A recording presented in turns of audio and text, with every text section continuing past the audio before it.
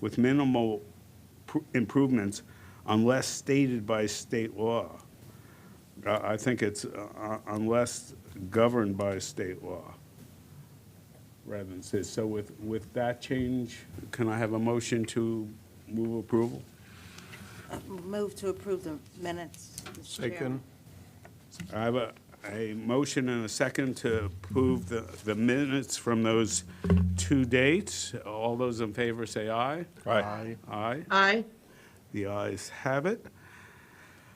Okay, we have the Great Seneca Corridor reappointment of the Implementation Advisory Committee. Staff recommends approval of the reappointment. Any discussion on this item? Seeing none, I'll entertain a motion to approve. So move. Second. All those in favor say aye. Aye. Aye. Aye. All right, unanimous so far. This is a good day.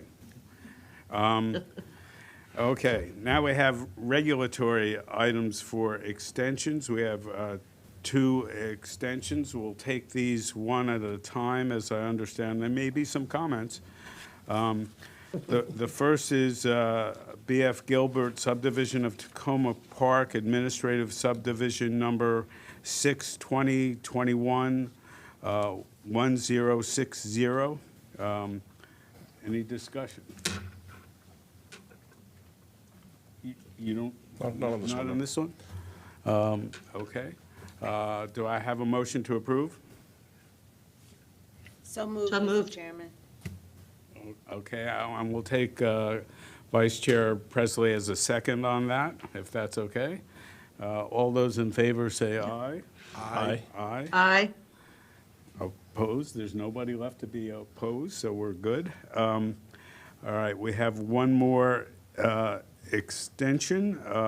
That is Sandy Spring Missing Middle Pilot Project, preliminary plan number 1/2022-0050, and site plan 8/2022-0090. I think Commissioner Hill has something to say on this one. Well, no, actually, I'm a little confused, Mr. Chair. I have 3 extensions on the agenda that I received, and 2 of them don't seem to be here. For Kingsview Station and Bradley Farms. Does that happen last week? Excuse me, I don't have that.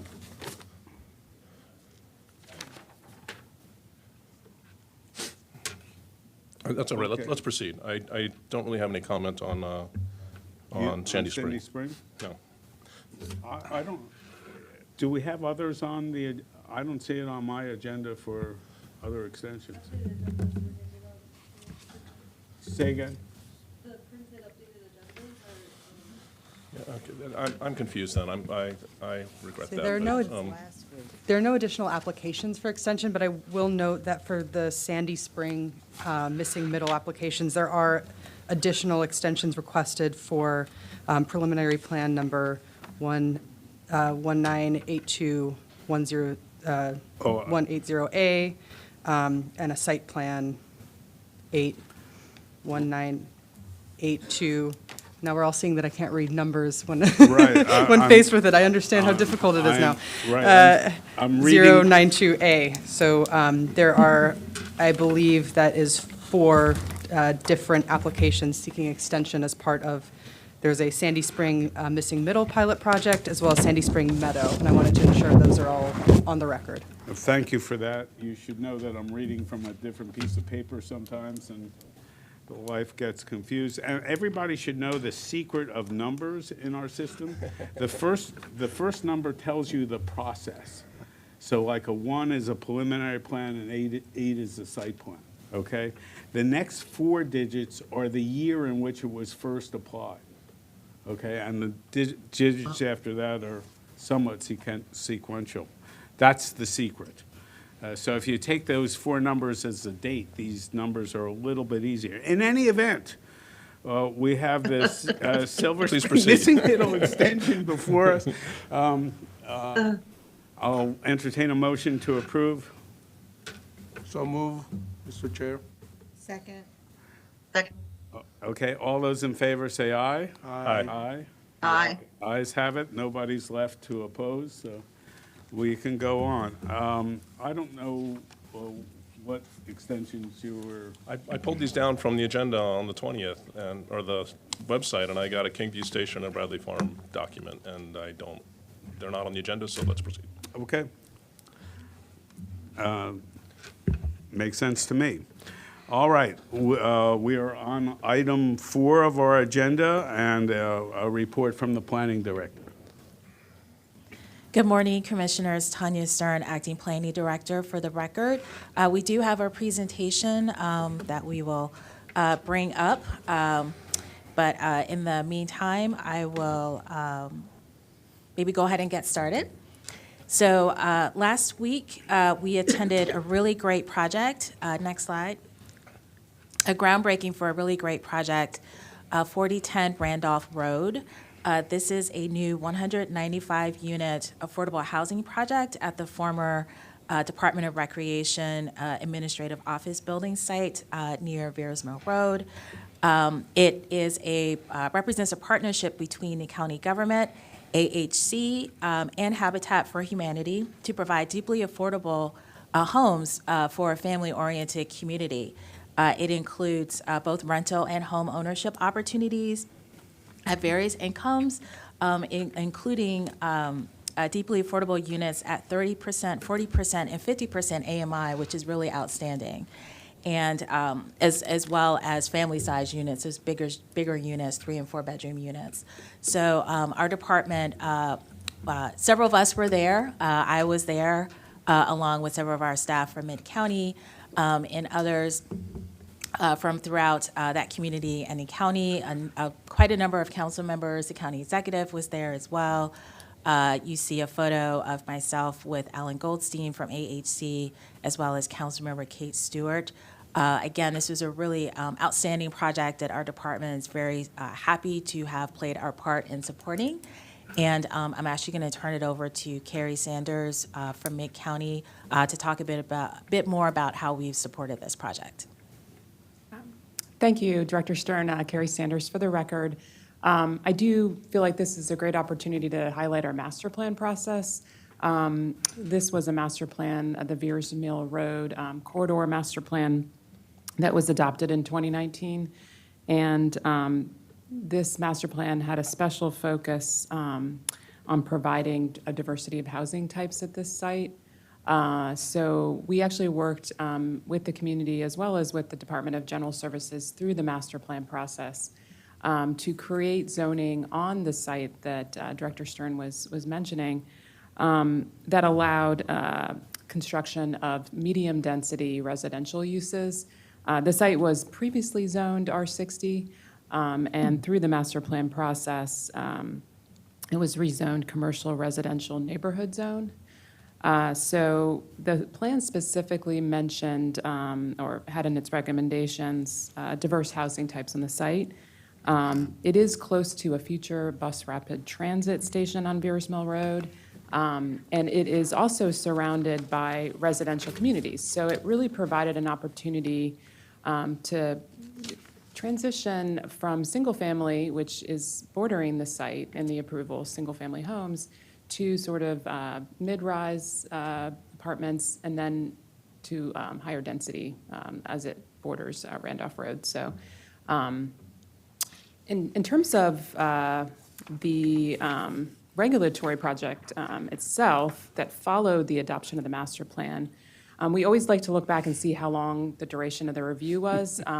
We're always aiming to track that information for the public so that they can see how long the reviews are taking, and also for the board to have that information. And so we're excited that this project, which was led by Amy Lindsay with support from Natasha Fahim, Atul Sharma, and Paul Mortensen, and the rest of the Mid-County team, it took about 6 months in terms of review. And we had 2 different review periods because it had a mandatory referral and then it had a combined preliminary and site plan. I also wanted to compliment Jessica McVeary, who's here in the audience, who led the master plan.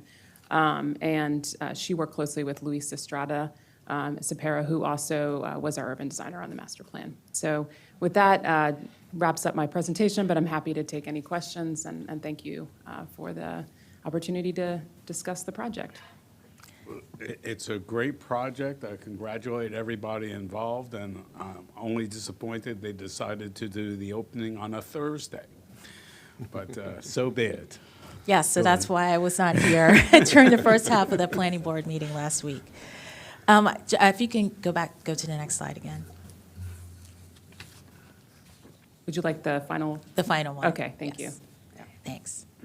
Just wanted to wrap up by noting our department, along with Chair Zions, were at the county council on Tuesday to give a briefing on the county's demographics.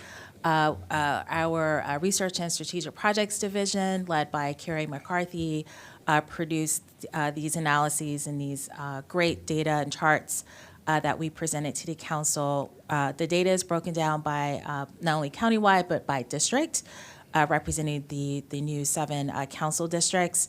And this is just a small snapshot of the data that we presented. It was a quite in-depth presentation with a lot of data looking at different indicators such as race and ethnicity, home ownership, income, educational attainment, age. And we got really great feedback from the county council. They're very interested in digging deeper into this data because obviously it will help us to better understand the communities that we serve and also to highlight some of the particular issues, particularly on the district level, that may be focus for other programs and policies. And so again, we actually have a lot of this data on our website as well. So it is available at montgomeryplanning.org if anyone from the community is interested in taking a look at this. So with that, that is my director's report for this week, and happy to answer any other questions. Thank you. I'll note for everybody that the presentation at the council ended in council applause. A rare event. Yes. Among 11 members. And it's much louder with 11 members rather than 9 members. So Wow. It's great to see. Congratulations. Thank you. It's great to see the county council applauding and smiling. let's hope they do the same when we get our budget. Any other questions? No, seeing none. Okay, are we ready? Do we have to wait? Yes, we have to wait. Okay. Thank you very much for the presentation. A terrific project.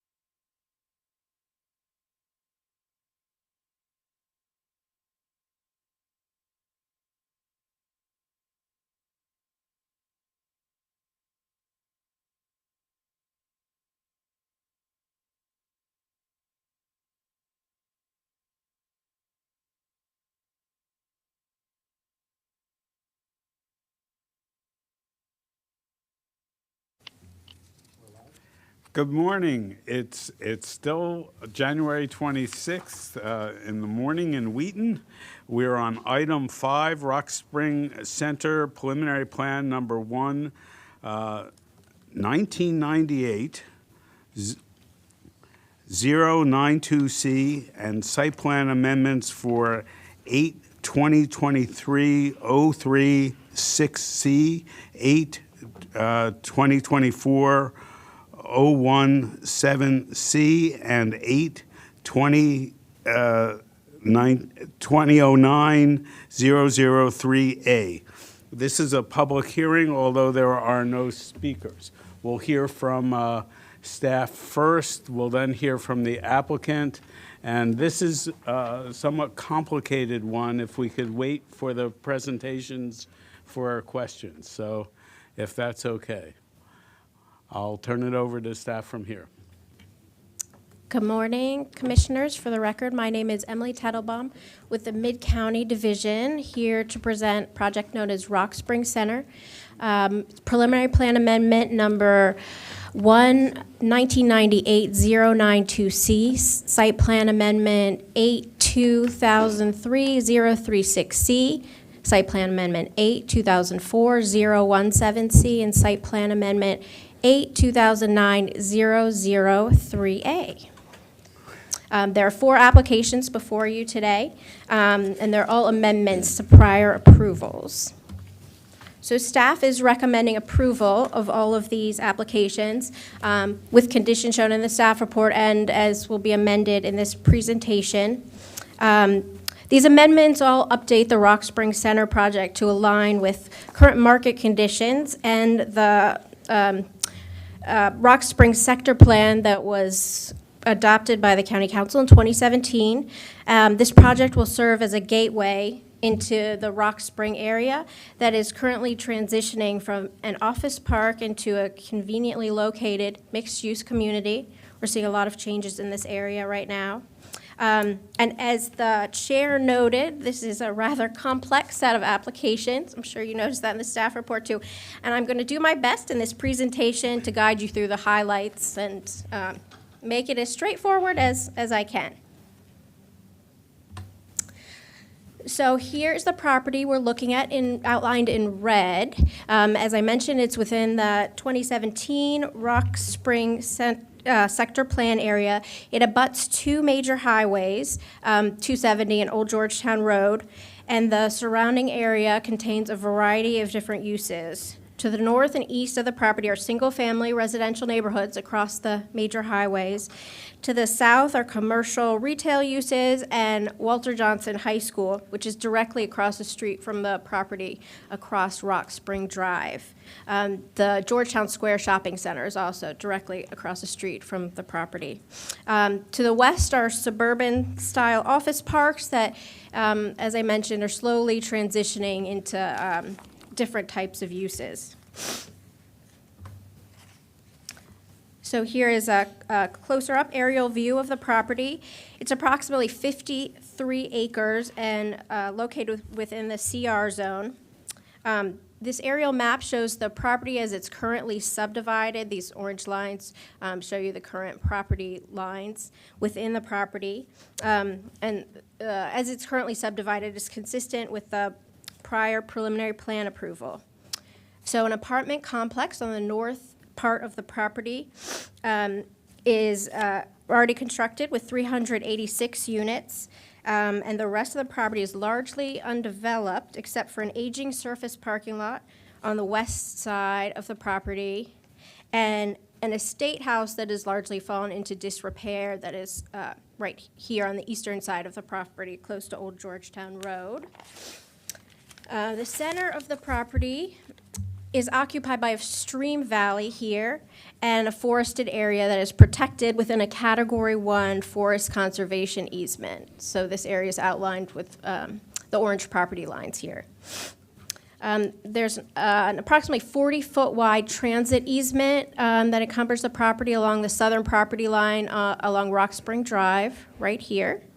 And then you'll also note there is a small portion of the property that is on the west side of Rockledge Boulevard, right here. And this is a stormwater management pond that serves the existing apartment complex.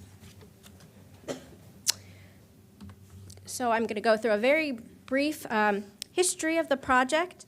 All of these prior approvals were reviewed in the context of the prior master plan, which was adopted in 1992 and known as the North Bethesda Garrett Park Master Plan.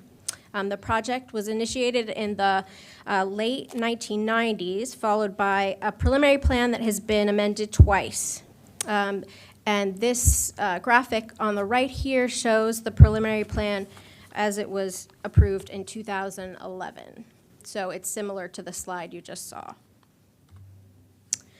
So moving on to the site plans, a series of site plans has been approved to implement the various development phases. So you can see on this graphic here, I think this is really helpful for understanding the history of the project. The existing apartment complex on the north, it's known as the Montgomery now, is known as Phase 1 here. And as I mentioned, that's been completed. The stormwater management parcel here was approved through another site plan. And then Phase 2 here included 2 site plans for 2 different residential towers on this property. There was a total of 702 units between the 2 towers, and these were never constructed. Phase 3 occupied this area of the property, the previous approval. It's outlined here in purple. And this was a mixed-use development consisting primarily of commercial uses, but there were some dwelling units with that approval as well. So, yeah, the preliminary plan area is shown as the whole property in red, this kind of reddish pink color here. So, as I mentioned, Phase 1 is the only thing that's been constructed here. Okay.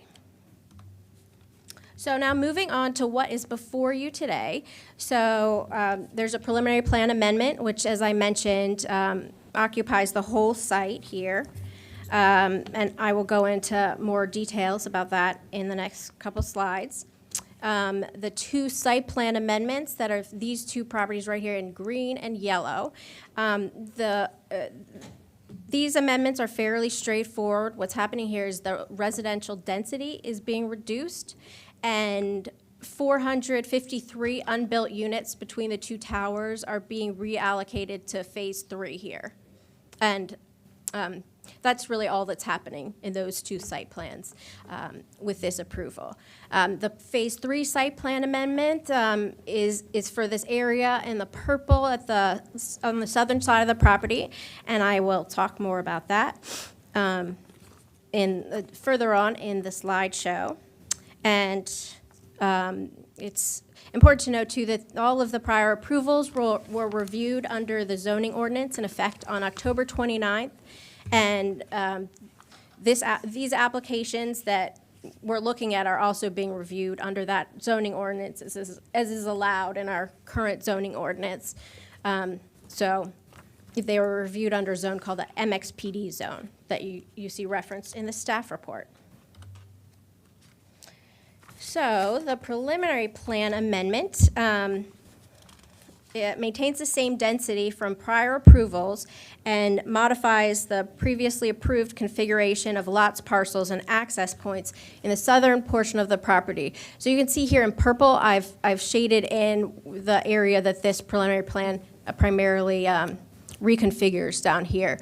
The other parcels remain relatively the same. The amendment includes right-of-way improvements required by the Rock Spring Sector Plan and the 2018 Bicycle Master Plan, including wider buffered sidewalk along Old Georgetown Road and a separated bike lane and buffered sidewalk along Rock Spring Drive, the southern portion of the property here, which is currently unimproved. There's no sidewalk along Rock Spring Drive. And consistent with Vision Zero principles, the free right-hand turn right here at the corner of Old Georgetown Road and Rock Spring will be removed. creating a safer pedestrian experience at this intersection.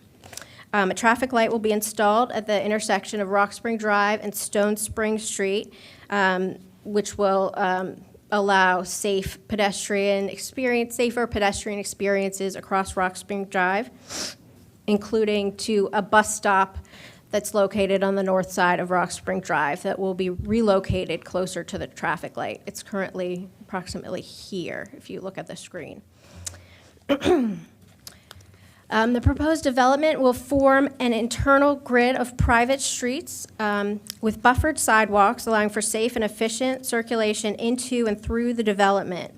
Finally, this amendment includes two elements that I will cover in a little more detail: the extension of the adequate public facilities validity period and the abandonment of existing parcel M, which is shown right here. So it's just south of the existing apartment buildings, approximately here on the plan view. So this shows the access and circulation associated with the preliminary plan. The access points are discussed in detail in the staff report, so I'm not going to discuss every single one here, but I'll highlight a few features on the circulation plan. The traffic signal that I mentioned previously is located right here at Stone Spring Street and Rock Spring Drive. And we do recommend a condition of approval requiring the applicant to remove this driveway along Rock Spring Drive that allows access into this mixed-use building here at the corner of Old Georgetown and Rock Spring Drive.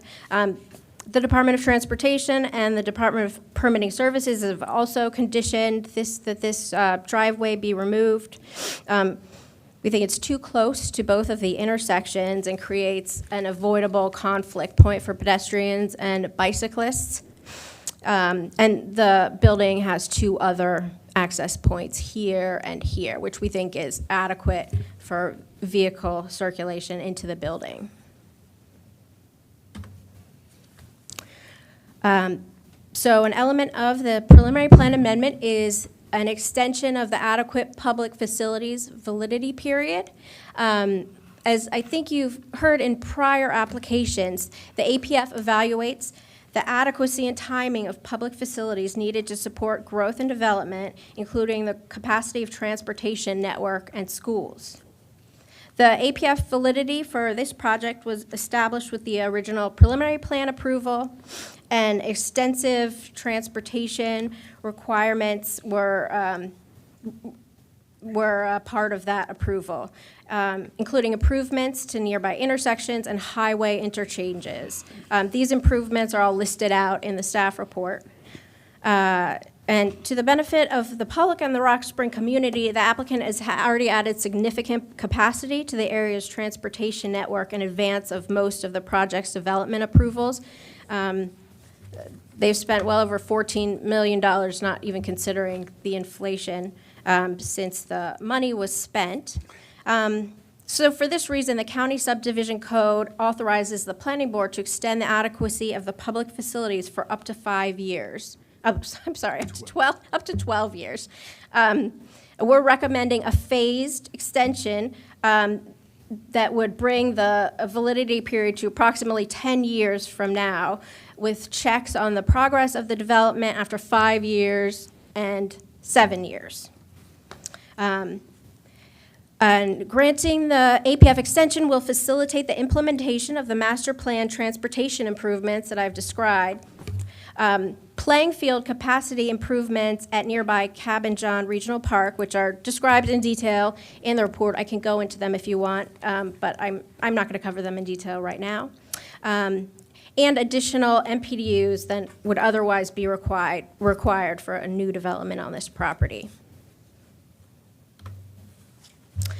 Moving on, I want to clarify the findings that the planning board must make to allow the abandonment of parcel M, which was the parcel that was previously dedicated to the county for recreational purposes. So Chapter 50, which is the subdivision code, authorizes the planning board to abandon dedicated land if it has not been in public use. And And this section of the code then points the planning board to Chapter 49 of the county code for further findings. So as confirmed by an email from DGS that was emailed to you all earlier this week, the county has not actively maintained or used Parcel M for any public purpose since it was dedicated in conjunction with a prior approval. Therefore, the planning board is authorized to approve this abandonment.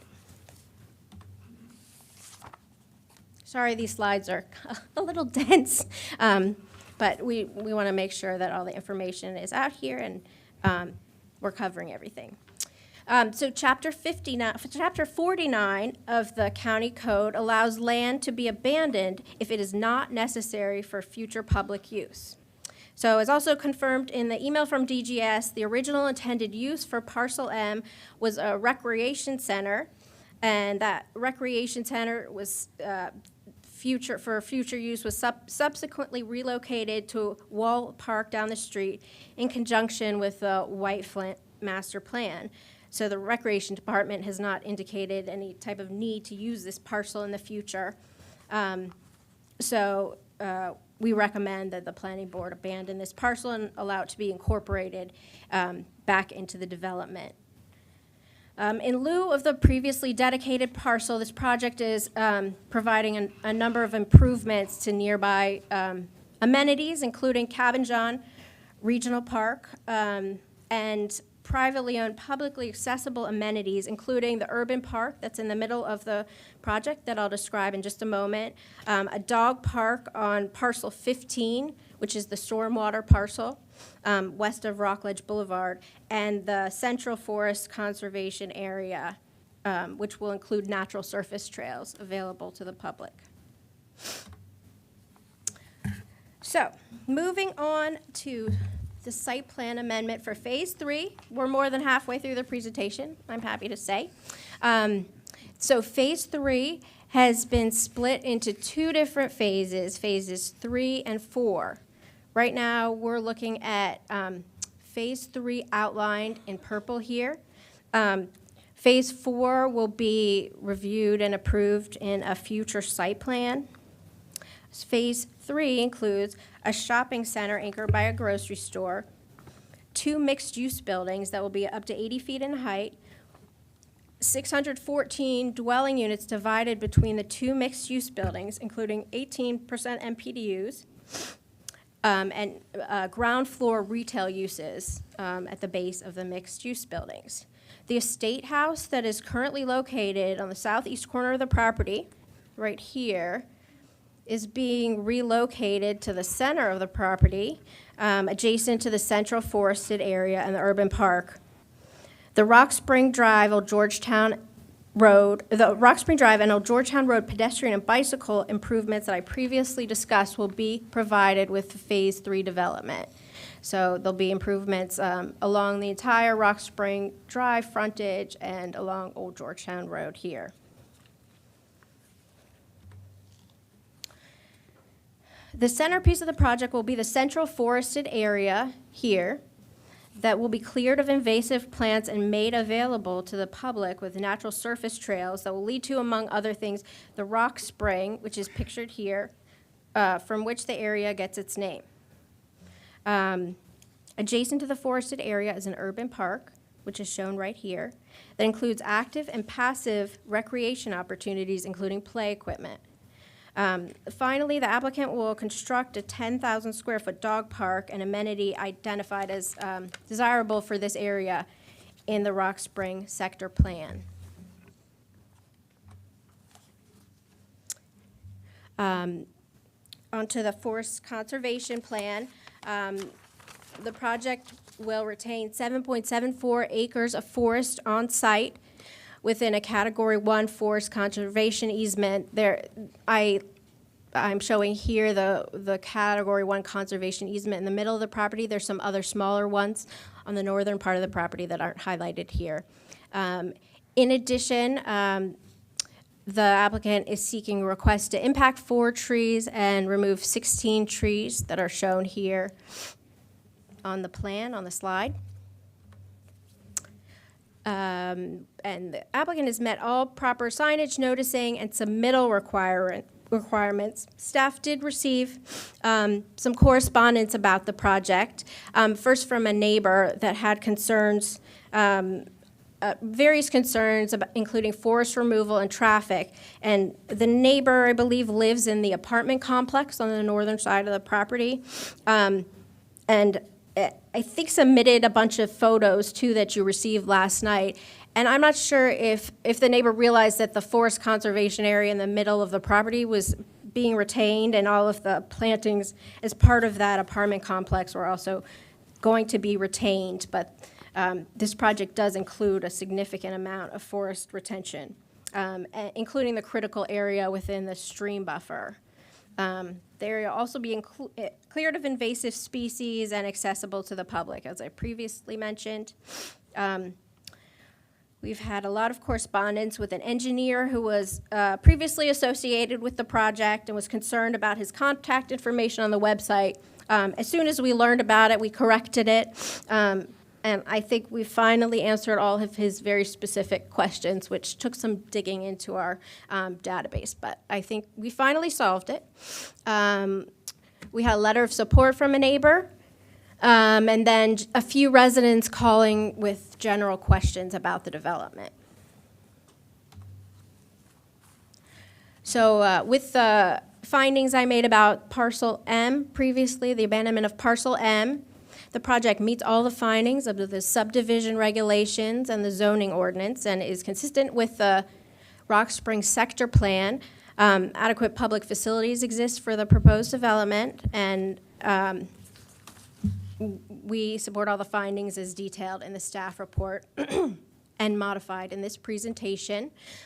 We have one correction to the staff report. On several pages, the staff report lists the urban park as 0.7 acres in size, and there have been some adjustments to the forest conservation area, so a portion of the urban park has kind of been included in the forest conservation area, and so that area is just shifted into forest conservation. There's no decrease in the amount of open space. It's just part of the forest conservation easement instead of part of the urban park.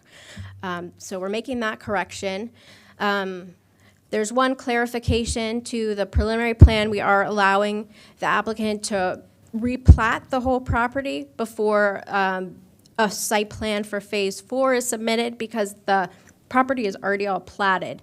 And so some of the private roads come into Phase 3, and the property really needs to be platted all at once, but site plan amendment is required before any building on Phase 4. We are removing condition 32 from the preliminary plan because we've have a letter from DGS, and we have determined all the requirements for abandoning Parcel M, so this condition is no longer needed. In Site Plan 8, 2009-003A, we're just correcting the area of the urban park that I described previously and removing the same condition as in the preliminary plan amendment about the abandonment of Parcel M, because we've determined with DGS approval that we don't need any further approvals of that. So in conclusion, staff recommends approval of the 4 applications with the conditions listed in the staff report and amended in this presentation. And I'm sure you all have questions about this, so we're happy to answer them. I think we'll hold out questions until we hear from the applicant. Sure. Always good to start off with a nice, simple amendment. It's very simple. In the morning. If the applicant has something to say? Yes, good morning. Elizabeth Rogers with the law firm of Lurch Early Brewer. It's a pleasure to be here today on behalf of Rock Spring Properties, Floyd E. Davis Company, as authorized representative of the family ownership entities that comprise the property, together with Buchanan Partners as the project developer. With me here today, we have a large contingent of our team. On behalf of the applicant, we have Russ Gestel, Jemmy Remke, and Brian Benninghoff with Buchanan Partners, John Davis with the Floyd E. Davis Company, and Davey Camalier with Rock Spring Properties. Also with us today is Josh Sloan with FICA, the project engineers, Trini Rodriguez with Parker Rodriguez, landscape architects, Nancy Randall with Wells and Associates, transportation consultants, and Neville Fernandez with MBNA, project architects, and of course, my colleague, Bill Commoners. I will just note Steve Robbins, who has been working on this application for a very long time, regrettably can't be with us today as he had a serious health event in December that he's been working through to address, but getting better day by day. And he did want to make sure I just sent his regards to staff and the board, and he hopes to see everyone in February. On that note, I also just wanted to reiterate our thanks to staff. These are very complex and numerous applications, and Emily has done a great job, and we really appreciate all her hard work and efforts to get these to the board today. And thanks, of course, to Carrie Sanders and Matt Folden for their invaluable guidance, leadership, and direction. Rock Spring Properties, as you've heard, is a 53, or Rock Spring Center is a 53.4 acre project that is located in the northwest quadrant of the Rock Spring Drive, Old Georgetown Road intersection. The outline in red, as you've heard, covers the entire preliminary plan that we are seeking an amendment of today. The area that's shown in yellow is the area that is part of the site plan amendment A, the mixed-use one, for which we are seeking to amend. There are also 2 tower site plan amendments that Emily mentioned, which are limited and really just intended to transfer density from that portion of the site to create a more robust next phase of development. This next phase that we refer to as phase 3. As staff mentioned, the property is currently zoned commercial residential, but was previously zoned MXPD.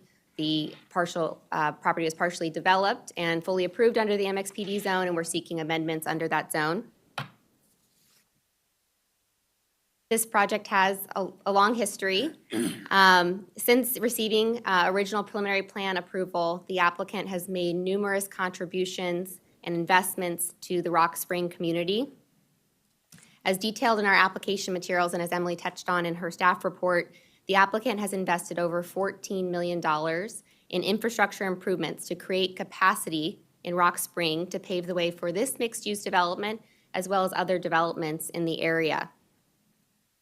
During this time, the county also engaged in a comprehensive review of the Rock Spring Master Plan, a process that took approximately 2 years. The applications that are before you today have also significantly evolved since we initially submitted the applications for this amendment. Based on an extremely collaborative process with staff and comments that we received from Planning Department staff, the applicant has created a more robust next phase of development for Rock Spring, which includes a second mixed-use building block shown on this image as phase 3B. While we agree this positively creates that critical mass of development in this next phase that implements the goals and recommendations of the master plan, this, of course, took significant additional design, review, and collaboration and coordination to include this in the next phase. The applications are also very complex. There's numerous issues that we've had to work through that had a lot of interagency coordination. We recognize this has been a long time, but we are very excited that we've been able to address those complex issues during this time to result in a much improved project. And with these challenges and processes now behind us, the applicant's excited to be here today to move forward with the development of Rock Spring Center. As I mentioned, the families have entered into a joint venture with Buchanan Partners, a very experienced regional development company, to bring this much anticipated project to life. These applications will transform Rock Spring Center from a suburban office development into a mixed-use, walkable, dynamic community that's well-connected through streets and blocks and open spaces to both the surrounding neighborhood and the environmental features within the site. The project results in substantial improvements to pedestrian and bike mobility, as you'll hear, as well as numerous public benefits and amenities that this project's going to provide. Consequently, as Emily mentioned in her staff report, we are seeking to abandon Parcel M, which was never put to public use, and that the county has confirmed they do not have a need for the recreation use for which it was dedicated. This abandonment is going to facilitate the creation of a central urban park adjacent to the enhanced environmental features that are being opened up to the community, as well as other benefits, including improvements to the Cabin John Regional Park. And the project also responds to and celebrates the history of the property through the relocation of the estate house, which Russ will mention in just a moment. So with that, I will pause now and turn it over to Russ Gestel to say a few words on behalf of the applicant. Good morning, Mr. Chairman, members of the board. Russ Gestel with Buchanan Partners. Very pleased to be here in front of you today with this project. It has been a long time. And I've only been here for about the last 4 years of it. So very, very intense interaction, collaboration, negotiation with your staff. So appreciative of staff's efforts. Emily's done a great job, and Matt and Carrie have been with this from the get-go. When we were first approached to be involved in this project, obviously our first part of our due diligence was to look at the existing entitlements. And I don't know if you have, other than it being flashed on the screen tonight, but it is a very different project than what you see before you today. We didn't like it. Why didn't it happen before? I don't think it was a very good plan in a number of respects. If you saw some of those earlier slides, there were more roads going through the project. We've eliminated one road through the project that goes east to west. That original plan, as a result of the additional roads, it had much smaller and oddly configured parcels. Site plan, detailed site plan was done for the entirety of the project at a time where you couldn't see that far into the future.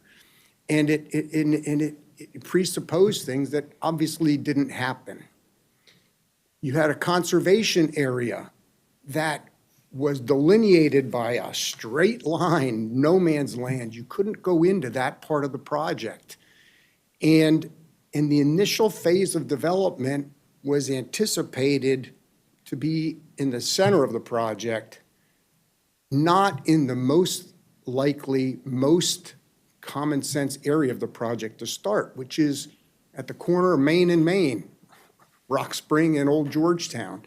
Start on the east end, work to the west. So we talked to the families. There's a lot of history, and we needed to get comfortable with the history also, and said, well, these are the things we would need to see here, to make this happen.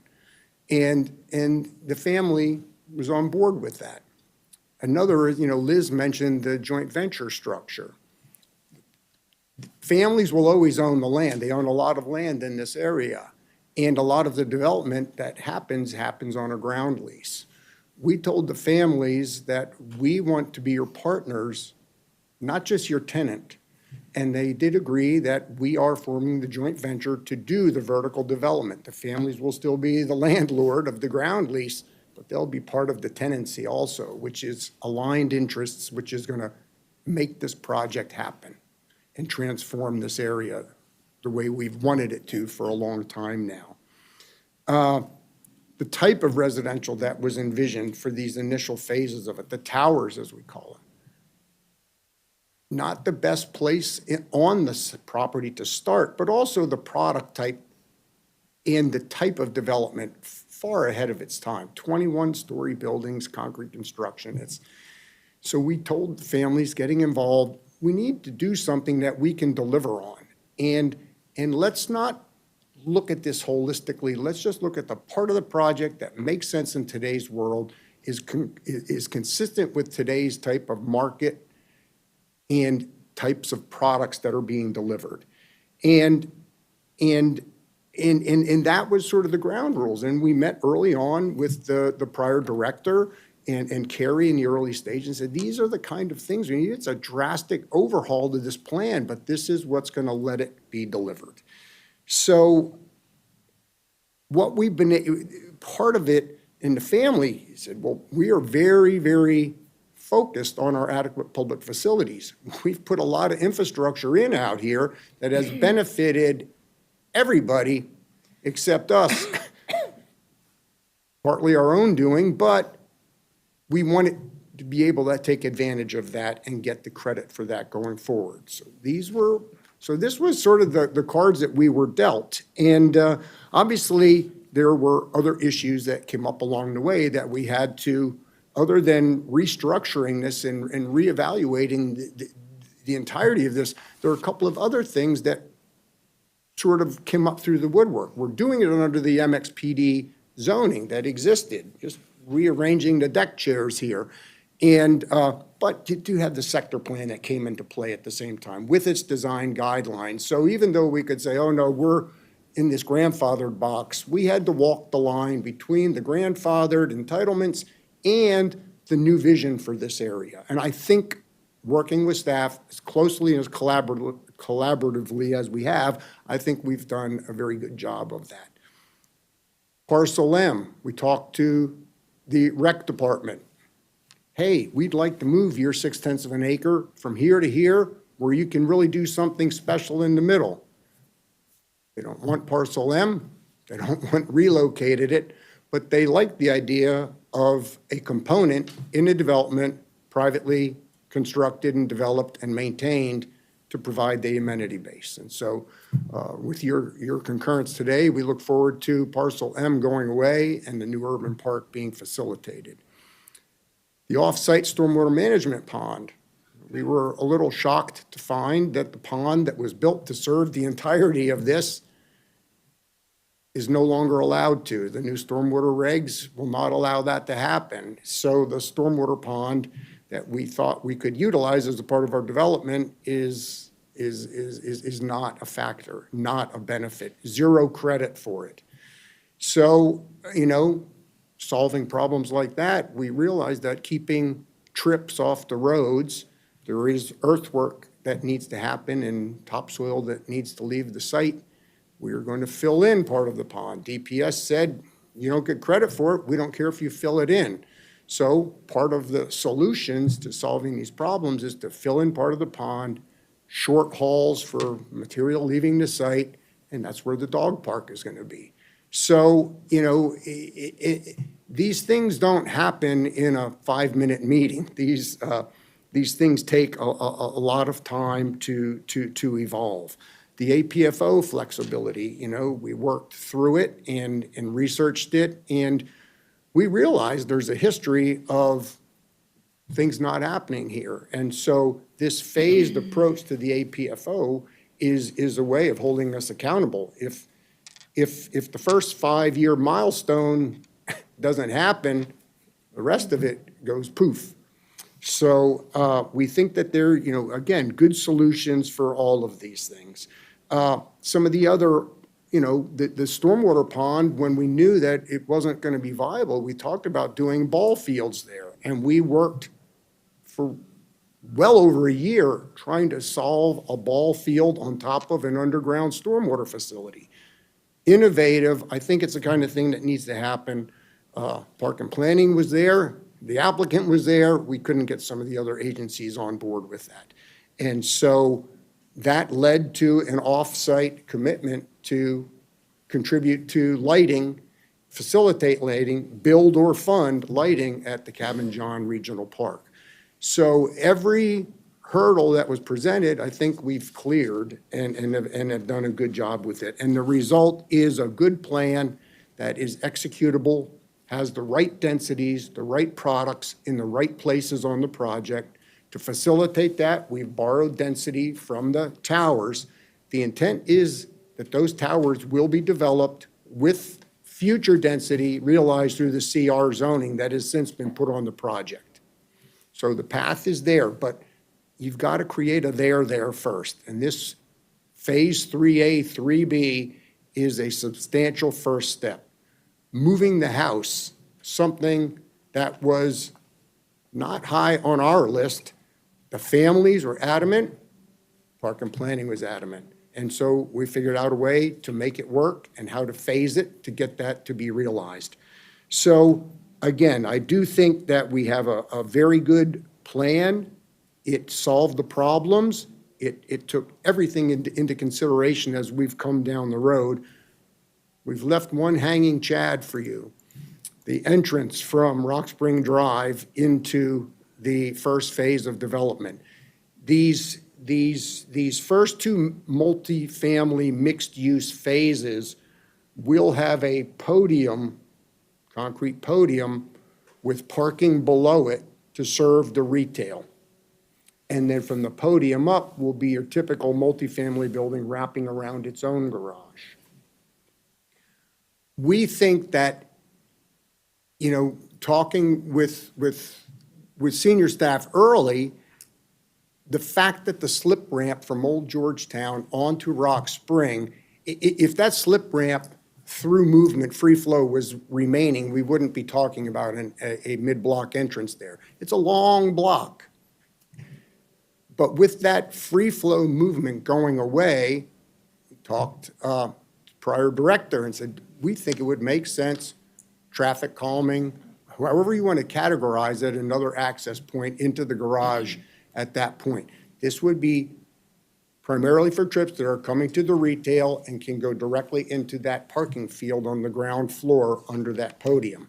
Saves them from going further down the road, making a right and then another right, maybe even a third right. It takes some traffic off of the internal roads. We're trying to create a project with internal focus on the retail and a pedestrian-friendly environment between the retail, the multifamily, the retail under the multifamily, the park. And thought taking some of those trips out of that internal network and giving them quick access to parking would be good for both the retail and good for both managing traffic within the project. Additionally, you have that phase 3B of construction. It's another 300 units, another big development project that's happening right there on those interior roads. And so we, you know, originally, you know, staff was supportive of that, and then little by little, support eroded. We got support back when we said, well, we realize that once the bus lanes come through here, you're going to have less cars. You're going to have the environment created more pedestrians. That's the time for it to go away.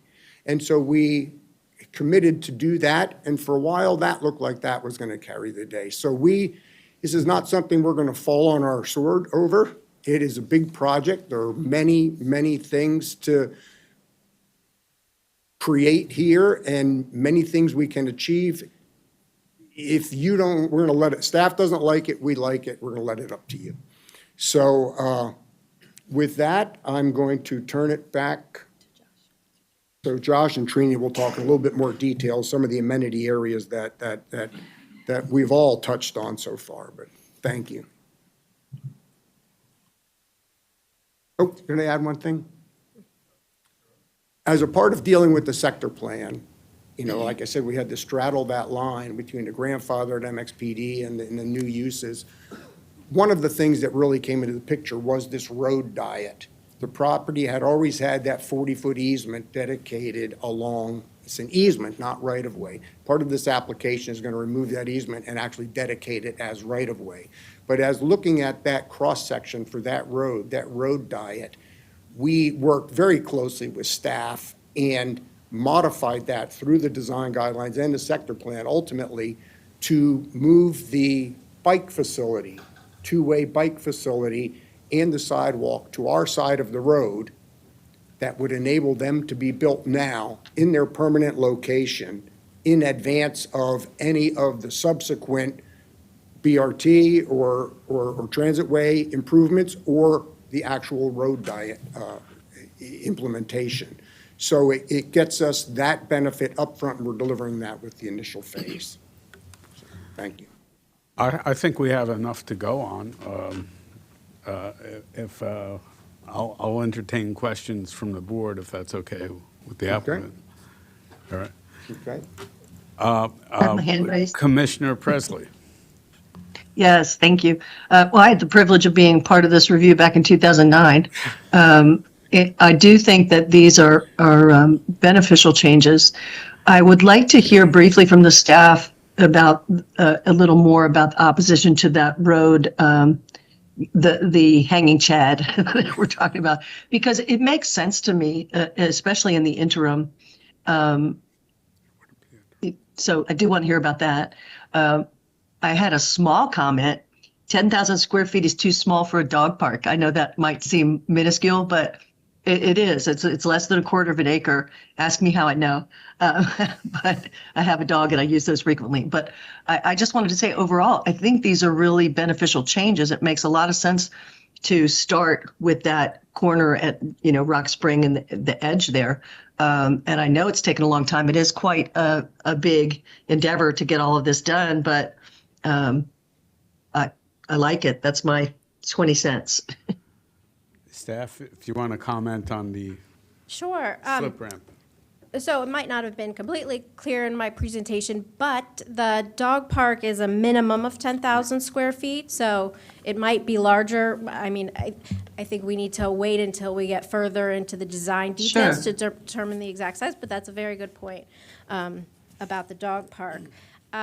In terms of the driveway, I think, yes, you should be able to see my slide again, it looks like, right here. So this is the driveway right here, and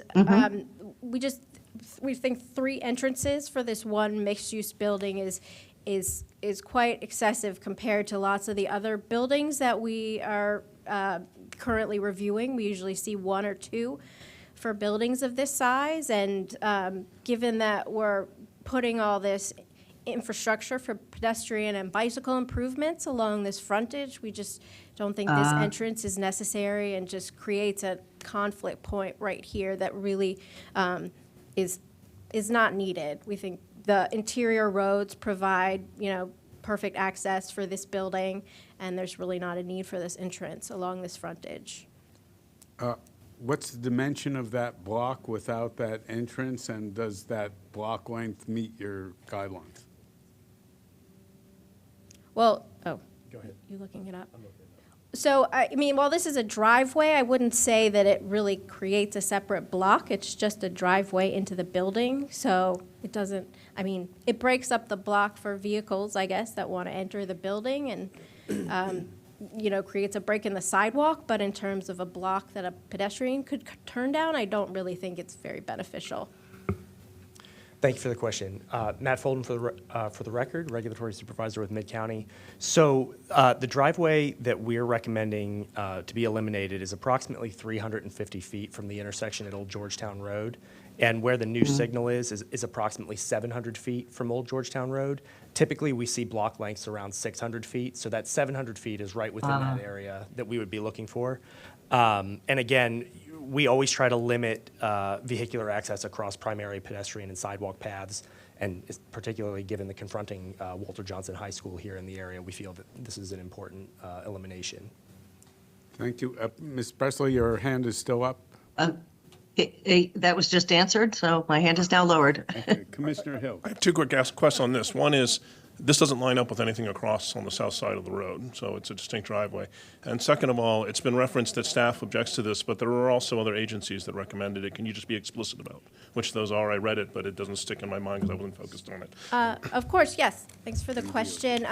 It's in the condition is in the approval letters for the Department of Transportation and the Department of Permitting Services as well. So it's not just planning staff, it's the other agencies as well. So thank you for bringing that up.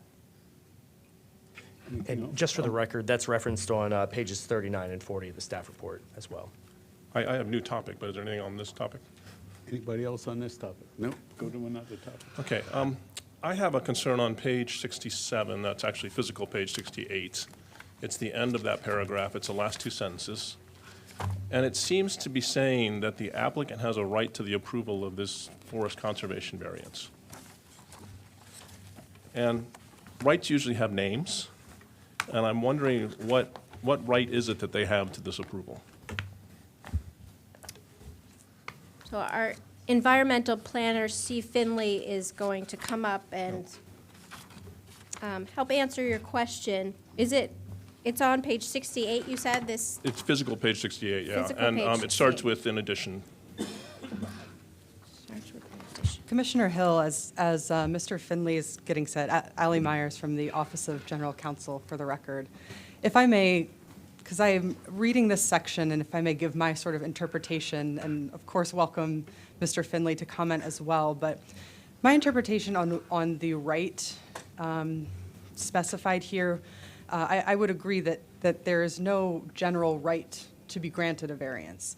But because there have been prior final forest conservation plans granted for this property, which have approved both tree variances and tree clearing in this area, that it is, an applicant is entitled to rely on those approvals. Once a tree variance has been approved, once tree clearing has been approved, even if a final forest conservation plan is brought back for an amendment, we would not revisit that, that particular tree. And Mr. Finley can speak in detail if I'm, to provide his intent for this section. Thank you. Yes, Steve Finley, Mid-County Planning, for the record. I want to make sure that I'm looking specifically at the right line that you're referring to. Yeah, it's numbered page 67. It is actually physically page 68, and it is the end of that first bulky paragraph at the top of the page. It's the last two sentences that start, in addition, precedents established over the years. Right, okay, yes. And confirming what Ms. Myers was saying, we strive for a certain consistency in our reviews over time. And this has been something, if this was coming in as a new plan, we would probably view it differently. But we try to find the balance, as the applicant was mentioning earlier. There are certain previous approvals, and we're trying to balance those against, recognizing what has already been agreed to by the planning department, by the planning board in previous approvals, and then from there make sure that it still conforms with the requirements of the law. And so we have sought that balance through this review here, and this is an area that has on several occasions been approved for clearing, and we do not typically go back on that and take that away in subsequent approvals when we're doing amendments. So that's the okay. practice that we have established for a long time. That's a good statement, but I don't think those sentences say that. And I'll point out that according to the graphic we have in front of us, there's only 2 trees here that have a previous approval, and the ones we're discussing are not those for the frontage on Georgia Avenue. So, but let me answer my own question, which is, I think there are 2 rights that could apply here. One is due process, and the other is not to be discriminated against, right? And I don't think due process applies because applying for the variance is the due process. And there's no, you have to make the findings, and it's the judgment of this board about whether we approve the variance, and a variance is inherently about a single site, right? So I don't see that applies here. And not to be discriminated against, I understand the point of constancy, but again, going back to the idea that a variance is a one-off thing about this site, I don't think that's a right that I would apply to this situation. And what I would like to suggest is we just strike those 2 sentences. And if the chair wants to abide by a discussion about why I don't think we should be even saying that, that doesn't apply to this application, we can take that up later. Strike the sentence, but keep the variance. Strike those 2 sentences. I think the variance findings are made. There's 2 pages about that. I think they're made. I think this is sort of faulty, a legal fallacy, and a statement that probably shouldn't be made, asserting that this applicant has a right that I don't recognize. I don't think that'll change the substance. Go ahead, Ms. Branson. Yeah, I agree. I don't think it would change the substance, but I understand the discomfort with the language. Okay. And so I was thinking maybe we could call it something like a vested interest that's based upon reliance of previous approvals, because that's not a right, but it does convey the notion that the applicant has something tangible, if you will, that they are entitled to rely upon based on the actions of this agency. So that's my suggestion. Staff content to add that type of sentence. Are you okay with that? I would just say let's remove this from the situation because the findings succeed, and that's all we need.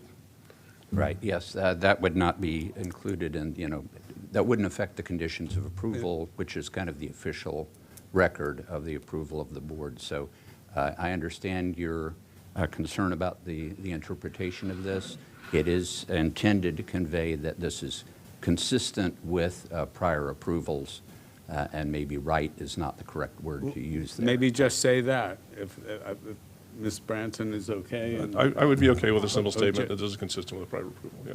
Okay, That would be fine, yes. Okay. okay. Point taken. Thank No you. substantive changes there, but background changes. I have Go two ahead. other points I just want to poke at quickly for a minute. The park, the payment for public services at Cabin Run Regional Park strikes me as just a bit odd. And I just want to poke it for a minute. And what's odd to me about it is, it's a park that's not even in the sector. And the sector, except for the private park going in here, seems devoid of a public park. It's also, to me, a stretch of the nexus of public service being close to the burden that is engaging it, especially because the road access to where this is going is very indirect from this site. You have to cross the highway, you have to make lots of turns. And it seems also oddly particular to me of what is being described as being done at Cabin John Park, because my thought is, if we're talking about paying for lights and playing fields improvements 10 years, 12 years out, if that's going to happen, that's probably going to happen. And being very particular about describing that's what this is paying for strikes me as unrealistic. And I'm kind of wondering why we need that level of detail other than saying we're making a financial contribution to Cabin John Park and it must be used at Cabin John Park. So while Cabin John Park is outside the sector plan area, it actually touches the sector plan area, so it is very close, because the sector plan area is rather small. And so this condition about or these series of conditions about the park improvements were really to address a master plan need for playing field capacity in this area. And so we worked extensively with parks, and we have a parks representative here if you want to ask any specific questions, and he may want to weigh in. But by adding the field lighting, it allows these fields to be used for additional hours. And so it actually does create an increase of field capacity that Parks has said they really desire. And so Let me clarify, I'm not challenging Okay. that, I understand that. Yeah. What I'm challenging is the idea that this may be implemented a decade from now. And if this is a need for the park, it's probably going to find another way to accomplish, and we're writing this very specific language that says this is allocated to that. And with the fall-through that says, if not, Yes. it goes to the park. And I'm just wondering, why don't we just say this goes to the park? I mean, that's definitely a possibility. We did try to kind of account for that contingency by saying if Parks does implement these improvements before the applicant is required to either construct the improvements or make the contribution, then the money can go to reimburse Parks, and Parks then has money for, other improvements at the park. So, I think our conditions cover what you're saying in slightly different wording, but did you want to say anything, our Parks representative? Good morning, Henry Coppola, Montgomery Parks, Park Plan Stewardship. I'm our Parks Development Review Coordinator, and I think Emily's doing a great job kind of describing it. Just to your point, Commissioner, yes, sort of athletic field capacity was the kind of driving goal that had been identified and need. And also to your point, there's not another athletic field close by, like closer than Cabin John Regional Parks. That was sort of identified as the easiest and best and closest place to be able to provide that increased capacity. Emily did a great job quickly describing how lighting those fields would do that. Those fields that have been identified, and I think the reason we kind of chose to start with them specifically was, and that level of specificity was to keep making the point that increasing the athletic field capacity was that goal there. But you are right. Would you be content with a general statement that such funds could be used as such things as lighting the fields? I think that would be fine with us, yes. That gives them more flexibility. Yeah, that's exactly what I'm after, is giving a flex. I think we have to say it needs to go to this park. right? And I think the answer to my first question is, even though this isn't all that close as a nexus, it's the closest opportunity, and you said that. But I just, doing this 7, 10, 12 years out as a payment to the park, if those fields need lighting, I don't think anyone's going to wait till then. Is the board content with more generalizing that contribution? Okay. I guess it would apply to all of them, too. And Chair, Yes. Mr. Chair, if I may, I just also wanted to point out that there is a statement in those conditions that kind of gives that flexibility where it says, or other athletic field capacity improvements as determined by parks, to kind of account for, I think, the concern that Commissioner Hill is raising. Yeah, but I want to give parks even the freedom to not, it could be by 12 years from now, those athletic fields are done, right? And Carrie I Sanders, think for the we need to- record, we could propose some language to, I guess it's page 17, condition 8, under Montgomery Parks, that I think could address some of the concerns the board is raising. So just bear with us while we give some language, Yeah, and then we'll read it I off. sprung this on you, I apologize. No problem. I didn't have time Everybody in content? this week to give you the details. Yes, okay. Okay, my other point, which may go even quicker to just poke a little bit, is I'm a little concerned about the private road statement here, because it seems to be classic of developers often building things that are private to developments that end up being HOA responsibilities, and one of the first things the HOA does is try to shed those responsibilities, right? And I haven't heard exactly what the HOA arrangements here, but I assume that's the progression that will happen in the longer term here. So I just want to kind of, I think staff said this, but I want to call it out, that these roads will generally meet the standards of public streets, except for like 1 or 2 exceptions. One was where there wasn't a sidewalk on the other side. So it's not preposterous to think that eventually these may become public streets and they will fit the general definition we work on now for public streets. Yeah, thank you for the question. Matt Folden again for the record. And that is precisely true. So these private roads meet the standards of a public road, and they're subject to the private road covenant that's already recorded in the land record.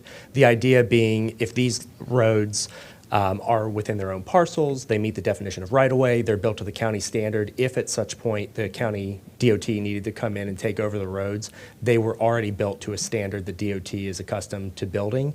And that also goes to the pavement depth and the subbase of the road as it bears the weight of vehicles and everything. So it's built to a standard that can accommodate that volume of traffic. Okay, then I just have one question for the applicant, which is you make a point to say you want these to be private because you want them to have a different flavor standard. I wasn't quite sure what that was describing.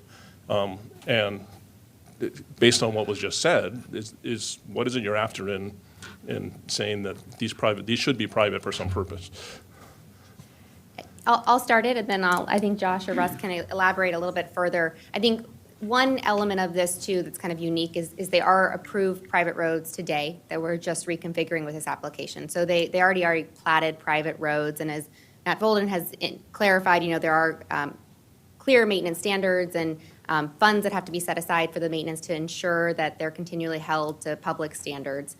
I think there are numerous other kind of design reasons why we wanted to keep them as private roads, as they've already been approved in terms of utilities and some other kind of the nuance aspects of the road design that maybe Josh could speak to in a little bit more detail. Good morning, Josh Sloan with VICA. There are a couple things that are within these parcels that are going to be basically dedicated as right-of-way, but not completely dedicated as right-of-way. And those elements include specific paving details that are typically not allowed, seating elements, things like that. There really are pieces of the placemaking of this that Trini and her team have designed that would require waivers from standard roads. So other than the fact that they all meet the standard for ensuring that fire access is going to be allowed and the base is correctly built, those elements within mostly the pedestrian realm are a little bit different and non-standard. Okay, but your contention is you are exceeding the public standard in the private road, and you want the freedom to do that by having them private. Absolutely. Okay. And If staff I agrees with that? could add, Okay, good. Commissioner Hill, if I could add to that, in nearly every project we do, we advocate for private roads primarily because we feel our standard of maintenance and upkeep exceeds the public sectors. And So the retailers need it plowed immediately, and having that control is often better for the overall project. I'm not a fan of private roads, but I sure understand them here because it's really a mixed-use project with a significant commercial component. And their interest, as you said, is to get it maintained immediately, not wait. So I sure understand it in this case, myself. Okay, too. Okay. Mr. Chair, can I ask a few questions? Yes, sure. Sure. Well, first of all, I'm trying to understand, I'm not a lawyer, so I'm looking at the overall project and what you're trying to accomplish with, and the way I understand it is you're moving all the density from basically the towers, phase 2, into phase 3. You're moving a lot of the units, and phase 4. First of all, I have a question. So in terms of what was prior approved and what you have now, which originally was 1,250 units, are you going to keep that number of units altogether, including phase 4, or will that change in terms of the number of units? And also, if you can talk about the non-residential use. What our intent is the 1,250 units you reference are what are in the current entitlements under the MXPD. The property has been given a CR zoning category, which would allow for more than that. Yeah. What we are looking to do is, with this application, is to continue under the MXPD and stay within the 1,250 units. Our expectation is that subsequent to Phase 3B, we will be coming back to you to go through the sketch plan process to take advantage of see what the market and what is going on in the world at that point. The balance of the project has a lot of office space and a lot of other uses that we think will also need to be reconfigured. And we do see this as a creating a residential mixed-use hub that can benefit all the areas around it. So I think to answer your question, we'll be back with a CR application subsequently that will create the additional residential density and resupply the density to the towers and the balance of Phase 4. I see. Now, since you're moving most of the density down to Rock Spring Drive, and then Phase 4 will be into Rockledge Drive, have you done, I haven't heard from the staff whether there's been traffic studies done in terms of congestion into those two roads and also into Old Georgetown. Have enough traffic studies been done, and we don't, the staff doesn't have any concern in terms of how much traffic is going to be generated given this development? Yeah, thank you for the question. So because of the history on this project, traffic studies have been done in the past, and because we looked at a traffic statement which basically compares the prior approval to what's being approved today, there's no increase in traffic based on the prior approval, and that's because all of the density that we're talking about has already been approved for the site, and we're just moving it around within the overall approval, and so there will be no new trips But generated. don't you think that you're moving the density down to those two roads? I mean, before it seemed like the towers were in the middle of the property. And, it seems to me that there's going to be more impact now on those roads. It's a good question. And so what we have internal to the site is this private street network that we're talking about. And the local area transportation review study typically looks at the vicinity outside of that block and grid configuration that we've been talking about with this particular application. And so the traffic will still continue to hit the public road network at the intersections that were anticipated with the overall study. Okay. Now, let me ask another question about parcel M. I'm a little bit confused. Is parcel M right now where the urban park is going to be located and where the estate is going to be moved into? Is that, no? Can you explain where parcel M is? Yeah, and this is a good diagram for Yeah. that. Parcel M is currently located along Old Georgetown Road and kind of the northeast corner, Okay, I exactly see of the that. site. It's just cracked asphalt parking lot with lots of overgrown vegetation. There's nothing there today. As rec has confirmed, they've never maintained it or used it. And so what we're seeking to do is to move that rec component to the central portion of the site, which is opened up to the forest conservation, which we're expanding access, community access into through our trail network and some of the other amenities. And as Russ had mentioned, we had originally talked with the rec department about just giving them that land in the center of the site, and they said they didn't want it, they didn't have a recreation use for it, and they thought this was a much better public use that we can deliver in the very near term. Okay, question about the urban park. How will people have access to it? Will there be like a parking space, or is that intended only for the people who live in that, in that project? Good morning, Commissioner Pinheiro. This is Trini Rodriguez, landscape architect.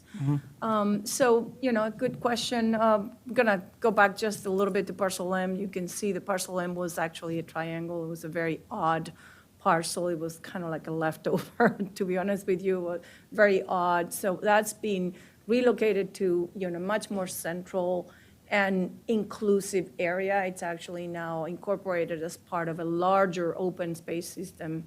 Then to answer your question, it is really intended to be a park that serves the larger area, the Rock Spring area. There is a plan to actually connect all of these open spaces with a series of trails. We actually looked at this in the larger context of that master plan and how all these open spaces connect. They're really intended to serve the local neighborhoods, and there is a very well-connected system of trails. In addition, I think we actually met with staff, and Steve was with us, Boots, and other environmental team members walked the entire forest preservation area, which is why we determined that we could create a very, comprehensive system and loop of trails that does connect seamlessly to that urban park that we created along that Stone Gate Lane, which is the main spine and the main mixed-use spine of the project.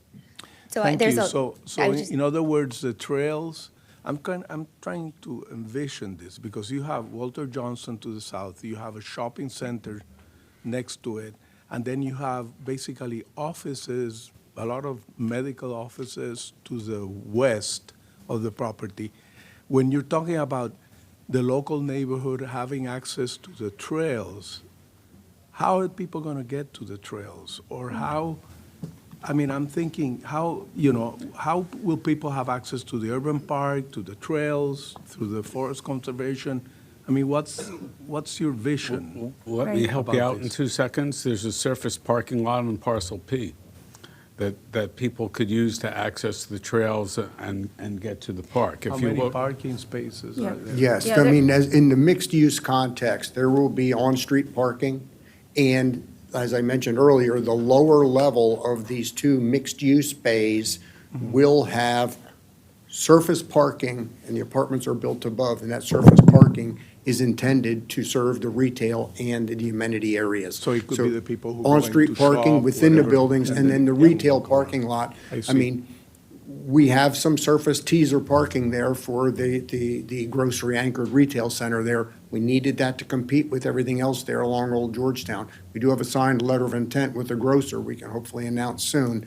But there is also underground parking under that grocery building. So there is a lot of parking, and that will be available for people who want to come and That just answers use my the question. park. And One street one parking. clarification for the record, I think you intended to say structured parking as it relates to the residential buildings, is that correct?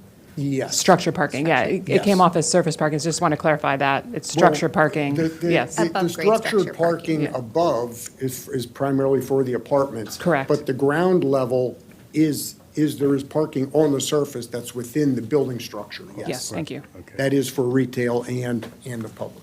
And the only other thing I would note is obviously that the grid of streets is purposeful of kind of being able to promote that, porosity into the site, into the surrounding neighborhood. And as Russ alluded to, we are committing to doing the full Rock Spring Drive frontage improvements, including a cycle track and sidewalk with the very first phase, all the way from Old Georgetown over to Rockledge.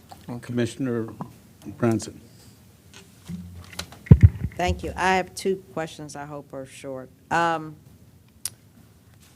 in materials, it seemed as if what would be done with the estate house was kind of up in the air. But it seems today that there's certainty about what is going to be done with the estate house. So I'm curious, what is going to be done with the estate house? And what purpose will it serve, other than being just, a nice thing to look at when you drive in? That's number one. Number two, I'm a little concerned about this stormwater management area being, I think you said it was going to be filled in, and that's where the dog park is going to be? I mean, so there will no longer be a need for the stormwater management pond? And I'm curious as to, like, I'm curious as to how there can suddenly be no need for a stormwater management pond. Okay. If you're anybody finished, can help. sure, Yes. sure. Emily Tettelbaum again. So we had many discussions with the DPS, Department of Permitting Services Stormwater Management Group. And so when that stormwater pond was originally built, it was supposed to treat the stormwater for the entire development. And since that time, since that was built, the rules for stormwater have completely changed for what is allowed to, how we're supposed to treat stormwater. And so only a portion of that pond is actually still needed to treat the stormwater from this apartment complex here. And DPS basically won't allow the stormwater pond to be used to treat the stormwater for the rest of the site. And so it's not needed. The portion that they need to treat the stormwater for this is being maintained. And then the rest of the stormwater for this whole development has to be treated on site. And so that's why a portion of the pond will remain and the rest of it can be filled in because it's not being used to treat the stormwater. There are other measures that are now required by law that are being used to treat the proposed development. And the use of the house? Oh, the use of the house, I'll let the applicant answer that. I think they anticipate to use it possibly for commercial or civic uses, but I think we wanted to allow them flexibility to find the right user for the space, because it is going to be a rather unique space. Yes, Russ Kessel again for the applicant. The house, it's very much in disrepair now. It's been in the woods. It's a popular beer consumption location for the students in the area, and a lot of burgeoning graffiti artists. So step one of relocating a house is to physically move it. Now, it is a two-story stone structure. It was built in 1920s, and Mrs. Camelier, whose son Davy is here, she was born in that house and was married at that house. And she and Gwen Wright were forceful in the house preservation relocation effort. So the condition is we're going to relocate the main body of the house, the two-story. It's a stone structure, beautiful stone. Stone's in good shape. There is an appendage that is one-story garage-ish type thing that is not easily relocated. So the intent is to relocate the main body of the house, put it into permanent location as indicated on the site plan, to get a new foundation and stabilize it, clean it up. It's beyond where the infrastructure will be done with 3A. And so while 3A is developing, we are going to be, with the house in its location, be marketing and attracting a user for it. And there's been some expressions of interest. You know, we would love to see a restaurant there or something like that. You see some pretty cool restaurants in the county that are in types of houses, old houses and stuff like that. So that's going to be an exciting thing that happens with Phase 3B. Okay, thank you.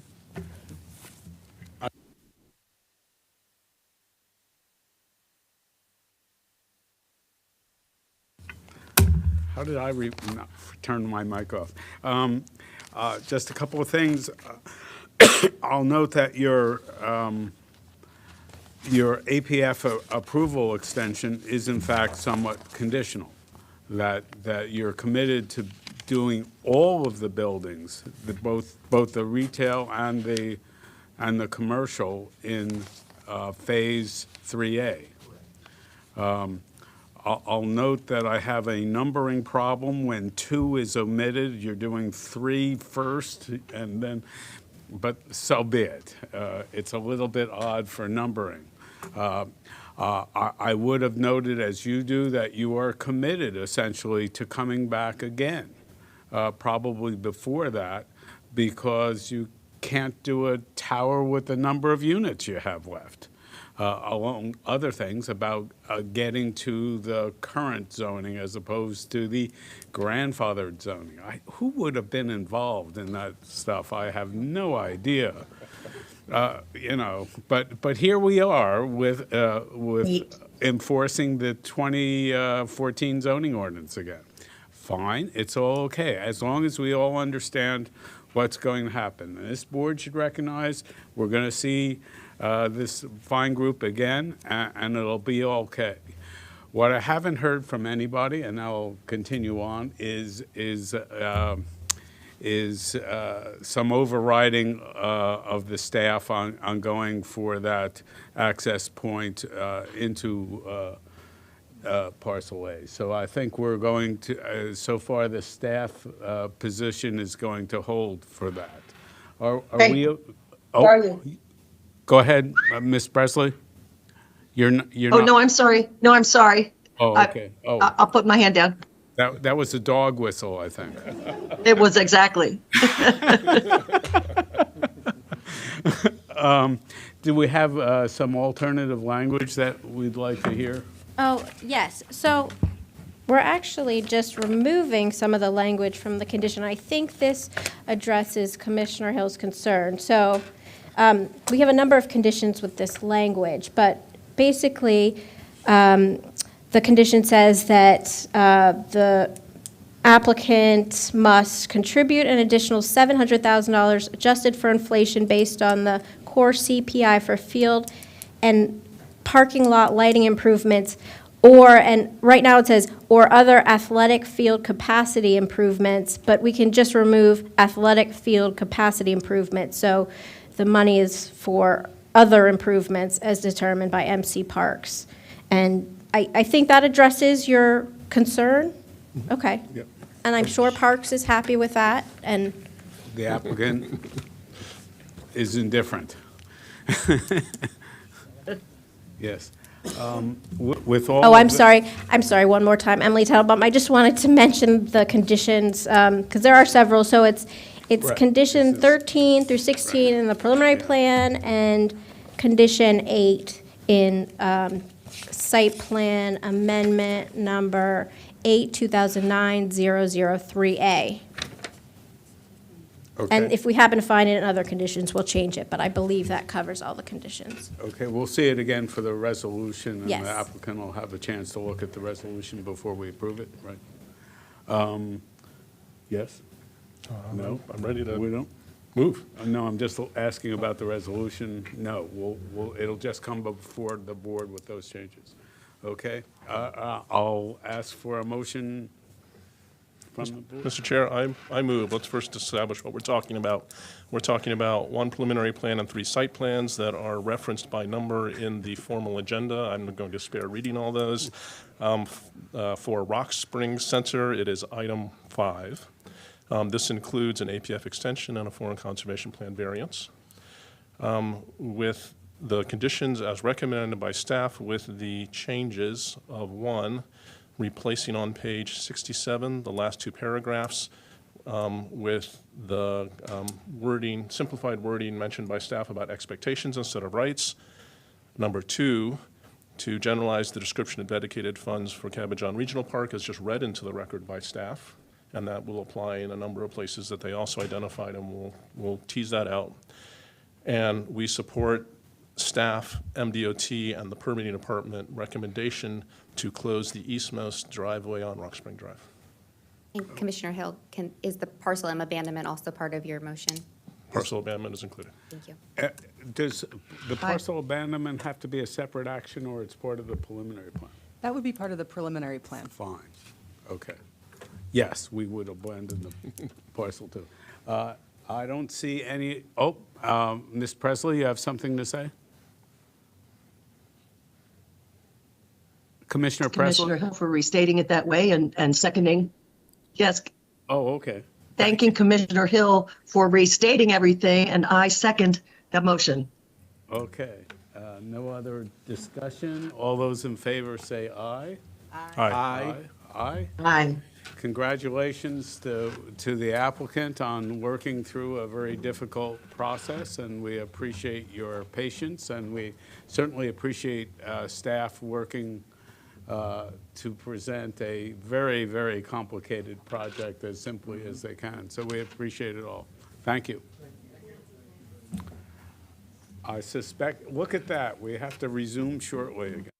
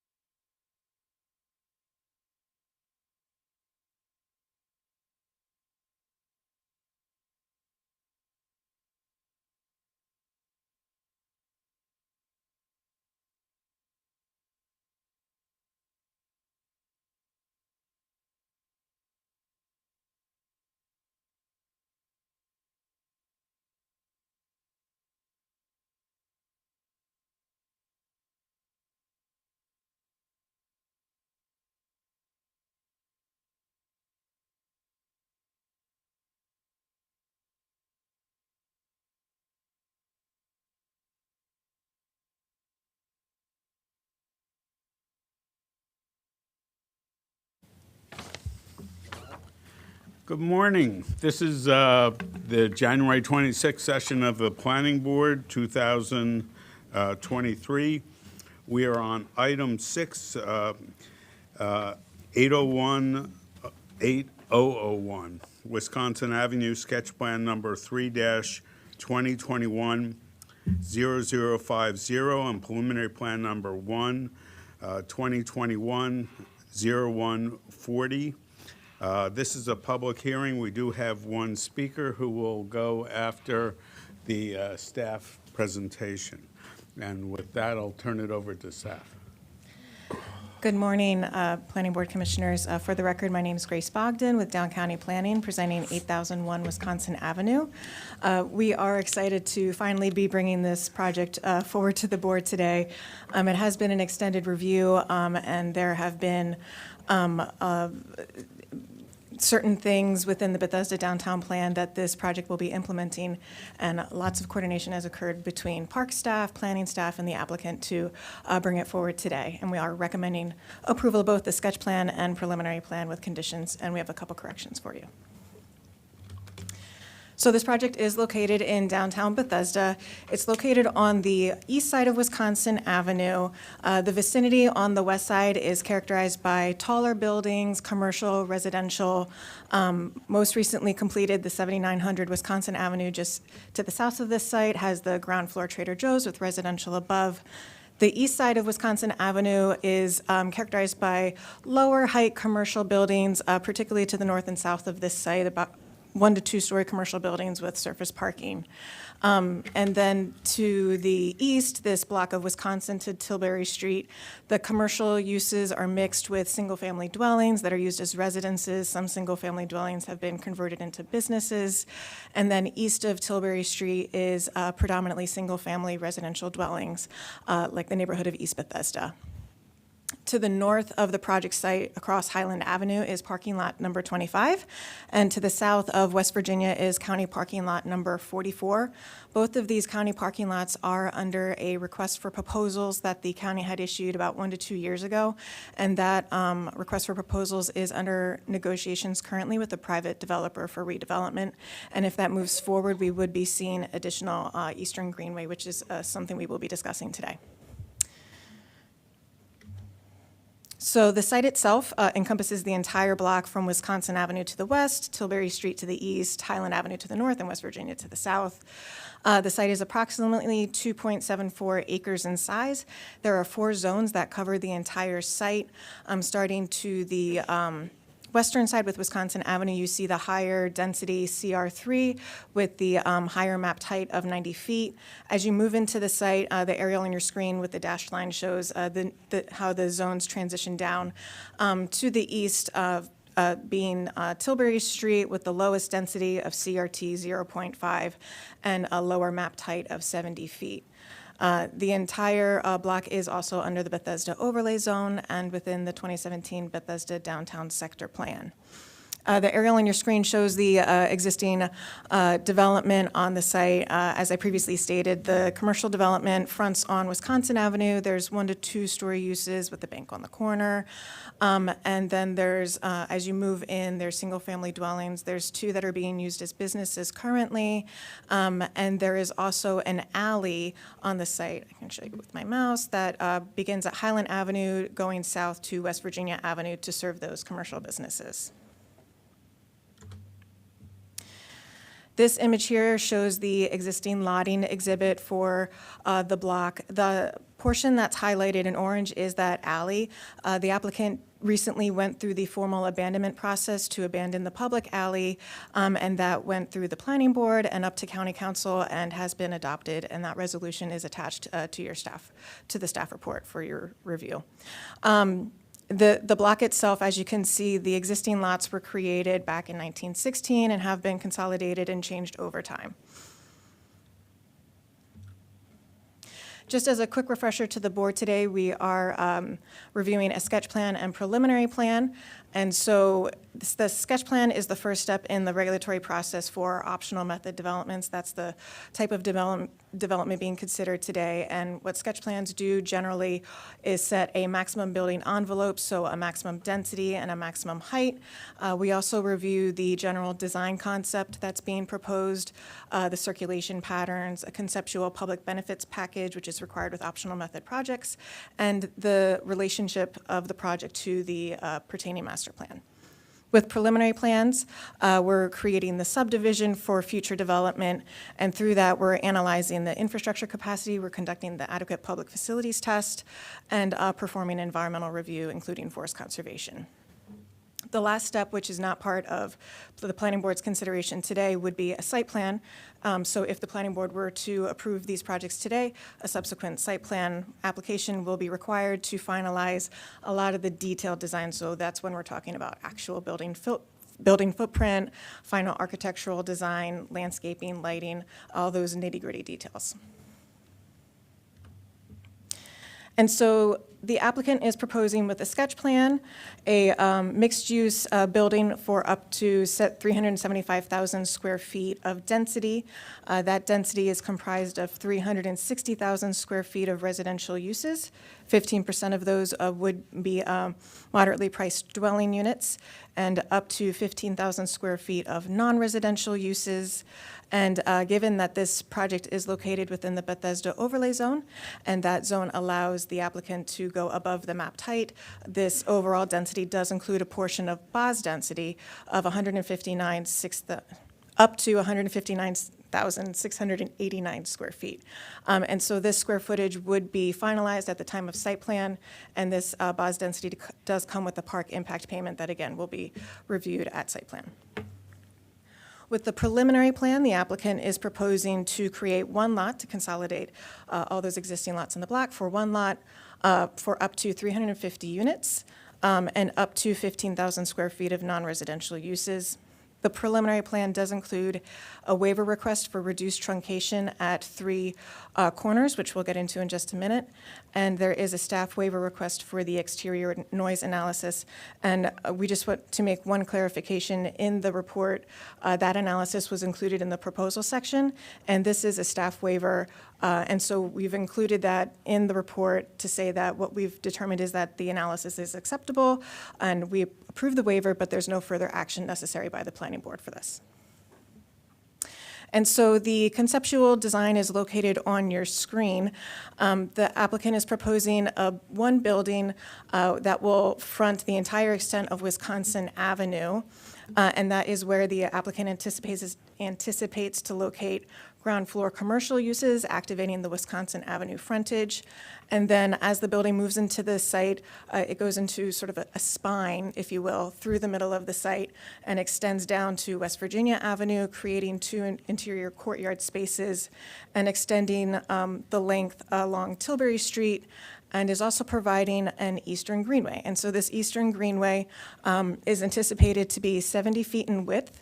This is a very important implementation of the 2017 Downtown Sector Plan, and we'll get into that in just 1 minute. And so this slide shows the proposed access and circulation. Given the existing development on the block currently, there are several curb cuts that will be consolidated. There's about 10, and the applicant will be reducing that down to 4. 3 of those are proposed along Highland Avenue, where the applicant is proposing a pickup drop-off area, one way in, one way out, for the residential portion of the building, and then an additional access point to the east for the residential parking garage. There will be one access point located on West Virginia Avenue to the south for loading and trash. And then the green arrows on your screen show potential pedestrian access points, showing the access to the commercial uses along Wisconsin Avenue, residential access points, and these points will be finalized at the time of site plan. With the preliminary plan waiver, as I mentioned, there is a request for reduced truncation at 3 corners. The first one is at Wisconsin Avenue and Highland Avenue, and typically we require truncation here, imagining where the property line would intersect. You would be stepping measuring back 25 feet on each side and creating that diagonal line. And this truncation is intended to make sure there's proper sight distance and movement around these corner areas. And so in this location, the applicant's requesting to reduce the truncation from 25 to 15 feet. And with that request, they are showing that the building will be placed further back from that truncation line and is proposing a PIE, a public improvement easement in that area, which will be required to be recorded. And then moving into the other two corners at Tilbury Street and Highland Avenue and Tilbury Street at West Virginia Avenue, the applicant's proposing to reduce it from 25 feet to 10 feet. In this location, given the Eastern Greenway, the applicant's proposing that reduction, and again, will be required to provide the PIE. And so the site distance is evaluated by staff and MCDOT, and they found it to be appropriate in these locations. And we are supporting the waiver request. So the Eastern Greenway, this is one of the main components, one of the main implementation measures for parks and open space within downtown Bethesda. And so the sector plan calls for the Eastern Greenway along Tilbury Street to provide a buffer, a transition between the future development along Wisconsin Avenue to the residential neighborhood to the east. And so the Eastern Greenway was envisioned by the sector plan and spoken shortly about in the design guidelines, but there was not much else given to staff for the actual implementation of that greenway. And so through the review of this application, our Parks Department staff had created the Eastern Greenway Framework concept. That framework is attached to your staff report, and essentially this creates a document that helps envision what the greenway will actually be. So when it moves forward, you know that when you're on the greenway, you're on the greenway. And so it has a unified design aesthetic, and it has shown certain components that should be provided within the greenway itself. And so it is envisioned essentially in the northern part of the Bethesda to be from Maple Avenue to Cheltenham Drive to the south, connected between a series of public parkland space and privately owned public open space. So on this site, the Eastern Greenway will be achieved through privately owned public space. Privately owned public open space, yeah, said that correctly. The applicant did provide us a concept layout of what the Eastern Greenway would look like on the site. That image is shown on the right of your screen. It does feature a walkway promenade. This is one of the important features of that Eastern Greenway concept framework, and that will move north-south through the site. And there are nodes being shown that would have further program areas of active and passive spaces. And so the sketch plan has been conditioned that this design will be finalized at the time of site plan in coordination with Parks and Planning staff with the conformance of the concept framework and other parks documents like the energized public open spaces. And additionally, for the preliminary plan, we're recommending a condition for a covenant to be recorded over this area to ensure public use. And the final details of that covenant will be also determined at site plan. The image on the left of your screen is actually from the Bethesda Design Guidelines, and this is just an important note for the Eastern Greenway itself. The design guidelines basically state that the Eastern Greenway should be of a comparable width to the proposed adjacent developments, with the greenway itself being a minimum 35 feet, and so the adjacent development could be 35 feet in height.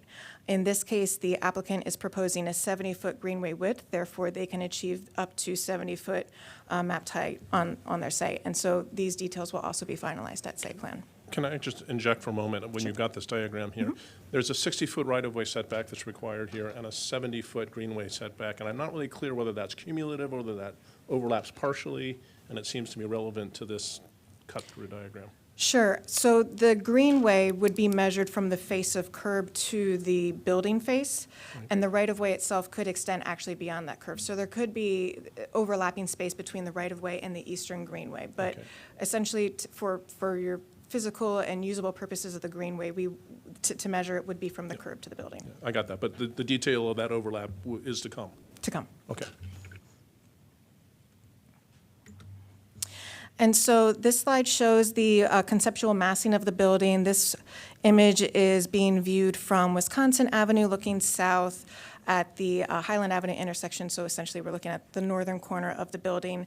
And this image basically shows, can begin to see the ground floor commercial uses activating that Wisconsin Avenue frontage. Again, here, the mapped height is up to 90 feet. That's what the applicant is proposing in this area.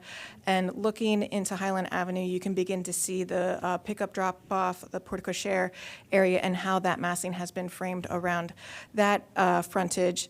And the architectural style, while this is sketch plan, and this is actually pretty much more evolved than what we typically get at sketch plans, the design advisory panel did review this and appreciated the style that's being proposed, and the particular style along Wisconsin Avenue, emphasizing the verticality of the building that would be more compatible with the existing and future development on Wisconsin.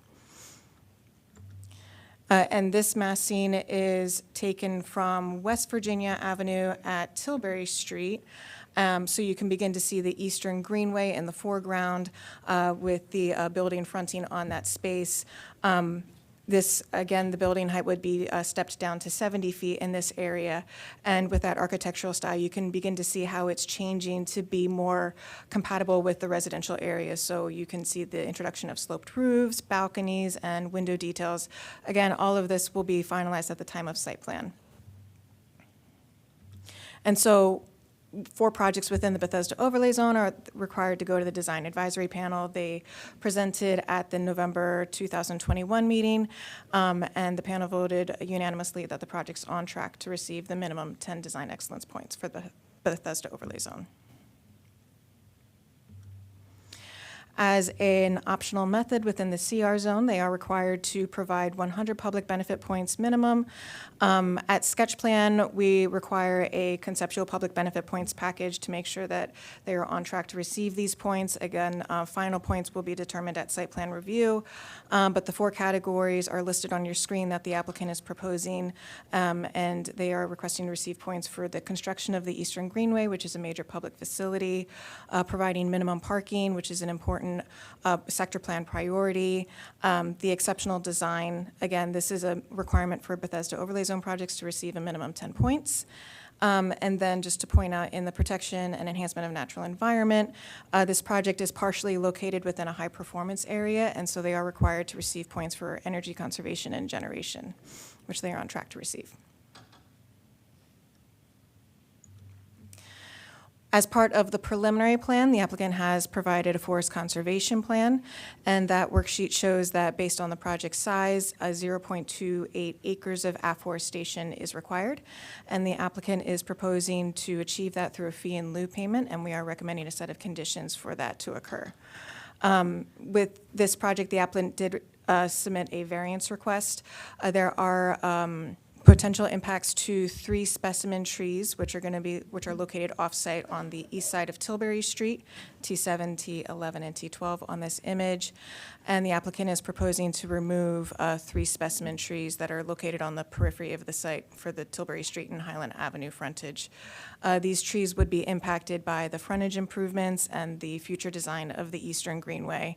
And so staff is supportive of this variance request with a mitigation planting requirement of 27 caliper inches, and it is anticipated that these mitigation trees will be planted within the future Eastern Greenway, where there will be sufficient soil and space for the trees to reach its full mature canopy growth.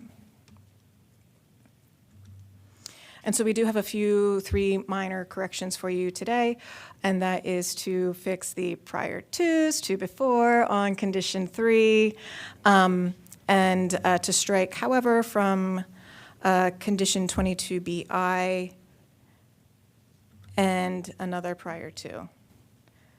And with that, staff does find that the proposed sketch plan and preliminary plan conforms to the applicable requirements of our subdivision and zoning ordinance and is in conformance with our Bethesda downtown sector plan. All noticing requirements have been met. We have not received any public comment regarding this project, so we do recommend approval of the sketch plan and preliminary plan with the conditions as corrected.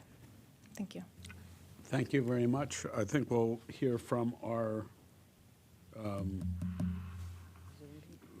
from the person on Teams. Excuse me? They're both where? Oh, they're both here. I'm sorry. I just read this stuff. I don't look around.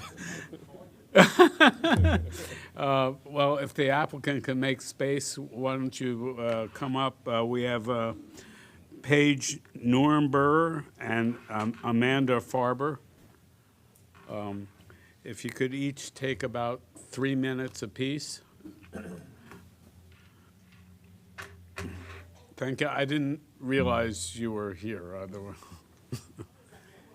And you have, you can press the microphone to go on, and you can go ahead anytime you All right. wish. Good morning. My name is Paige Nuremberg, and I am here to support this project. I live half a block from where this will be built, and me and my neighbors, we're very happy that BF Saul has taken this project on. They've included us in every step, and we are thrilled that the design is as thoughtful as it is. We appreciate the underground parking. We appreciate the pull-in at the front. We appreciate the loading dock. And we really appreciate that they are taking on the Greenway. We're very fortunate. We have a couple of parks in our neighborhood. They're very active parks with playgrounds, and we get all the little baby trains to come in, little kids coming from preschool, and it's so much fun to watch. But we are very happy that this park is going to be a little more passive, and the design that they have going for it right now is truly wonderful. So we are in full support of this. Thank you for listening. I did not need my 3 minutes, but BF Saul took care of everything, so there's really just say yes. Ms. Ferber? Okay, good morning. I'm actually going to read my testimony, but my name is Amanda Farber, and I'm a resident of East Bethesda, Vice President of the East Bethesda Citizens Association, and new co-chair of the Bethesda Implementation Advisory Committee, but I'm speaking today as an individual. I've been involved in many development projects since the approval of the Bethesda plan, and I just wanted to compliment this development team on their past and their ongoing efforts to communicate with and incorporate feedback from the community. It's been great. This project has many things going for it, particularly the implementation of this one block of the Eastern Greenway, which is a key element of the plan. The proposed preliminary design and easements for this portion of the Greenway meet the expectations of the master plan and of the community, with this passive green space on this block and then a more active space planned for the block to the north. And we don't have to look far for assurances for how this space will turn out, because we have the example of the BF Saul Plaza, the Chevy Chase building, where the quality of the materials and the maintenance there shows how they incorporate that into their projects. So we're in good Greenway hands. I just wanted to mention a couple other points.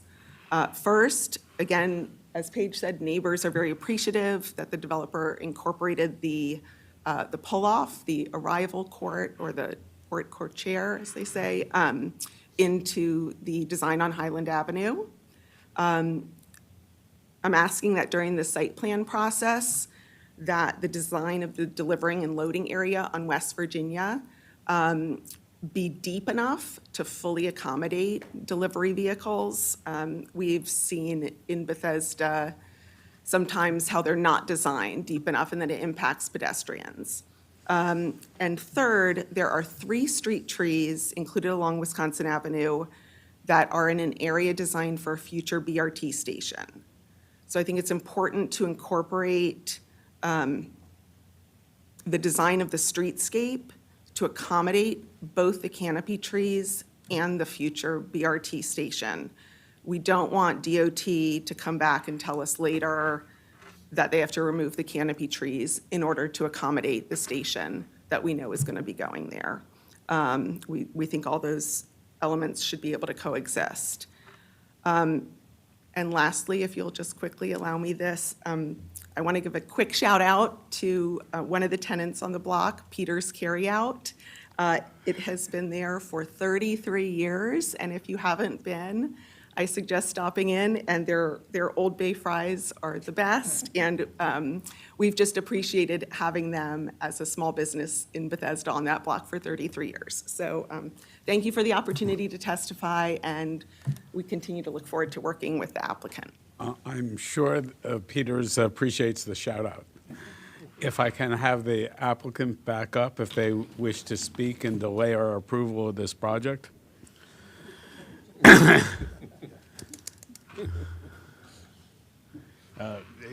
If you can, I think your time would be well spent just addressing what you heard in the comments from the public. About the french fries? Very good. About the loading docks, and I couldn't determine whether those trees were off your site or not. Sure. That they were talking about. Good morning, Matt Gordon on behalf of the applicant from the law firm of Stelzer Gervich, with Bob Dalrymple seated to my left. On my right is John College, who is a senior vice president with BF Saul Company and Affiliates. And seated to his right is Jeremy Sharp with Torty Gallus Partners, and at the bookend is Ian Duke with VICA. We're very fortunate and happy to be here. We really appreciate all the hard work that Grace, Stephanie, Elza, and as well as Henry and Darren from Parks Department have worked with us over the past several years to get to this point. And we also had a great stakeholder in the community to work with us, staff and the applicant through that process. This has been a long time in the making. I think Saul started assembling these properties, over 10 years ago when the master plan was initiated. So there's been a lot of thought and hard work that's gone into it to get to this stage.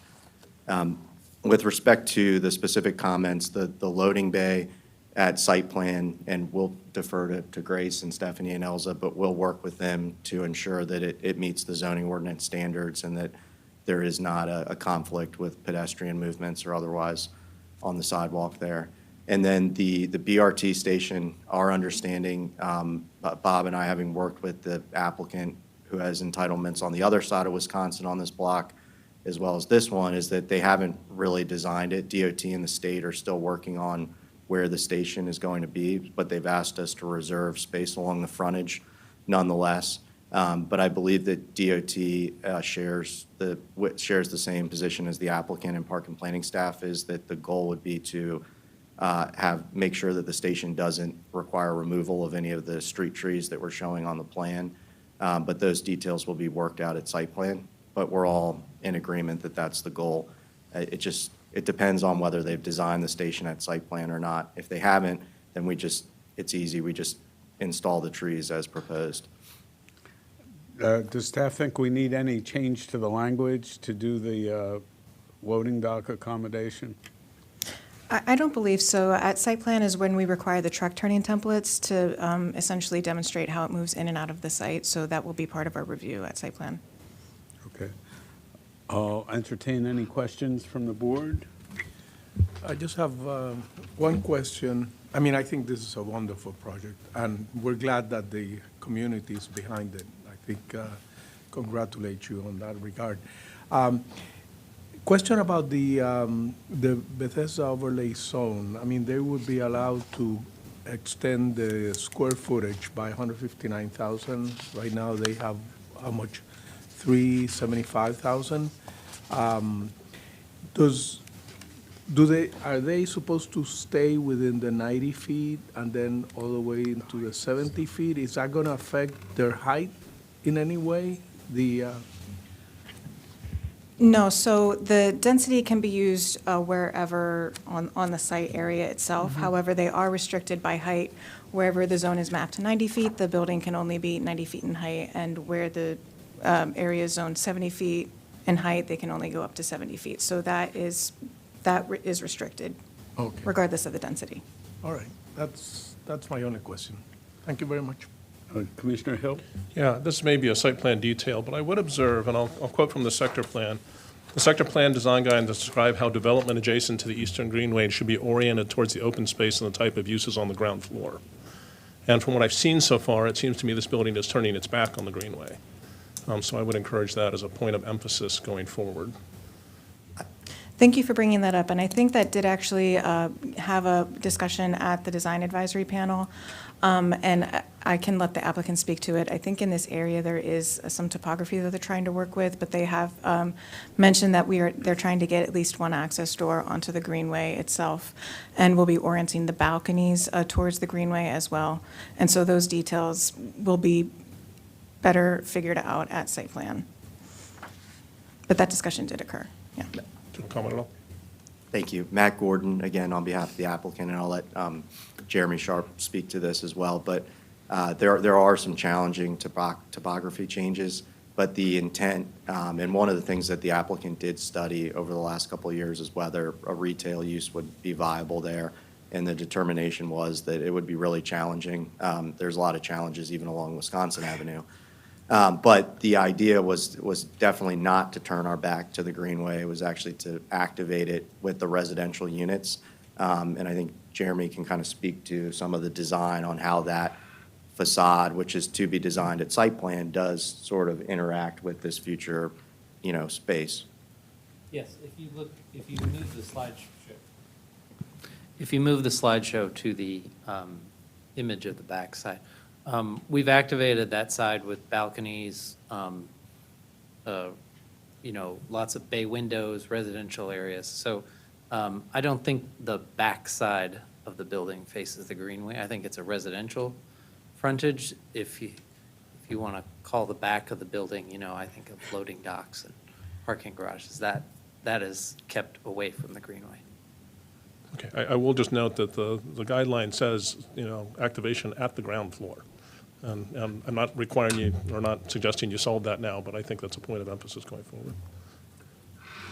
And then also, this is just curious, and I have a suggestion based on the curiosity, but the orientation of this building to Highland Avenue strikes me as curious, because in most places, when you have a major grand boulevard, I'm thinking of K Street in DC and Charles Street in Baltimore and Michigan Avenue in Chicago, you orient the grand entrance to the grand boulevard. And that's not happening here, and I think there's a reason for that. I'll let you comment on that.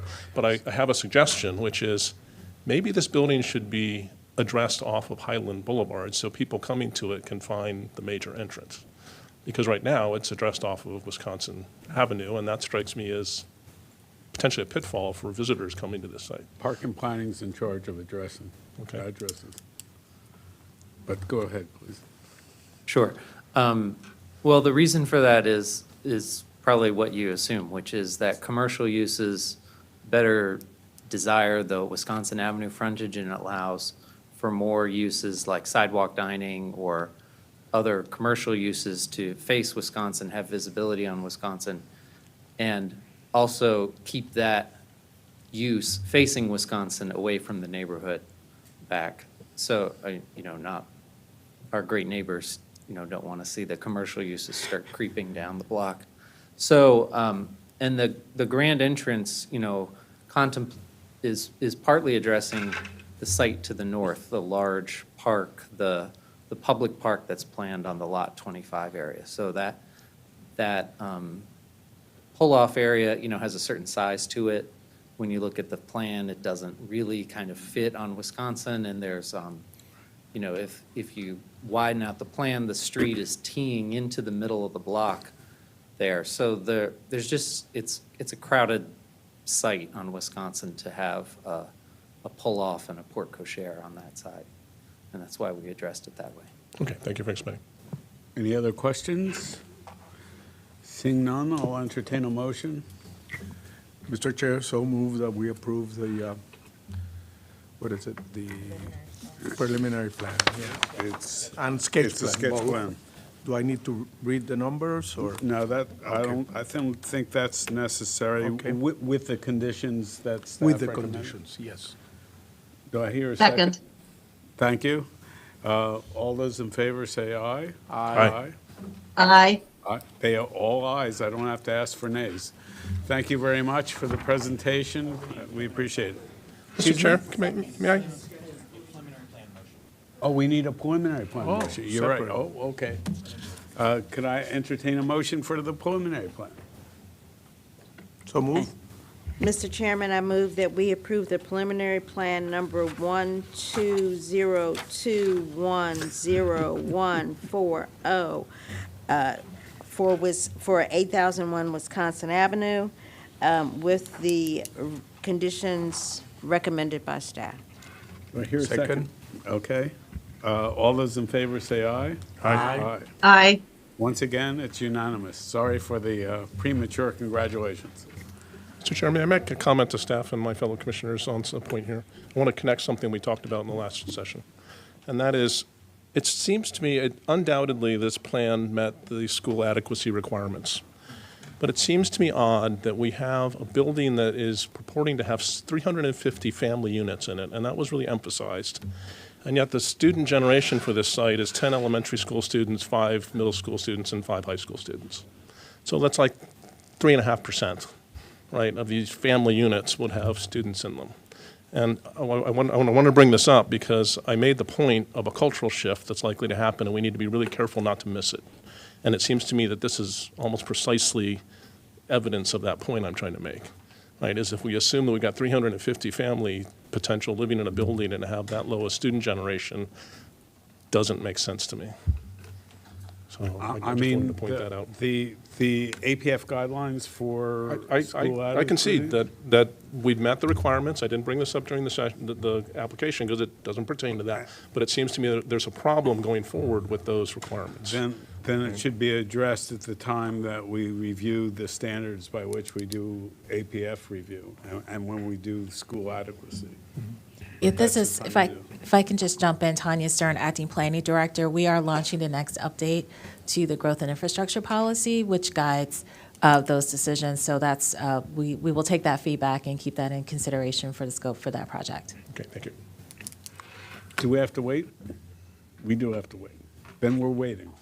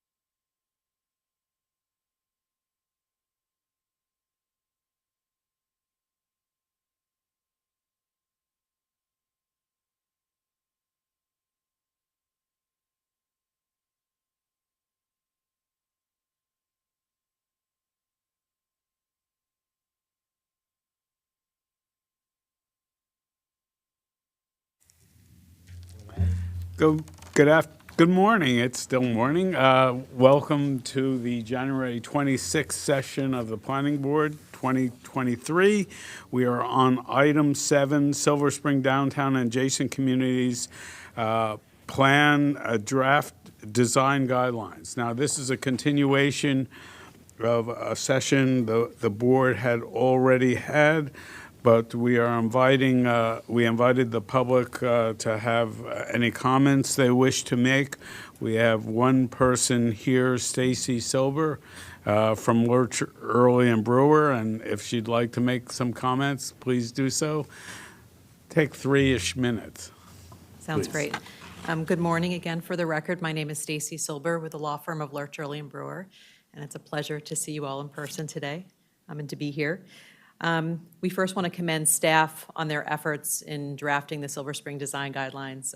They've done an outstanding job of getting into the details, but also providing some guidance in terms of how design should move forward in Silver Spring. I had submitted a letter, which I know you all have. I'm not going to go through it in detail. I know you guys have had a chance to look through it. I know staff is going to be going through it with you too. I do ask that I don't know what staff is going to be suggesting in response to our comments, so I do ask if there's an opportunity for us to be able to come back up and speak to you further about some of the comments. We haven't had a chance to review what other changes are going to be made. In terms of reviewing of the guidelines, I'm looking at this from a perspective of multiple different projects, and we're really excited that we'll be bringing in to the board to review over the next probably 4 months or so. And so we have the benefit of having design teams who are beginning to design projects, so they were able to look at the design guidelines with different lenses in place in terms of how things would actually fit, so actually kind of applying the guidelines to specific areas. So it gave a little bit of a benefit, and I think hopefully provided some insight to staff and to you all. When reviewing any guideline, the most important components are clarity and flexibility. The Bethesda design guidelines had built in those layers, and as we have seen, it brought forward many innovative buildings that have since been built in the area and provided the necessary flexibility for the designers to be creative. Silver Spring is a tougher market in which to build, and thus we need to ensure that Silver Spring's guidelines do not necessarily hinder or deter development. Our preference would be for the Silver Spring guidelines to have additional flexibility. We had indicated that in the Bethesda design guidelines, there actually are specific alternatives that were suggested. There's a section, we attached the Bethesda alternatives to our letter so that you all had a chance to take a look at that to see what was done in Bethesda. The reason why that's helpful is that it gives some examples to development teams, designers, to say, we as planners understand that there are some constrained sites and that there are multiple different ways in which you can address those constrained sites. Here are some of them, but basically guiding designers to then take those as reference points and know that staff will entertain those. So it provides the flexibility, but it also provides clarity and some certainty, which is why we're suggesting something like that be added. And we know staff has some suggested changes or language to add to that. I think that with some of these revised changes, the guidelines will be a great tool to entice development. We know that folks are very excited who we're working with to come forward and looking at how Silver Spring can be enhanced and transformed where appropriate. So thank you very much. Thank you. By the way, you were right on 3 minutes. Wow. Pretty amazing. All right. Thank you all. Thank you. Oh, okay. With that, we'll hear from staff, and I'm sure we'll hear some comments. And if commissioners have questions, we're glad you're available.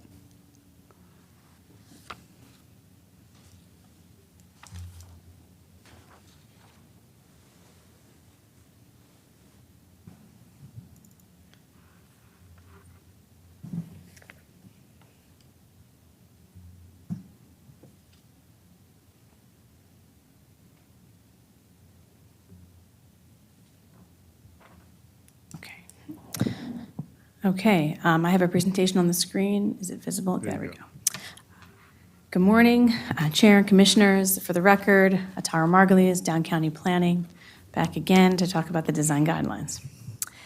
So today, what we're going to do, as we said last time, we're going to talk about the different comments we've received. We're going to go through the substantive comments here one by one and to talk about, present a staff response, whether a change or bringing a line or a quote from the guidelines demonstrates that we think we've already sort of addressed that. There's a range of different response types, and we're just going to move through all the comments that we received from the public first, ones that were either sent to us and that were also, sent to the board. There, in our review, of course, staff, we as a staff decided there's a handful of things we think are unclear that were either alluded to in the comments or that came to our attention through reviewing the comments. We're going to bring forward a handful of those revisions as well that we'd like to show the board.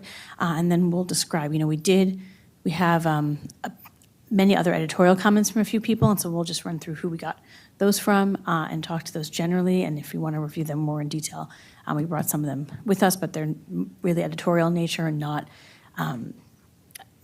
sort of involving real content or substantive changes to the guidelines or even to the text. So with that, these some of these are the comments that Ms. Silber just alluded to, and some of them come from a few other parties. We arranged them sort of in the order of the guidelines to keep us going through sequentially instead of jumping back and forth between sections. So it is a mix of different people's comments, but it goes in order of the document. I thought that was going to be easier for everyone to follow.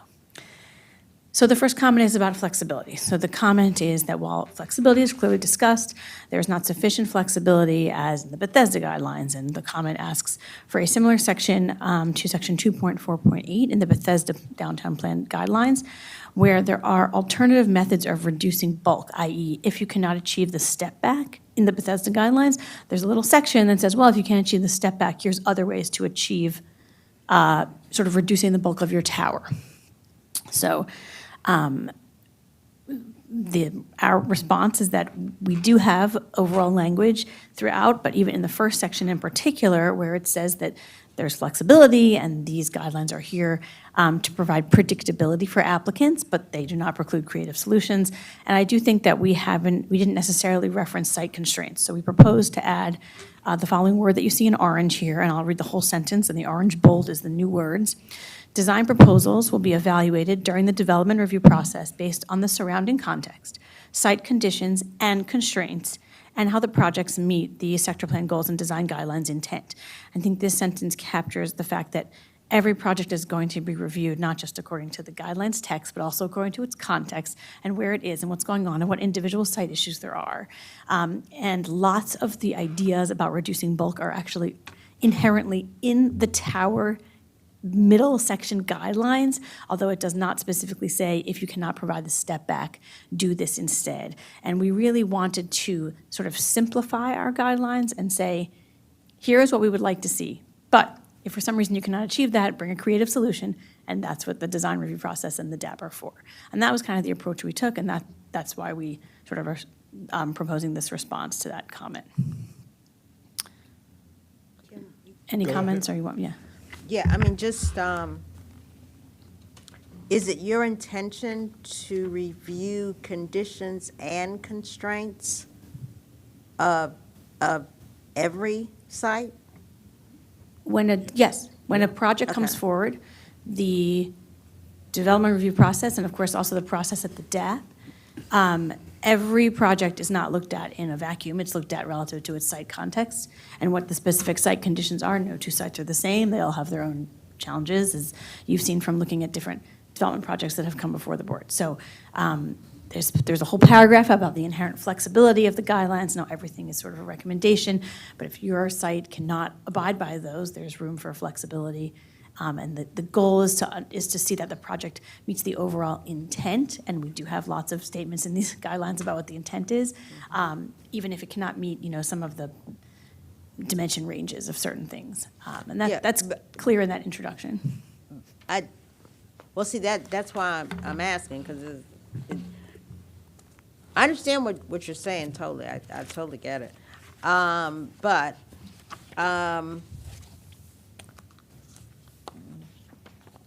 I think it might be better, just from a grammar point of view, to not say site conditions and constraints, to say site conditions, comma, site constraints, comma, and how the project meets the sector plan goals and la-da-da-da. You know, that's really my point, because you may not have, well, anyway, I think that becomes, I think that makes it clear that you will review both conditions, both site conditions and site constraints at every juncture. I think that's the intention here. Yes, That's just sure. my suggestion. I like that suggestion. Let me also ask a question. Based on what the panelists before you presented, I'm a little bit concerned that when we talk about constraint, we don't talk about financial constraints, because the design is going to depend on the market. I mean, and the market, the development cost, the financial cost in Silver Spring is very different than Bethesda, and we have to take those things into consideration.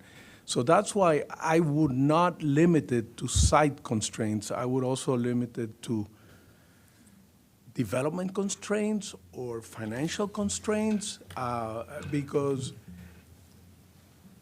I mean, the design is going to happen, is going to depend on what can be done financially, whether the numbers make sense or not.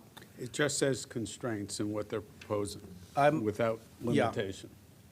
Yeah, but it says site condition and constraints, so when you think about it, it's only about site As constraints. modified by Ms. Branson, it just says site conditions, comma, constraints, and how project meets Okay, the well second. then, let's just leave it at constraints in general, because I think, you know, we can't think that, I mean, the market is going to determine, in a way, what can be done and cannot be done in Silver Spring.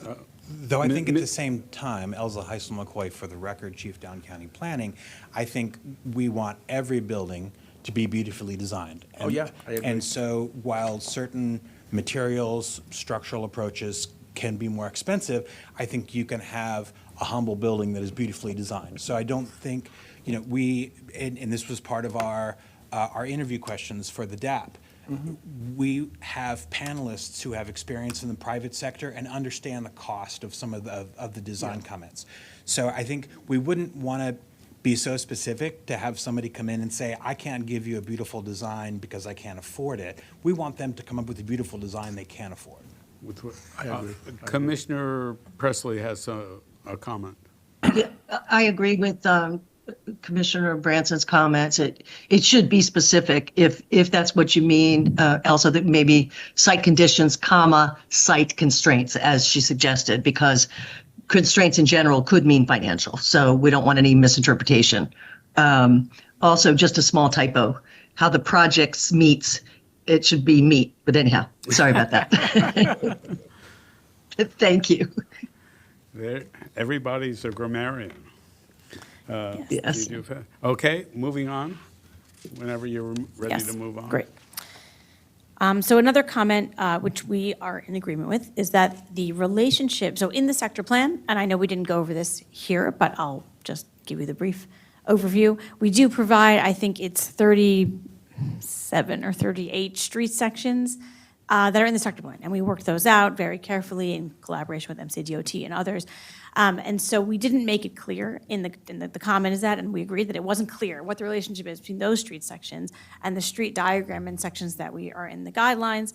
And actually, in fact, what we did intend, and it's in here, but it's not as clear as it could be. And so we would like to add this sentence that at the beginning of the street section, generally, street sections provided in section 3.6.9 of the sector plan override street sections and dimensions provided in this section. That was our intent. The sector plan is over here and the guidelines are over here. And we totally agree. We could have made that clearer, and we will. That's a good one. Keep going. The next comment we received is about the green cover section. There was a desire to add additional allowances towards the 35% green cover as required by the sector plan. So something that I'll bring up again later during the staff revisions part. The language in this section actually comes directly from the sector plan, and we acknowledge that that may not have been clear, and we're going to discuss that later. But, so we can't modify the actual sector plan language. That's part of the resolution approved by the county council and others. However, included in that language is language that says, quote, "Site area for green cover may be reduced to accommodate other environmental site amenities or where desirable to achieve other sector plan objectives." And that language provides flexibility about other ways that you could either achieve the green cover or reduce those bullet points that we listed as the ways to achieve it if you are adding in either, environmental site amenities is a quite large category, and to achieve other sector plan objectives, we have stated objectives, environmental objectives, and there's many other ways to meet them aside from the few here. So we think that provides enough flexibility, and actually it's the same language that was in Bethesda, and it's been used successfully in lots of projects, so we feel confident about the applicability of this. Quoting the sector plan is always a good idea. Right. Next comment is that it's not clear in these guidelines, perhaps that unique corner treatments are permitted, meaning, perhaps not providing a step back, having something come down to the corner. And planning staff actually feels that we do address this in two locations. First of all, we say in the beginning of section 2.3.2, which is the section where we introduce the whole building components, base, middle, top approach, we say distinctive corner and entry treatments may differ from the base, middle, and top guidelines to enhance the building facade. So that's one way of saying you can do other cool things there. You can be a little outside the lines. And even in the tower section, when we discuss tower step backs on particular street types, we say step backs should be provided across the majority of the building, but it can partially extend to the ground in important locations. Again, that could be not just the corner, that could be somewhere else, the building entrance or what have you. So we think that's covered in these two statements, and we don't feel additional language is necessary. Why is towers capitalized? Because in the guidelines, we talk about base, middle, top, towers, caps as particular pieces, a building component. Okay. And so this is just a quote from there, so that's why it's capitalized. The parking section. So their comment is that the design guidelines are not flexible enough regarding concealing or screening structured parking. The guidelines have language that says we'd like to see the parking as embedded in the building as possible. And then say if that's not possible, then there's a reference to the Montgomery County zoning ordinance, 6.2.9.d.1, which is a screening, which talks about screening open garage floors that face a right-of-way. And so the guideline says, we'd like you to do this, but if not, remember that there's this zoning ordinance. And the comment asked us, the comment that was given asked if we could remove the reference to the section in the zoning ordinance.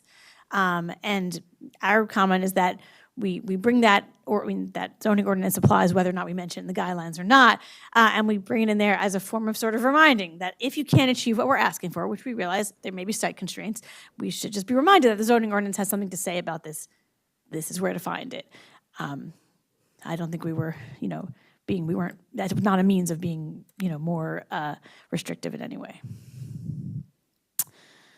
Another parking comment. So there's existing text about surface parking for the parcels that are zoned CRN in the adjacent communities. And the way the text is written, the comment suggested that it may be interpreted that it precludes surface parking elsewhere. And upon review of this sentence, we've decided that since the way the sentence is written, it says that the guidelines permit something in the adjacent communities, but actually the guidelines don't permit or forbid things generally. So we just think we'd rather take that sentence out. The code permits or doesn't permit parking based on the zoning, and that those rules are going to stand. We haven't changed those in the overlay zone, so we're proposing just take that out. That was something we should have removed initially. Next comment. So the next section, we've got a few comments in the adaptive reuse of building section. The first one was asking, saying it wasn't quite clear which buildings in the plan we're saying this treatment could be applied to, and actually we do have a table that goes through the buildings that we didn't make it clear enough that we're saying we're just talking about these buildings in the table, so we're going to add, actually suggested by by Ms. Silber's team, that just to add that reference to the table to make it clear that buildings that are not in the table are not considered for those. That's totally fine. In fact, we have more staff comments on this section and the general organization. I'll get to those in a few minutes. An additional comment from a member of the public is that, just to remind everybody, in this section, there are two strategies for historic preservation of sort of the fronts of historic buildings. And that is, and to be clear, this is not talking, and this is one of the things we're going to make clear, none of this is talking about buildings that are on the master plan for historic preservation. This is all talking about locational atlas sites, which is sites that have not yet been mapped to the master plan for historic preservation. So they do not have that level of designation is different, and we're not talking about those sites here. And that's something we're going to make clearer in this section, and I'll bring that up in a minute. But what we've talked about here is that for frontage preservation, going back 20 feet if you want to preserve the frontage, and then going up and building a new development beyond that, and for facade preservation, 10 feet. And the comment we got is that that was not enough. They wanted to see more like 30 feet or something like that. And historic preservation planning staff looked at that, and their response is that they've learned from experience on doing lots of projects like this where you're either preserving the frontage or the facade, and they've seen that 10 to 20 feet actually it's working. Those 10 to 20 feet is also in the range of the step backs that we're asking for new development in the downtown, so it would, it would be contextual and make sense. 30 feet is quite a deep setback. Most sites would have a hard time accommodating that and then being able to have a functional building beyond that 30 feet, given sort of other tower separation rules and things like that they'd have to contend with in the downtown. So that's our response to that particular comment. I don't know if there's any more questions about that. And then we have a comment to the park section. So in the park section, we showed so throughout the guidelines, I think if you saw, we have some renderings provided for us by, we worked with a rendering team. They're super illustrative. They have no bearing on actual reality, more to give the inspiration and ideas for how things could be transformed, but obviously there's numerous ways to transform any particular site. There is a rendering of the south part of Georgia Avenue, including where the sector plan actually proposes a new pedestrian crossing right at I think it's called Jessup Blair Park Road, which is at the road in between the park and Montgomery College. And we developed that rendering because that was actually in the plan, a section of Georgia Avenue that people were having a hard time imagining a better future for, and we felt it would be great to just develop an image that could help people imagine, that park could be easier to access, the crossing could be safe, it could look a lot different there. So in that image, we developed, a new entrance to Jessup Blair Park at that corner, just to show that a more exciting, engaging entrance would be great. There was, the renderer made up the entrance, and we said put some people doing cool stuff there, and that's it. There's no, it's not reflective of any actual design at all for that part, and so that rendering in the sector plan, like I've said, is entirely illustrative. It highlights that a new inviting entrance to the park would support the sector plan recommendation for the crossing this location, but the design of that entry point will be discussed and during the facility plan community engagement process. It'll follow all the normal procedures.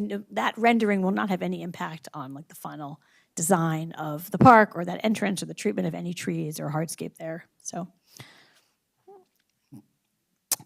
other comments that we received from outside, not the staff team. So the planning board chair gave us a bunch of editorial comments, and those are all very much editorial. And we went through the guidelines with MCDOT, and they gave us sort of two categories of comments. Many of them were editorial as well. They caught some additional grammar typo things that we had not caught ourselves.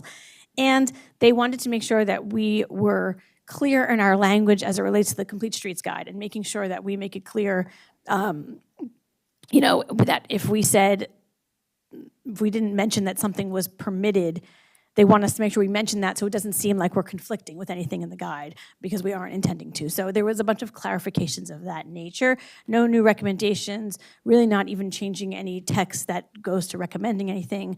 I have their comments here if anybody wants, if we need to go through them in more detail, but they're really minor from that perspective. Okay. We appreciate their collaboration on short notice. I just want to note that they turned it around quickly and was really helpful. Commissioner Hill. Yeah, I have 2 points, and I want to pull these out of the Art Deco Society of Washington letter.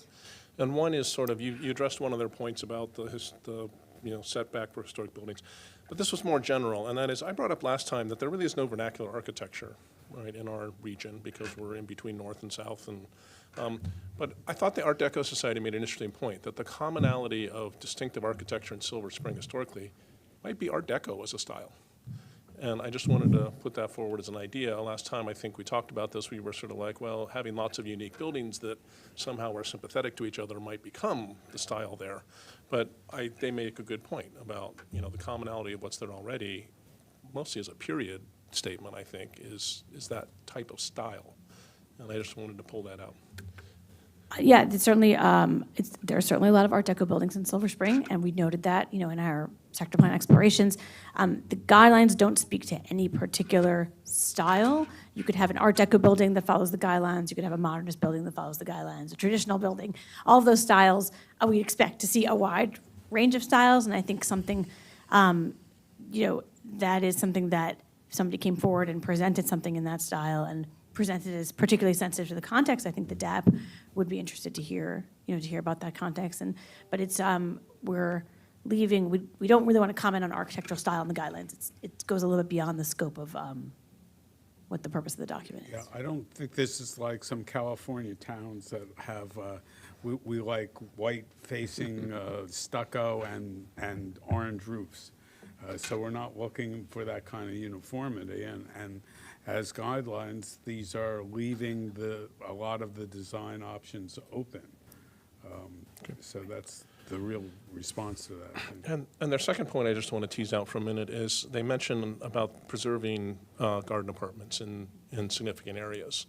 And I would like to sort of take this opportunity to kind of make from my experience with historic preservation sort of things, that if that's an important thing to the community, I think it's important that the community decide specific best example types of that and start getting them designated. Because it seems to me preserving that density flies in the face of what's really an urbanization process that's happening here, and there are good reasons for that urbanization process.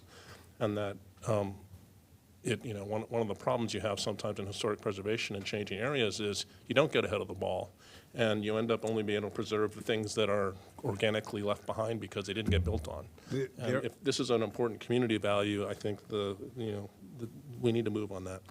And in the past, the historic preservation has moved on that. The Montgomery Blair apartments, and there are other examples of garden apartments that are actually designated at this point. All right, well, that was a comment that the society made about that, and I may be behind the ball on what's actually designated, but. Yes, it's actually a recommendation in the sector plan. Yeah. That's why they mentioned it in the letter, because they were very supportive of that recommendation during the process. There are already 2 garden apartment properties in Silver Spring that are designated, the southern portion of the Falklands Apartments and the Montgomery Arms Apartments. And the sector plan goes into extensive discussion about all of those different garden apartment, the other properties that are not yet designated, and recommends the creation of a garden apartments historic district, which is what Art Deco Society is referencing. They supported that recommendation, and it is in the sector plan. At the same time, the sector, since it recommends the study of the creation of that district, it doesn't create the district. In the plan, it also recommends at the same time that if that does not happen and some of these properties would be added to or redeveloped, there are a bunch of sort of guidelines and sort of rules about maintaining affordable housing and green space. So the sector plan tries to look at it from both directions. We should study the creation of a district, but if that district does not happen, we wanted to provide guidance on how to still acknowledge and respect some of the historic and important nature of those properties, even in redevelopment. And so that's why the guidelines want to build on that and continue providing design guidelines to support the possibility in from the sector plan that either you would just add to the property, even if it was historic, or that you might take a different approach, but even so, those guidelines would apply. Okay. Okay, anything else? Yes, so the next, I just want to run through the few things that the staff noticed that we would like to clarify in the guidelines as well. So this is our own comment and our own proposed revision. I think there's just 3 items here. One thing that we have noted in our own review is that, so the section 2.3.3, we say this, but it's not clear enough, and we'd like to be clearer about it. The residential development for the CRN zoning. So CRN zoning does not allow for optional method development, and so therefore, these guidelines are really provided for informational use only, and that's the change we would like to make. It says it in here, but it is embedded in another sentence. It's not a standalone sentence. It's not clear. The reason why we're including them in the guidelines at all is because this was an entirely new approach in terms of rezoning that we had not necessarily done before, in terms of taking R60 properties that abut the former CBD, downtown. The transition is very strange today. You've got very tall apartment buildings and literally the next parcel, a single-family house. And that was something that was talked about extensively during the sector process and at the council work sessions. And the decision was to rezone those at sort of a CRN, a CR sort of neighborhood zoning, which allows for much lower FARs, and the FAR assigned is 0.75, and that's right in the range of CRN. The goal, we set the C value to 0 in order to encourage that we're not trying to expand the commercial downtown, we're trying to encourage denser residential on that edge between the single-family neighborhood and the downtown. And even though those projects, if those parcels get redeveloped, they'll only go through standard method. Optional method is not an option in CRN in the zoning code. We wanted to sort of provide a page or two of this was the sort of residential development that could take place here as examples, because it's not a typology that we have a ton of in this area. But they are truly for informational use. Those projects won't go to the DAP or anything like that, and we just want to make that 100% clear. Good idea. The next one is just, like as I alluded to before, in the adaptive reuse of building sections, we've got 2 separate sections about locational atlas, and they're not next to each other, and we just want to reorder the sections. So locational atlas goes first with the table, then we talk about garden apartments, then we talk about other buildings that are old but have no historical significance. Sort of goes in order of highest significance to lowest significance. Just make more sense that way. Just something that we thought of after reading some comments and looking through the section again, talking to historic preservation staff, and we all decided this would be better.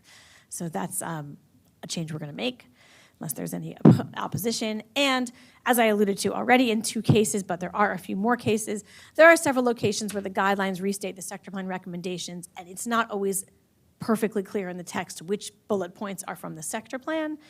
These sections I list here, 1.3 urban design goals, 2.2.2 green cover, and 2.4.3 urban park subcategories. Those are the sections with the most sector plan content, but we will make sure that everywhere that we do that, we make it clear and we say the following text is from the sector plan, so that it will be obvious, which are additional guidelines not from the sector plan and which are sector plan text.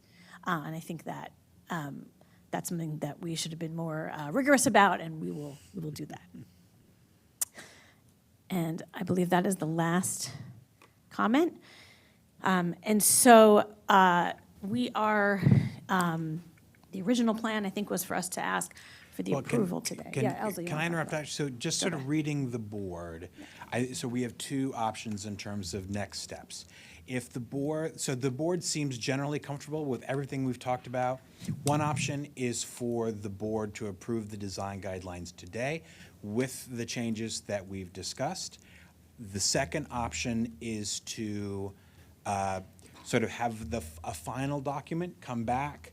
We would need some time to make the updates and post it online and sort of have the original and have the final, the draft and the final draft, and then a crosswalk document.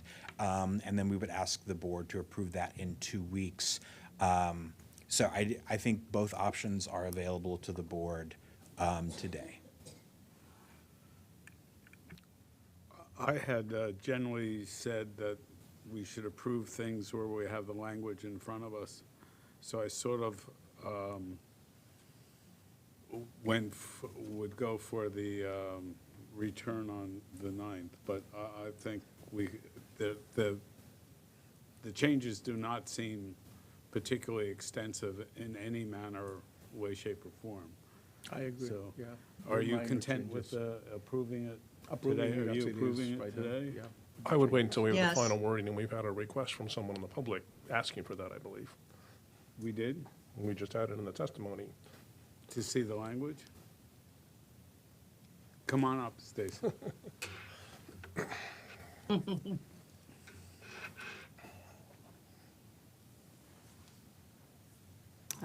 Again, for the record, Stacy Silber with the law firm of Turley and Brewer. This is the first time that we've seen the proposed changes. And it would be our preference to be able to take a look at it first and provide any comment. I mean, I'm happy to respond to a couple of things. I think in general, we're in agreement and we appreciate staff's proposed changes. There are a couple of items that kind of those that have reviewed have obviously not had a chance to look at.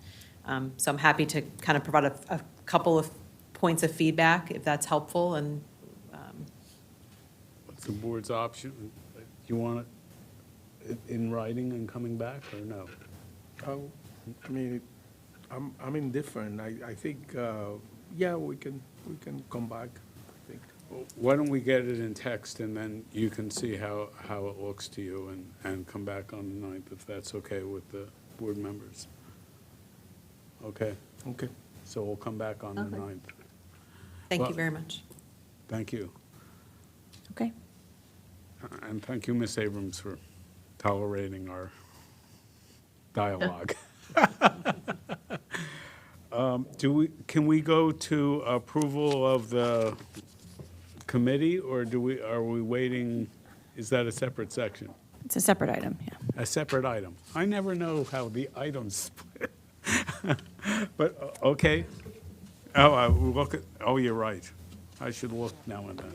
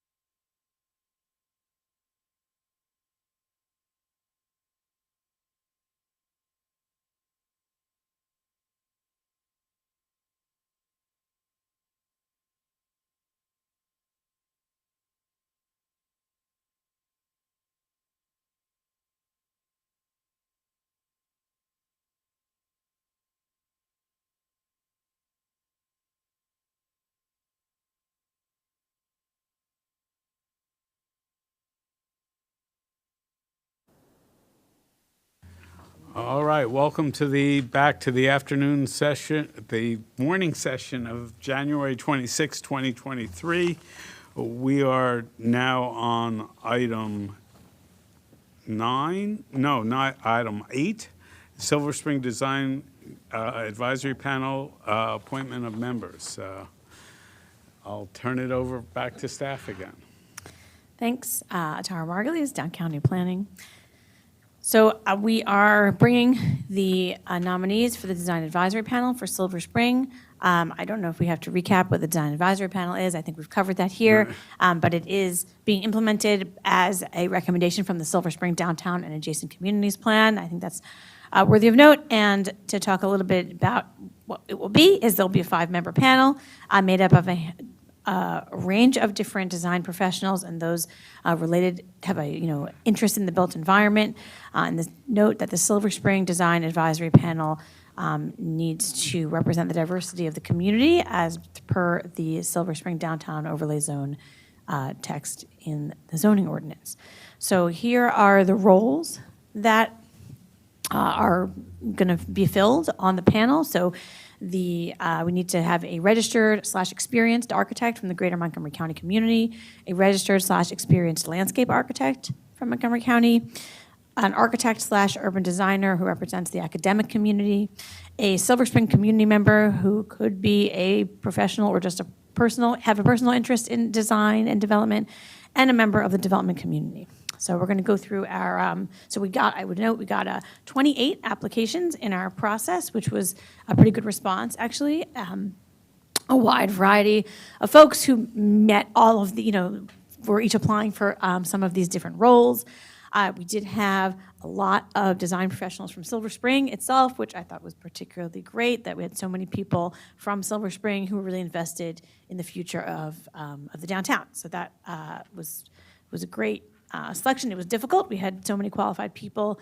We did do a handful of interviews, and then we ended up with these nominees. So I'm just going to talk really briefly about them. Oh, something else to note, it's in the staff report as well. So we start the panel all at once, but there's staggered terms, right? So then it rolls over in a staggered process, so we don't do this all, so there's a good overlap, and we don't have to find 5 new members each time. That's pretty standard, but I just want to point that out. We list the recommended term in the staff report for each person, so if that's something that you guys want to talk about, we can talk about that as well. So we're nominating Bill Bonstra for the registered architect role. He's an architect who has 30 years of experience. He's the founder of Bonstra Harrison. Designed a lot of buildings in Silver Spring and working on some more, and his recommended term is 3 years. Xiaoju Yu is a landscape architect. She was formerly on the Bethesda DAP, and we thought it was particularly great to have somebody who has DAP experience. Now that we're creating a second DAP, then that might be a great transition opportunity for us. She does have 20 years of experience in landscape design, both in the public and private sectors, and her recommended term is 2 years. For the academic position, we're recommending David Cronrath.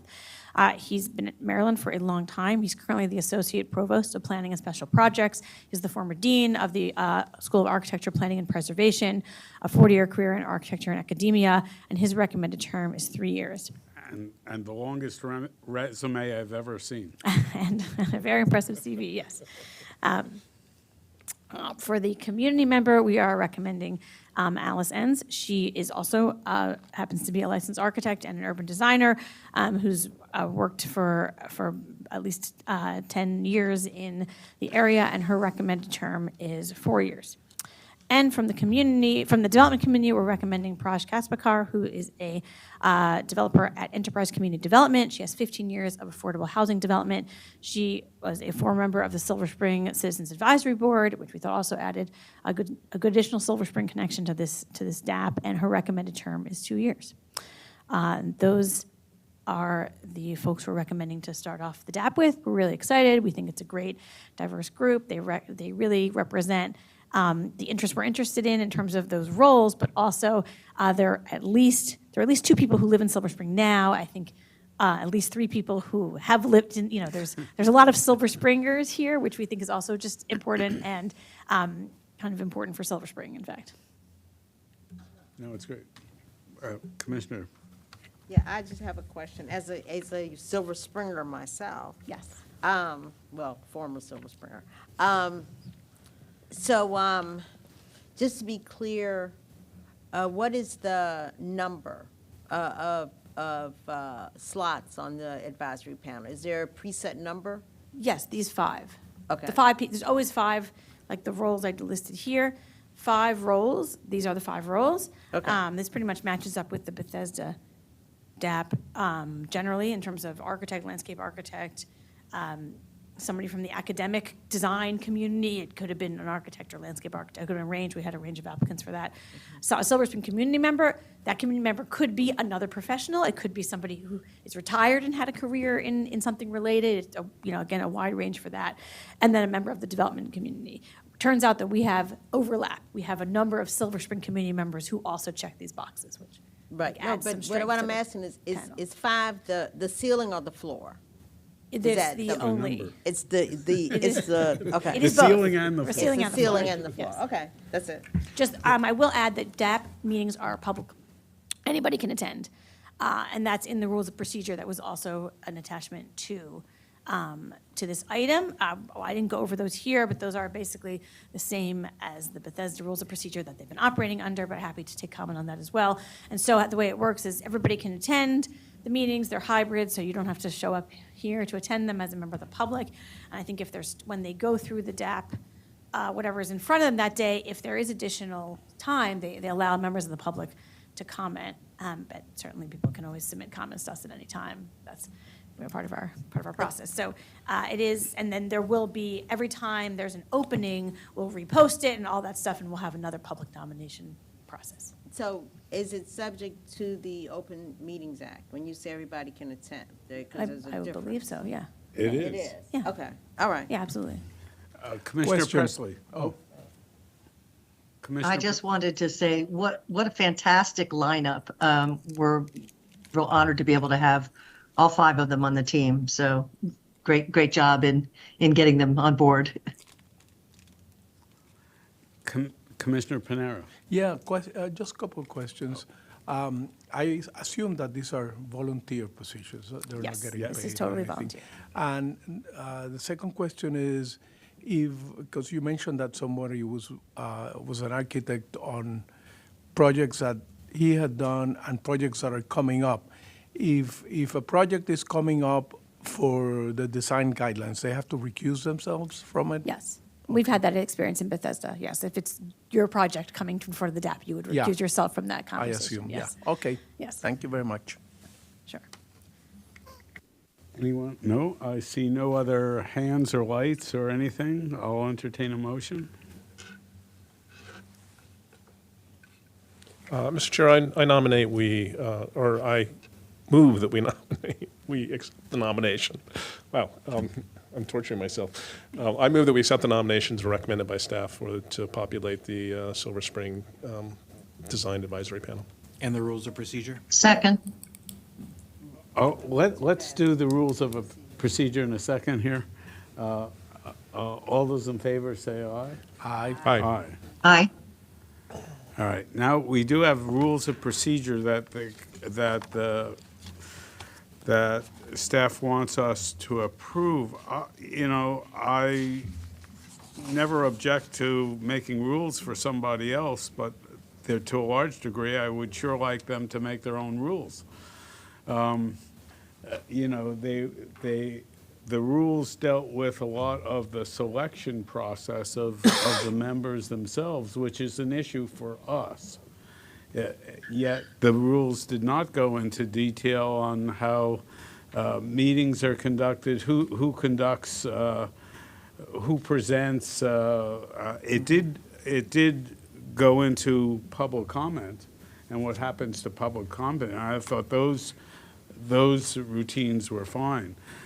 But I'm just saying this, being long-winded, to say I'm okay with rules as long as the committee itself can come back and say, we want to change the rules. So I don't want to tie somebody's hands before they even start. But what I might suggest, and this is also based on a conversation we had, I think the rules of procedure would benefit from a paragraph sort of explicitly laying out sort of the conduct of the meetings. I think that's something that something that should be added.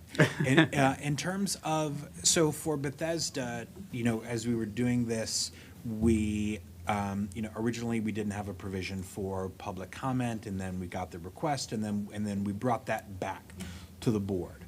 So in the past, for Bethesda, we have used the board as sort of the authority to approve rule changes, especially for, one of the rules deals with appeals.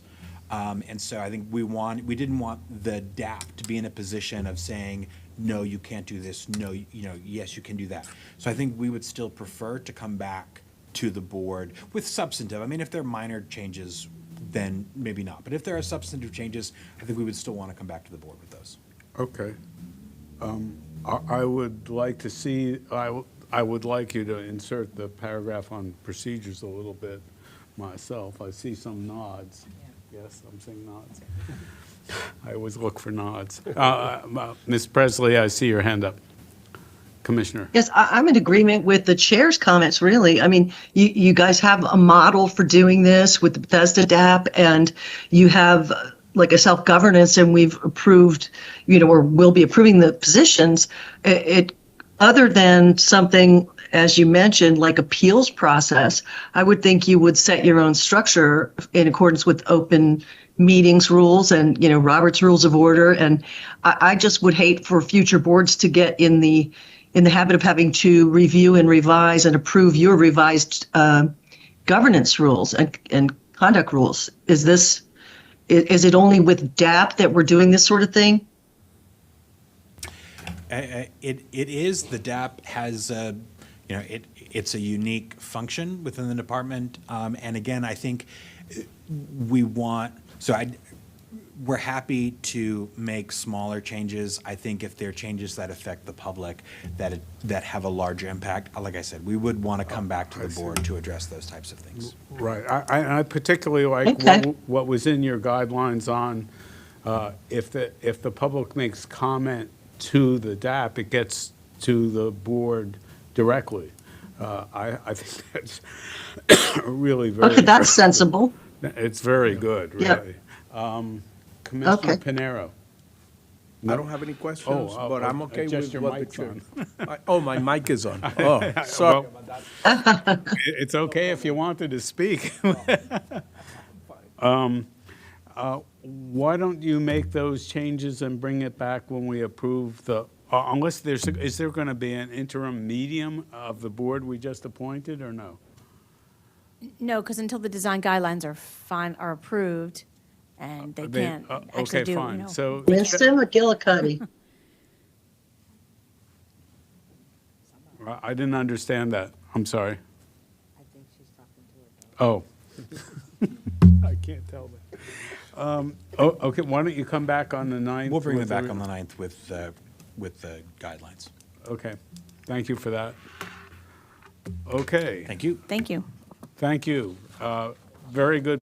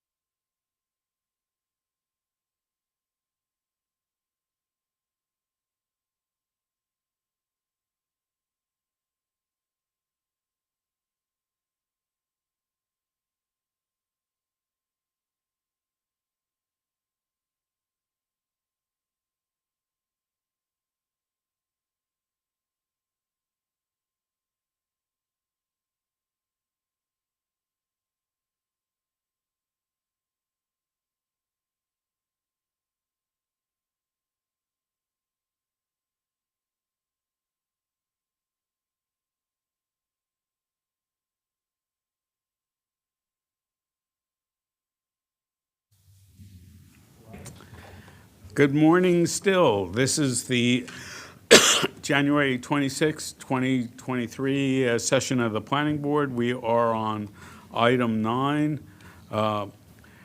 Comprehensive Water Supply and Sewage Systems Plan, Proposed Category Map Amendments, County Executives AD 2023-1, Administrative Group 3.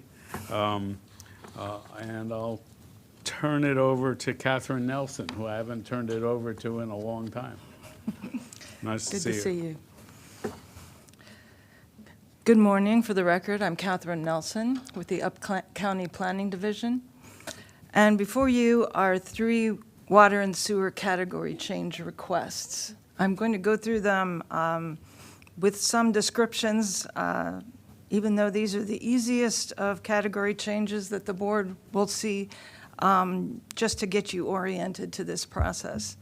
For instance, on the screen before you now, the asterisks are the location of the cases, but the shaded area is generally the sewer envelope of the county. We're here because Maryland state law requires the planning board to weigh in on category changes. The state, as you know, is very interested in smart growth and not extending infrastructure in a way that is not planned. And so your job today is to look at the master plan that is associated with these different cases and make a determination as to whether or not extending water and our sewer service to these properties is in line with the area master plan. So we will look at those each. And just the image, just to get you oriented to some of the major infrastructure within Montgomery County, the image you see of the Potomac Water Filtration Facility, this is the major source of clean water within Montgomery County and Prince George's County. We also have a facility on the Patuxent River that supplies a lesser amount. You see at the bottom of this screen the requirement for the review of a 10-year water and sewer plan. That's what the law says. It's now called the Water and Sewer Plan, and the Department of Environmental Protection is the keeper of that plan. So the Department of Environmental Protection has joined us today. This is their package, and your comments will be forwarded on to the Department of Environmental Protection. Now, this group is a group of administrative cases, which means they fit very, very well within policy and the guidance within the master plan. So they do go through an administrative process. Next month, we'll be bringing you a group of what we call council cases. And these are a little bit more controversial, and they're more on the edge of the proposed sewer envelope. And so we'll take a closer look at those in the future. Just to give you an example of some master plan envelopes, sewer envelopes. Believe it or not, the Olney is one of the most straightforward envelopes of the master plans. But even one of those quadrants in Olney is a little bit convoluted. Clarksburg was actually staged because it was a brand-new area for providing water and sewer service. Other envelopes are even more difficult. The Sandy Spring Ashton, the polka dot areas aren't exactly continuous, but they make sense when you look at it from a site-by-site basis. The most convoluted one is probably going to be the Potomac Master Plan. The areas that you see are generally in the RE2 zone, and this is just an artifact of past policies where if the developer was willing to extend the infrastructure, they were allowed to do so to service these areas, and generally you get a lot more density when you have a sewer line as opposed to each home having their own mini treatment facility, which we sometimes call septic systems. So we did our best to put an envelope around all of the non-planned sewer extensions. And so this is why it looks the way it does at this time.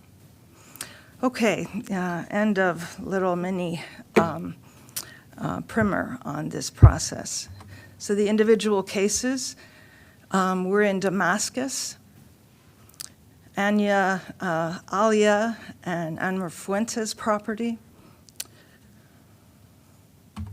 They're looking for a connection to sewer service, and it has been found that they are already connected to water, so a category change retroactively is being requested as well. What you see is the Damascus sewer envelope, and the gray shaded areas are the existing envelope at the time of the master plan, and the red areas are areas where that sewer envelope was extended as part of the master plan. And this property is in the red area. So this is well within master plan guidance, and staff recommends approval, as well as the county executive. It's in accord with their recommendations as well. Moving over to Potomac, the Reese property.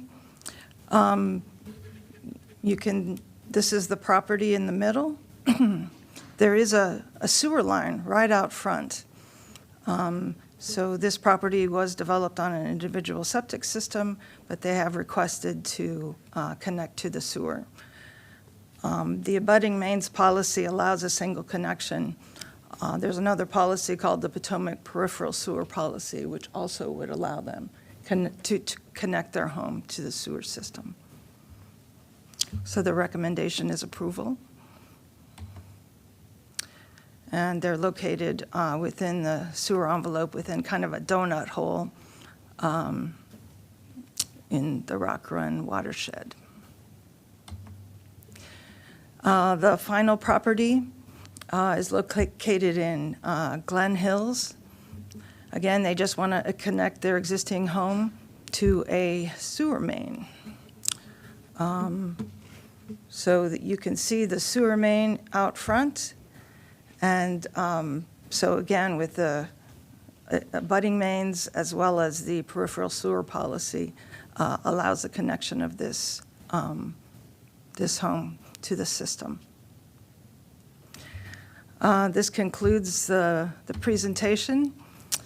Your comments will be passed on to the Acting Director of the Department of Environmental Protection. And just one more big facility that we have in the county, the Seneca Wastewater Treatment Facility that services Germantown and Clarksburg. Thank you for that. We have no public speakers for any of these items. I'll ask Ms. Myers on whether we need to take these individually or can we do it as a group? I think if there's consensus among board members as to your recommendation for the three requests, you could take them as a group. I will note thank you for that. I will note that the Treville property is one of the rare times we don't have a lot of opposition to a sewer extension in Treville. Just because I have a little bit of history with that one. Any other commissioners have anything to say? Commissioner Panera. Yeah, just a question. I guess WSSC has provided comments. They're okay with everything? Yes, if you look in the package, which is attachment A, this is the package that the Department of Environmental Protection has developed, and they've gathered comments from all of the pertaining agencies. So the Department of Permitting Services, our planning staff, the Department of Parks, WSSC for both water and sewer. Okay, thank you. Nothing gets reviewed like water and sewer extensions. Oh, too much history. Anybody else? Look like we're all okay? Anybody would like to make a motion? Mr. Chair, so move Move approval of the staff approval of the Montgomery County Comprehensive Water Supply and Sewage System Plan Proposed Category Map Amendments, County Executive AD 2023-1 Administrative Amendment Group, 3 Water Sewer Service Category Change Requests. Thank you. That'll come up long in our minutes, too. Yes, you can make it short. Do I have a second? Seconded. Second. All right, thank you. All those in favor say aye. Aye. Aye. The ayes have it. Thank you very much. I think that concludes our morning session. Oh, it's Alan Suka I see on the screen, a face from the past. I didn't notice him before. Thank you, Alan, for hanging in with us. We'll get you on a more controversial one sometime in the future. No doubt. With that, I think we're in recess until 2:45. We can't come back earlier if we can. No? Ms. Myers? We can come back earlier? Can we come back at 2:30? Are there public speakers for the Rustic Roads There, work session? There's some public participation. It's a work session. It's not a public hearing. Our internal agenda says 2:30. Oh, really? Okay, fine. We'll come back at 2:30. All right? 2:30. Thank you very much, everybody. Do we have lunch?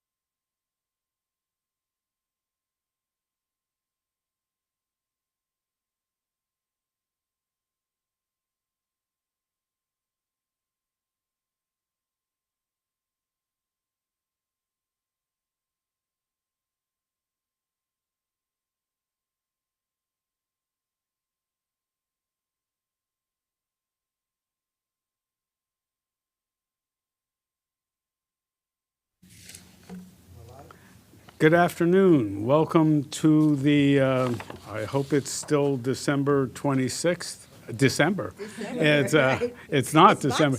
Welcome to the. Watch only goes out 7 days. Oh, my watch only goes out 7 days, so I was warned about.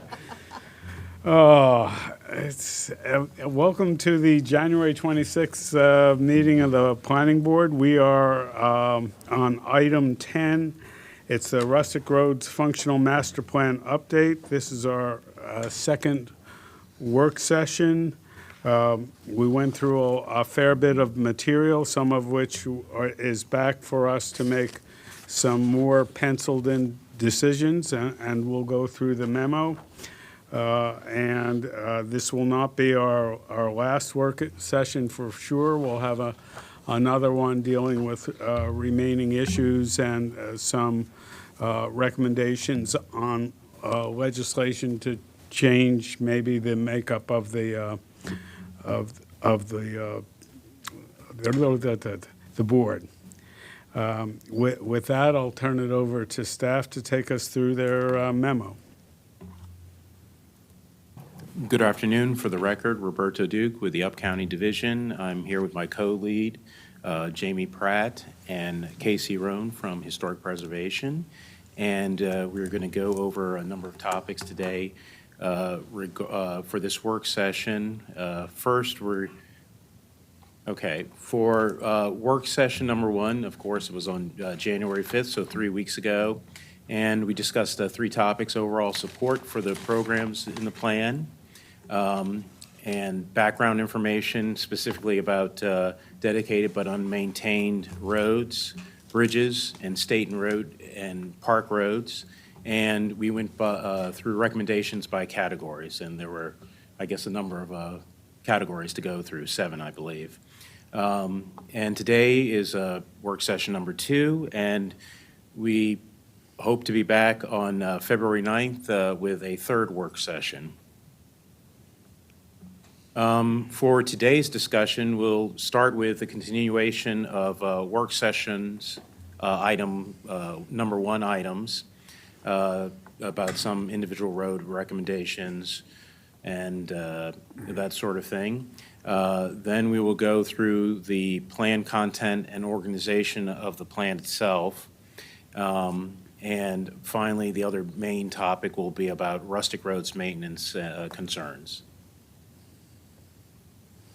And so for the continuation, the first topic will be a continuation of a work session 1 items. And the first one is Ocker Lane, and I'll pass it over to Casey Roan to discuss briefly. Thank you. So for the record, Casey Roan, Historic Preservation Planner. At the last work session, you asked us to share a little bit more about the history of Ocker Lane. So I'm here to do that for you. So this history is very closely associated with the history of Holly Grove Road that is written out in more detail in the plan document. So Holly Grove Road and Ocker Lane together historically comprise the Holly Grove community, which was an African-American settlement that began in the post-Civil War era. In 1879, a land survey laid out over a dozen 5 to 10 acre lots in this area, many of which were purchased by African-American families. This survey also established 2 20-foot wide rights-of-way for the use of these lots specifically. And these rights-of-way today are Holly Grove Road and Ocker Lane. Lots on both future roads were sold beginning in the early 1880s. Much of this property over time, these large lots were subdivided, passed on to family members, many descendants of the original owners, and additional homes were built throughout this community through the mid-20th century. Historical maps of the area give us some idea of the road's development. Holly Grove Road can be seen on local maps by 1908. That's circled in red on the map at left. While Ocker Lane does not appear on local maps until 1945, which you can see on the right there. However, its absence in the earlier map does not necessarily mean it wasn't there. It could be that it was just less established as a road. Sometimes, less developed roads were not reflected on these maps. It could have been less prominent because it was a dead-end street or just less thickly settled. There are no designated historic sites along this road. And I can answer any questions about that and pass it back over to you to continue. Sure. With Ockard Lane, we received public comments from the Holly Grove Historical Preservation Association, the Cloverly Civics Association, and other individuals supporting designation of the road. And we wanted to retain, for the staff recommendation, we wanted to retain the current plan's recommendation, which was not to designate the road rustic. And our rationale is that while Ockard Lane meets some of the criteria to be designated as a rustic road, it doesn't retain the visual characteristics that distinguish these roads. There are no features that really particularly stand out on the road, and there are no, as Casey was saying, there are no historic sites leading to historic sites and that sort of thing. And we do have a Google view of the road if you would like to just drive, I don't say drive, but walk down it or go down the road.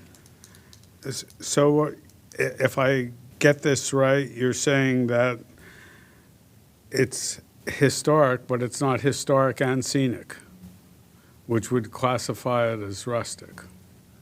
Correct. It's not scenic in any way, because some of the criteria for rustic roads and is located in areas where natural, agricultural, or historic features are predominant, is a narrow road intended for predominantly local use, a road with low volumes of traffic, has outstanding natural features along its borders, such as native vegetation, stands of trees, and stream valleys. And the history doesn't have a history of crashes and that sort of thing. Okay, does anybody? Yeah. You named off how many things? About 6 different factors? There are four factors that I will say that Part 4, and let me read that in full, has outstanding natural features along its borders, such as native vegetation, stands of trees, stream valleys, provides outstanding vistas of farm fields and rural landscapes or buildings, or provides access to historic resources, follows historic alignments, or highlights historic landscapes. Then I asked you before about the historic alignment issue, because I thought that was, I think I asked you that the last time. So of the number of factors listed, you're saying that Ockard Lane only meets, how many, like half? I guess my question is, how many of the listed factors does a road have to meet in order to be designated a rustic road? Is there a magic number, or is this a judgment call? It can meet just one of those factors, Okay. so. But it has to meet all of the factors to be rustic, but there's one of those factors has 3 different ways you can meet it. Okay. But it has to, can I borrow that? Sure. Sorry, for the record, Jamie Pratt. The first criteria of a rustic road is that it's located in an area where natural, agricultural, or historic features are predominant, and where master plan land use goals and zoning are compatible with a rural and rustic character. So you kind of have to ask yourself, and there's a lot of judgment calls with rustic roads, would you say that this is located in an area where natural, agricultural, or historic features are predominant? Whatever that might mean, it's not defined. Right, I'm not sure what that means either. Right. I mean, that's just my point, is that there are just so many definitional, there are so many things here that are subjective in terms of how we choose to see them, how we choose to determine what these words mean. And, I mean, I've been down Holly Grove. I don't think I've ever been down Ockard. But I just guess, I think at some point, I thought I read in your recommendations some kind of suggestion that there should be a plaque or some sort of designation. Did I see that? Was that about this one or about Halsey? That was about this one. That was about this one? Okay, so, so the suggestion is that this not be a designated rustic road, but that there be a marker designating its historic significance. Is that the gist of it? That is what we're suggesting, but Casey, if you would talk about markers to the extent that you know how, maybe that would help. Sure. Casey Roan, Historic Preservation, for the record. So there are avenues available if the community would like to pursue a historic marker, but they fall outside of our county's heritage area. So that would be a primary way for a sign like that to happen, and they unfortunately are not in that area. So that wouldn't be a path of support for them. We have a marker program through the Historic Preservation Office, so it's possible this could be a future topic for one of our Untold Stories markers. Yeah, those are options available to them. Okay. So of the two alternatives, one isn't available. Right. Yes, well, I mean, Okay. so That's for what I'm- There you for go. example, the association could seek grant funding through other avenues, the state historical, the State Historic Society. You know, there may be other options available to them if they were to apply for funding. The heritage area is a primary avenue for that in the county. That is unfortunately not available to this community because of their location. Okay, so, and then the second alternative is what? Well, we could designate the road rustic. Right.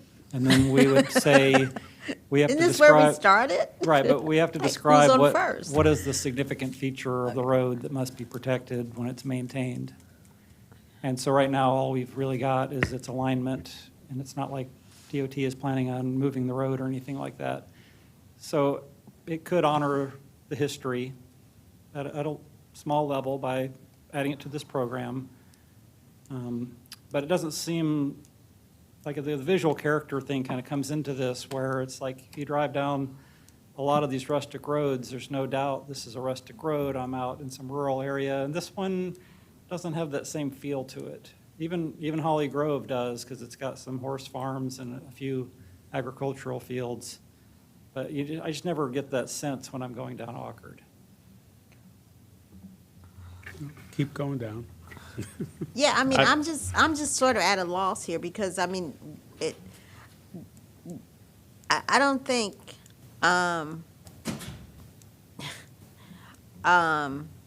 think the historic nature of this road is undeniable. You know, I think that's true. And what, you know, and as I'm looking at this is looking pretty rustic to me. I mean, like I said, I haven't been down this myself personally. What I am concerned about is that we seem to be in a place where there are a lot of judgment calls.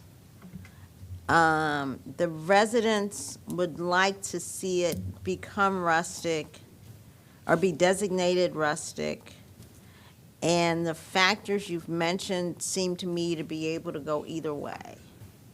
And instead of aligning with what the residents have asked, we're trying to find a way not to do that. And I just don't see what the point of that is. I just don't. That's all fine. Are you making a motion to designate it rustic? I am indeed. I'm going to, sorry, for the record, Patrick Butler, I just wanted to say one thing. You just received some correspondence in your packet. I believe you only received the first page of this. It's from the Rustic Roads Advisory Committee. However, they did submit a packet, entire packet yesterday before the deadline, but it looked like only the front page was distributed. So just letting you know, it is a little bit longer of a packet. If there are, we're going to enter that into the record, and then if there are any questions after the hearing, when reviewing this, we can address those at the third work session. Also, it was staff's understanding that the RRAC was going to be present today and be available should you have questions or like them to come up, just like the first work session. So I think there may have been a little bit of confusion before we got going, but that was our expectation. They are here. Should you have any questions before you act on the first item or any item, they are available for discussion. I will support staff's recommendation here. I think between scenic and rural and historic and environmentally sensitive, not enough checkboxes are checked off for this one. Okay, but that just means you'll vote no on Ms. Cherie's. That's all. I'm just trying to get us to a consensus. Well, first I need a second for Ms. Branson's recommendation to make it historic. To make it rustic. Rustic. It is historic. It is historic, it's just not We've rustic. established this as historical. I think staff mentioned that if, a lot of road configurations are historic, and they remain that way.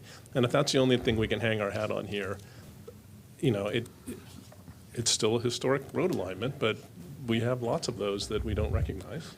Mr. Chair, That's just how the roads develop. Yeah, I would be in favor of having like a plaque that says that it's historic and give it some significance for its historical character. But I'm looking here, and I just, it's close to Blake High School, it's close to Stonegate, it gives access to other residential areas. I just don't see, I think that road in the future, they may want, even though in your writing part here, it says that it's a dead-end street.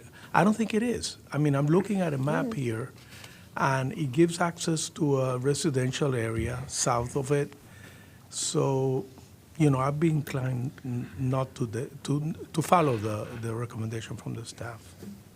Well, can I suggest that, well, first of all, the packet we were just handed has a lot to do with this particular road. And, I don't think we've had an adequate time to examine it. Does the advisory board want to weigh in on this? Come on up. Press the mic, please.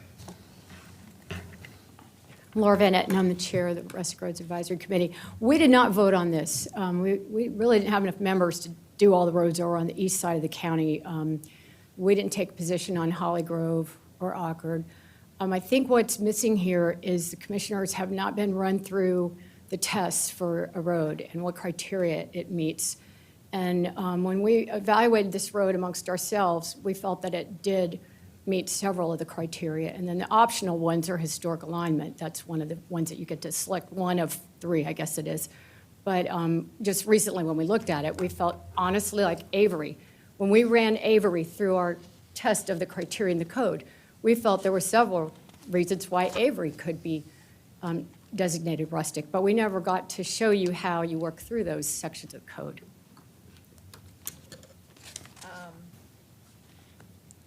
I'll add one last comment, which is we've got two roads in an obvious community that is worth recognizing historically. And I think if I would be against removing Holly Grove Road because I think it does have some more of the rural character, and it is important, I think, to keep one of those roads in this classification. But of the two of them, Awkward Lane seems the least desirable to do that with. Well, I would love to be able to just designate this as or to have a marker of some sort that designates it as historical. To me, that would be sufficient. But I'm being told we can't do that. Yes, ma'am. We've been provided a copy of the letter that was submitted to you, and I don't know if you've had a chance to see that beyond the staff report. Within the letter are some photographs of a road running through a stream crossing. She has gone down the criteria of requiring that you have to check off for a rustic road, and she's addressed that with photos.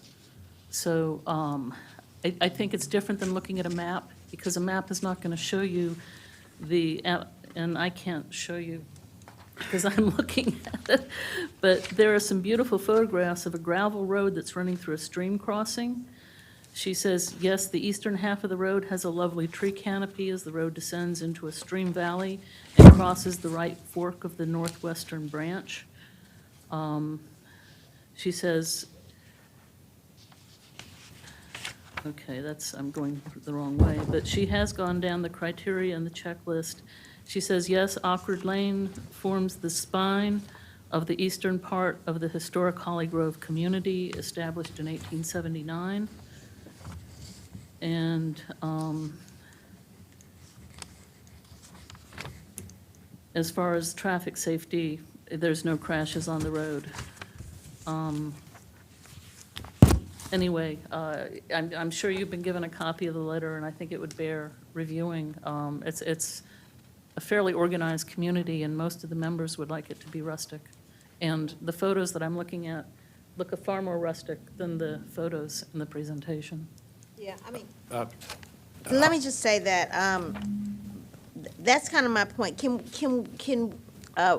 We did not get this package. We can defer this to next meeting. Exactly. This is Tanya Stern, I agree. Acting Planning Director, for the record. That's what I was going to recommend. So that the board can review these materials, and you can revisit this matter at the next work session. Yeah, I'd appreciate that, because I think these materials do add something to what, to the materials that the staff has provided, and I think that is helpful to our deliberations. Okay, next.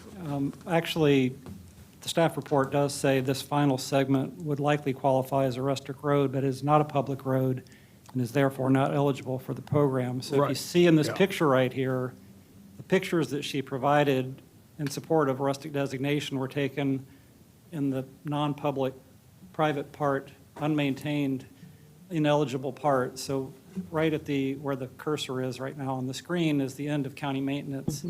That's the end of the rustic designation.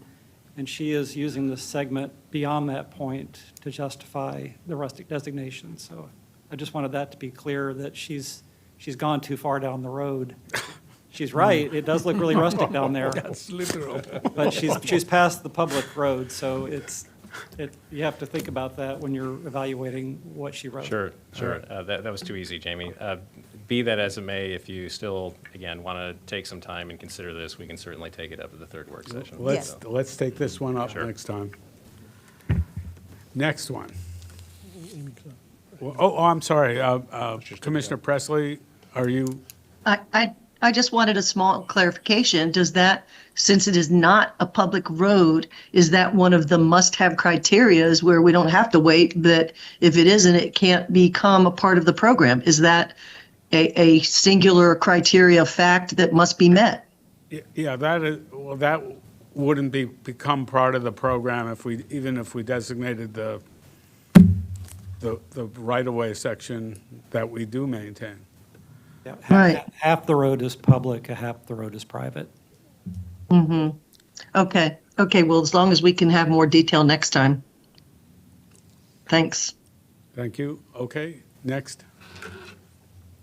All right. Hello again, Casey Roan for the record from Historic Preservation. I'm just going to tell you a quick history of Holsey Road. This is, again, in a lot more detail in the plan document, but this came up at the last work session, so I just want to recap this history briefly.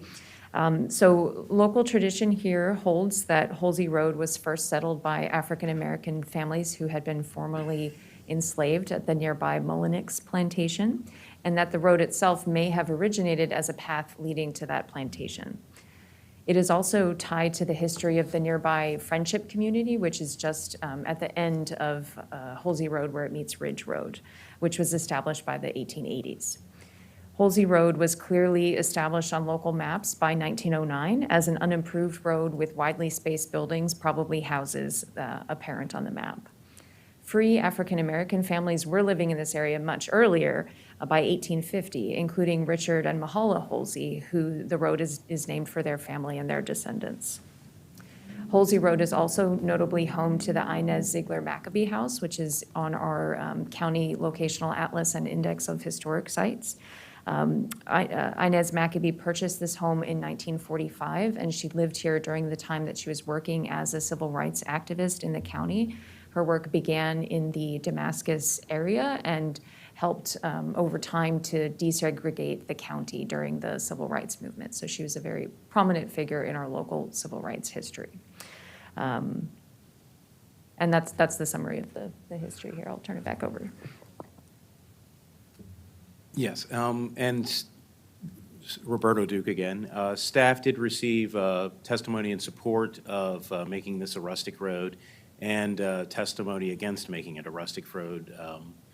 And the current recommendation in this plan is to make it a rustic road. And we wanted to mention, again, that the zoning in the area are for 5-acre lots with a 25-acre zoning at the end, and that properties along the road are not expected to receive public water and sewer at any time. And that the long-range plans for the area are consistent with the rustic road designation. And I know that one of the things that you wanted us to also check was to, for the gentleman, Mr. Fleming, that had spoken about being against the plan, and that a number of people were against the designation. We did receive information from him of people he spoke with, but it didn't say one way or the other as to whether to designate the road rustic or not rustic.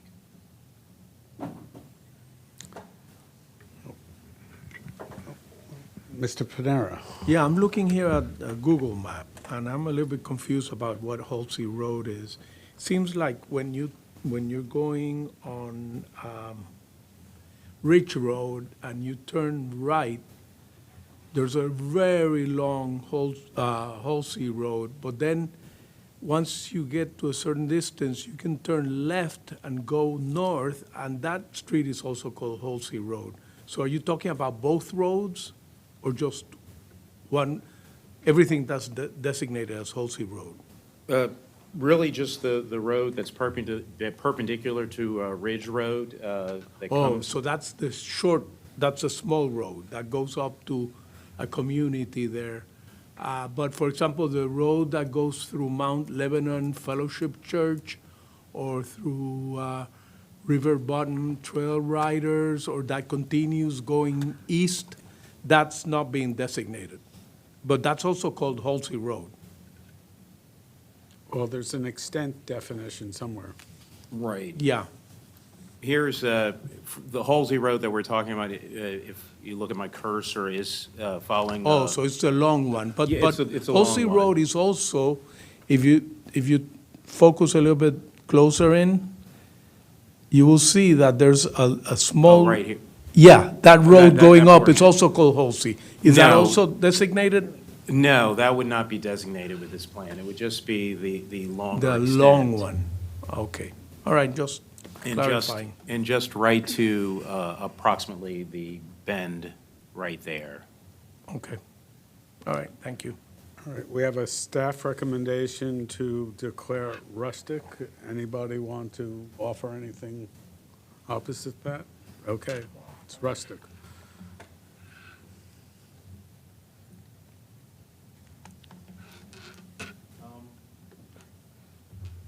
With West Hunter Road, we received comments to add additional roadside vegetation, mature forest east of Hilliard Farm on the south side of the road is a significant feature.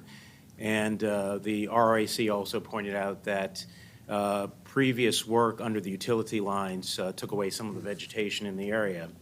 And so staff is proposing to add the following text as a significant feature: forested areas on both sides of the road east of Hilliard Farm. And this is to show that that would be a significant feature. I see no objection. Oh, No objection. I just saw your mic on. I don't That's know why. which way to go. Okay, so we're okay? Okay, and then we received for Barnesville Road, for the section of Barnesville Road between Old Hundred Road on the west and Slidell Road on the east, we received a comment from MCDOT to verify that this meets the requirement of being intended for predominantly local use. And staff believes that this should be retained in the plan, this portion of Barnesville Road. It's been in the program since 1996, and it provides views, long views of rolling farm fields and Sugarloaf Mountain. And the road, it really is intended to service homes and businesses in the area. So we believe that there are other roads in the area that serve local traffic, regional traffic, I'm sorry. So we would request that this stay in the plan. I see no objection to the staff recommendation. Okay. With Kings Valley Road, there is a proposal from the RAC to add, with the historic alignment, there's a significant feature being the historic alignment, but to add to that, the historic alignment, including a jog in the road at Kingstead Road. We request that this just be retained as a historic alignment, as the text is in the plan, and we have an image here showing how Kings Valley Road aligns. So it comes to a 90-degree angle at pretty much at Kingstead Road, but the jog in the road is actually Kingstead Road, and then Kings Valley Road continues up. And we also wanted to point out that the plan does recommend not realigning this alignment, so keeping it as it is. And this is a reversal from the 2006 plan of Damascus plan. So there's already a statement in that says don't realign somewhere? Yes. In the current plan update. Okay. Then the added language wouldn't do any harm either. Well, we just wanted to point out in this case that it is the road, the jog that you're talking about is really Kingstead Road versus Kings Valley. So Kings Valley comes to a 90-degree angle, and then it starts up again about 50 to 100 feet down the road, down Kingstead Road, and continues north. I'll take a position on this one, which is because it's a different road, I don't think it's adequate somewhere else in the plan to say don't change the alignment of the road, because you could interpret that as being a different road. So I think a specific comment here that says we consider this part of the Kings Valley Road alignment is actually. Yeah, if it was the same road, one and the same, we'd have no problem with the addition. The problem with adding that as a significant feature in a jog, we're actually doing that as a road that is not the road that we're designating. Well, it's not the labeled road. You can argue whether this is the road pathway or not, right? So that was our only hesitation, and I think it's worth calling out. Otherwise, we would have because of that complication. Right. Let's be explicit. So you're in support of the additional language? Yes, in this particular case, because there's a different road involved, and that's a question of observation and interpretation, and we would be explicit about the configuration. Yeah, I mean, even in your explanation, you're saying it's not doing any harm. So words are cheap. We don't charge $1 a word here. We used to charge that in zoning text amendments. The one that you're recommending is the one, the 90 degrees is the one from Kingstead Road, the one going down south, or the one going up? Well, both would be in the Rustic Road program. Both portions of Kings Valley Road would be in the Rustic Roads program. It's just that the significant feature talking about the jog and the road as being associated directly with Kings Valley Road. Yeah. When in actuality, it's part of Kingstead Road. Yeah. Okay. Tell me again, it does no harm.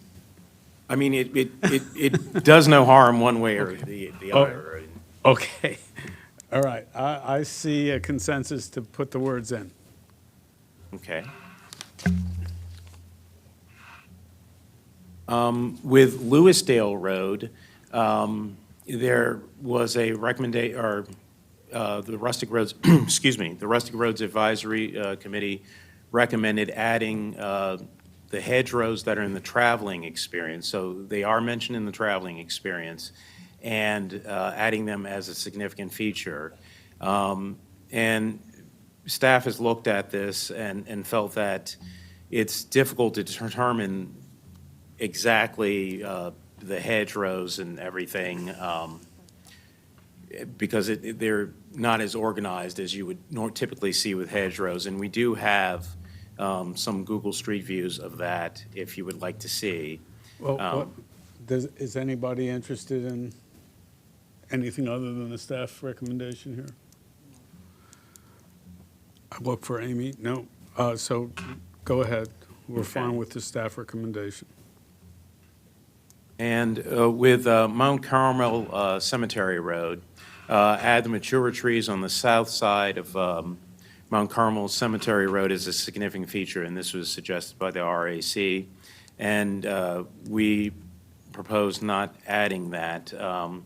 The area on the maps in our profiles already show the forested areas, but we don't believe it arises to the level of a significant feature. And we do have street views of this if you would like to see them for this particular road.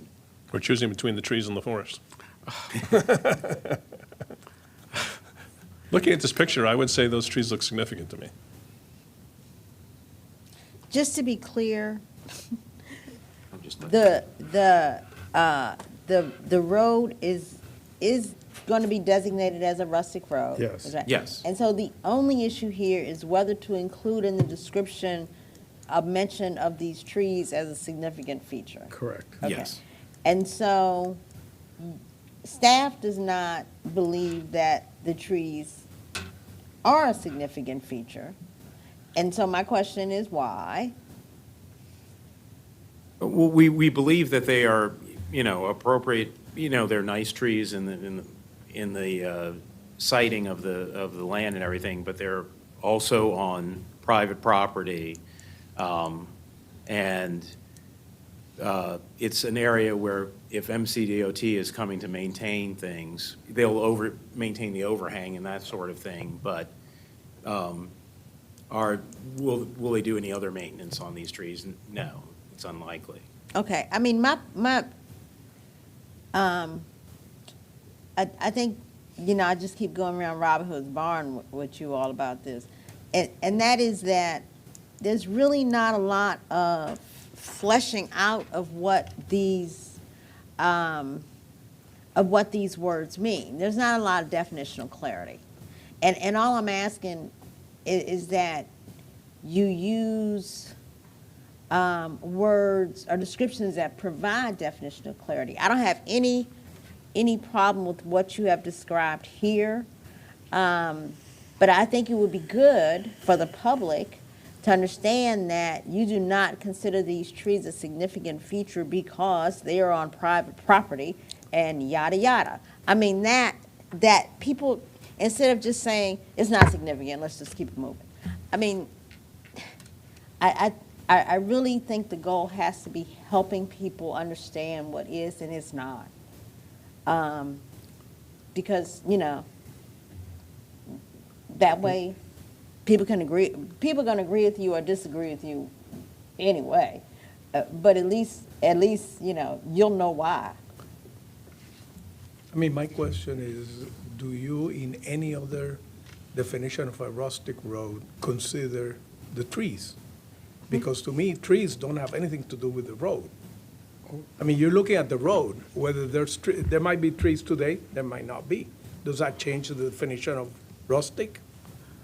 Sometimes they are significant features when there's next to the road, they narrow the road, then they make it well, closer, but we're never going to go through this trying to describe what is not in the What makes it plan rustic? and what we don't do. We should only describe what we do. Is this going, go ahead. Significant features may be on private property. I mean, when you just mentioned Barnesville Road, there's views of Sugarloaf Mountain. That's in Frederick County, and it's still a significant feature. So the issue here would be, and I don't know this piece of property, let's say someone bought this, it goes to subdivision, and they want to put a building back there, or let's say they want to put their driveway to the building right through there. We can say to them, could you please move your driveway 5 feet to the right or left or whatever, and avoid these trees, which must be protected by law, right, when improvements are made. And that's where our letter would go to you guys, and you could decide, we're just advisory. But people in my experience have been very happy to say, oh, didn't think of that. Yeah, we'll move it outside the root zone of these trees, we'll put the driveway over here. That's what it's for. And I think that's very helpful to understand. I look at this picture, I look at the trees, I see canopy, I see shading. Root zones probably fit into the right-of-way. I think for all those reasons, these are significant.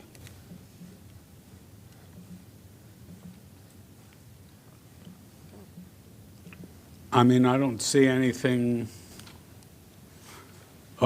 unique, unusual. I mean, it adds value, again, for the shading and all of that, but every tree does that.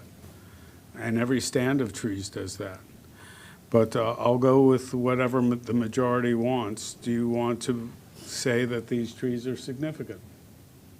I would say yes. Yes, all right. And is that no? Yes. For me, the trees are not. All right, Well, we got let's put it two to vote then. yeses. Cherie? I'm going to go yes on the significance of the trees. All right, we're going to have significant trees The here. majority goes.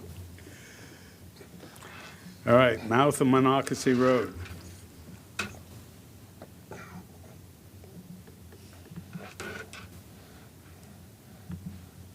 With the mouth of Monocacy Road, the RAC, excuse me, wanted us to include the Little Monocacy Viaduct as a significant feature, and we are proposing to keep the text as is. The road profile already specifies the alignment of the road as it goes under the Little Monocacy Viaduct, and also because of the span of the viaduct itself. You know, it's not something that MCDOT could maintain or preserve it or not. So we think this is an issue that's outside of the boundaries of this particular road. Yeah. Mhm. And I can click on here to show you. Hopefully this comes up. So this is a Little Monocacy Road. Mouth of Monocacy, sorry. Oh, sorry. Oh, it is. I keep going the wrong way. May I comment on this? I live on this road, and I noticed in the plan, Game Preserve Road has a 1906, the train bridge, railroad bridge, that's a significant feature. This is a 1906 B&O railroad bridge, same year, similar but obviously broader. It carries traffic of the train over the road and a river and then over the road again. If one's a significant feature, why shouldn't the other be? Again, they don't have to be something DOT maintains. It's something that's, you know, an important visual feature of the road. And DOT's right-of-way on this part of the road is 30 feet. It could be possible they get over close to the viaduct on one side. So that was, just for consistency, I thought it might be nice to put this in as a significant feature. This is Casey Roan, Historic Preservation. I'd just like to add a piece of information here. The Little Monocacy Viaduct is a site listed in the Locational Atlas and Index of Historic Sites, so any proposed work that would impact that structure itself would already come before the Historic Preservation Commission. So it has an additional layer of protection through that. So the road is within the historic, I forgot the environmental setting. Environmental setting. That's a good question. I don't know, but I don't know if we've thought in 3 dimensions necessarily. Well, environmental settings, I would think, have to reach the land.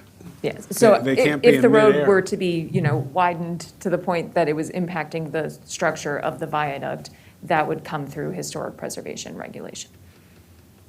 For the record, Jamie Pratt, this is like a very subtle nuance to the language of the significant feature, and the only reason that we're suggesting it not be a significant feature is because the definition of significant feature is those features that MCDOT must preserve when maintaining or improving a road. So we thought nothing that MCDOT would have any effect on this viaduct. So the alignment under the viaduct is the current significant feature, and they control that, but they don't control the viaduct itself. But it's a very subtle distinction. And the language of the code does not mention MCDOT. It just says maintenance and improvements. And I think Chapter 50 piggybacks on that when you preserve the significant features that are not within DOT's right-of-way. The crux to me here, it goes back to this question I've been wrestling with, which is, are rustic roads the roadway or the corridor the roadway travels through? They're a roadway. And I don't know, we seem to have conflicting advice about that. We haven't taken that issue up. Because, yeah, if we're talking about the roadway. And the right-of-way. The answer would be no. If we're talking about the corridor, the answer would be yes. So just to be clear, I spent a lot of time trying to be clear. Just to be clear, to me, the sort of, the nut of the problem is, does the code require the maintenance and preservation to be done by DOT for it to be considered a significant feature? Is there a requirement here? No. So Views and view sheds, things like that are significant features. okay, so the language that's being used here in the description that talks about the maintenance of the roadway by MCDOT, that's kind of extra, right? I mean, it's. Well, it's just that in this case, this is a road that MCDOT would maintain. There are some rustic roads that are state highway SHA maintained roads, but this one is an MCDOT responsibility. No, but my point is that if the responsibility, if the fact that it's the MCDOT's responsibility is not relevant to the designation, then I don't see why it's included in the verbiage. Now, you do have, or we are told, that there is a maintenance responsibility or a review responsibility by another county entity, right? And so it just seems to me that that it should be rustic because this, It's excuse me. rustic, it's whether it's significant. Right. It should be, thank you, because it's all going together now. It should be significant because of the, obviously it was significant enough to require this historic preservation designation. And that, I mean, it seems to me All that's right. no small thing. All right. Ms. Amy, Commissioner Presley? I lowered my hand. I don't want to go all over the place. We have had multiple comments and questions about, is it just the road or is it the side of the road? And my understanding, and I want correction from the staff if I'm wrong, obviously the road is the main issue, but part of what enables the decision for it to be named rustic is the significant features. I mean, we've talked about preventing briars and things on the side of the road from being cut down because it's part of that whole experience of the rustic road. So could staff give us a definitive answer on the extent to which the surrounding, geography and, foliage, trees, bushes, whatever, play a role in making the decision? Yeah, for the record, Patrick Butler. So first I'm going to read from significant features in Chapter 49. So when the council classified a road as rustic road or an exceptional rustic road, the council must identify the significant features of each such road that must be preserved when the road is maintained or improved. So first, I just wanted to start with that definition and criteria of significant features. Admittedly, I think you could read that and say, well, that is only significant features of the road itself, like per just those, per just the language. However, as you know, in this plan, there are many, many things outside of just road features themselves that have been identified. And so we try to be, specific as to what, again, we'll say DOT because we know DOT is typically doing the maintenance and or improvements on these roads, that when we're talking about a significant feature of the road itself, that yes, DOT, you're to preserve that specific significant feature of the road, such as a jog, an alignment, some feature that we've designated of that road. When we're talking about Sugarloaf Mountain or a viaduct, we're not saying that DOT or the county or council is now responsible for that entire viaduct. It's, again, supposed to be that when making improvements to the road itself, that you don't negatively impact that designated feature. So it's a little bit both. You gave us enough reason to make it significant, and it's consistent with the other designation. So why don't we make it a significant feature and go on with the next issue? Yeah. Yes? Thank you. Can I take what you just said, Patrick, and put it in a little bit lay terms? And that is, it seems to me what we've got here is we've got a maintenance aspect of the road, which is a reason to have significance. We also have a scenic aspect of the road. And those aren't reciprocal to each other. I think one is a subset of the other, right? There's a reason to make it significant, so we do get good maintenance, but there's also the reason to make it significant just because it looks nice and it's part of the experience, right? And those nest in each other. They're not parallel to each other. Correct, and we try to be clear when we're designating those, the difference between the two. Yeah, okay. Maybe we need a term significance seen, as opposed to feature of the road itself, but we'll go on here. Where are we? Are we? The next portion is just a technical revision to the tables in the plan regarding roads that aren't in the program that need to be classified. And this is to be consistent with Bill 24-22 that talks about complete streets. And there's a new set of classification, so we're just saying that these particular roads should be classified in a certain manner. And of course, we have Ockard there right now, but we're not making a decision, of course, on that. So we will point that out with this. But these are the classifications that are being proposed for the particular roads. I was a little bit at a loss. Exactly what is the classification? Is it the road designation, the M8 is the classification? Oh, I see, major highway versus primary. Right. Got it. Okay. I'm from New Jersey. I'm a little bit slow. Okay. I was seeing no objections.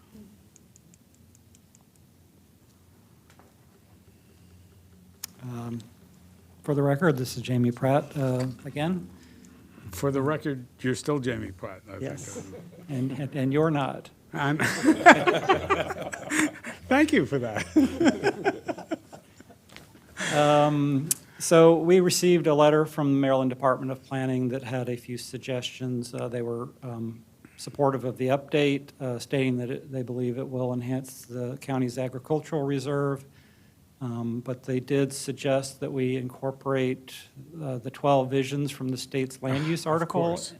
And so we looked through the list, and about half of them do apply, so we're going to add a section to the plan that says how it meets those articles which are relevant to functional plans such as this one.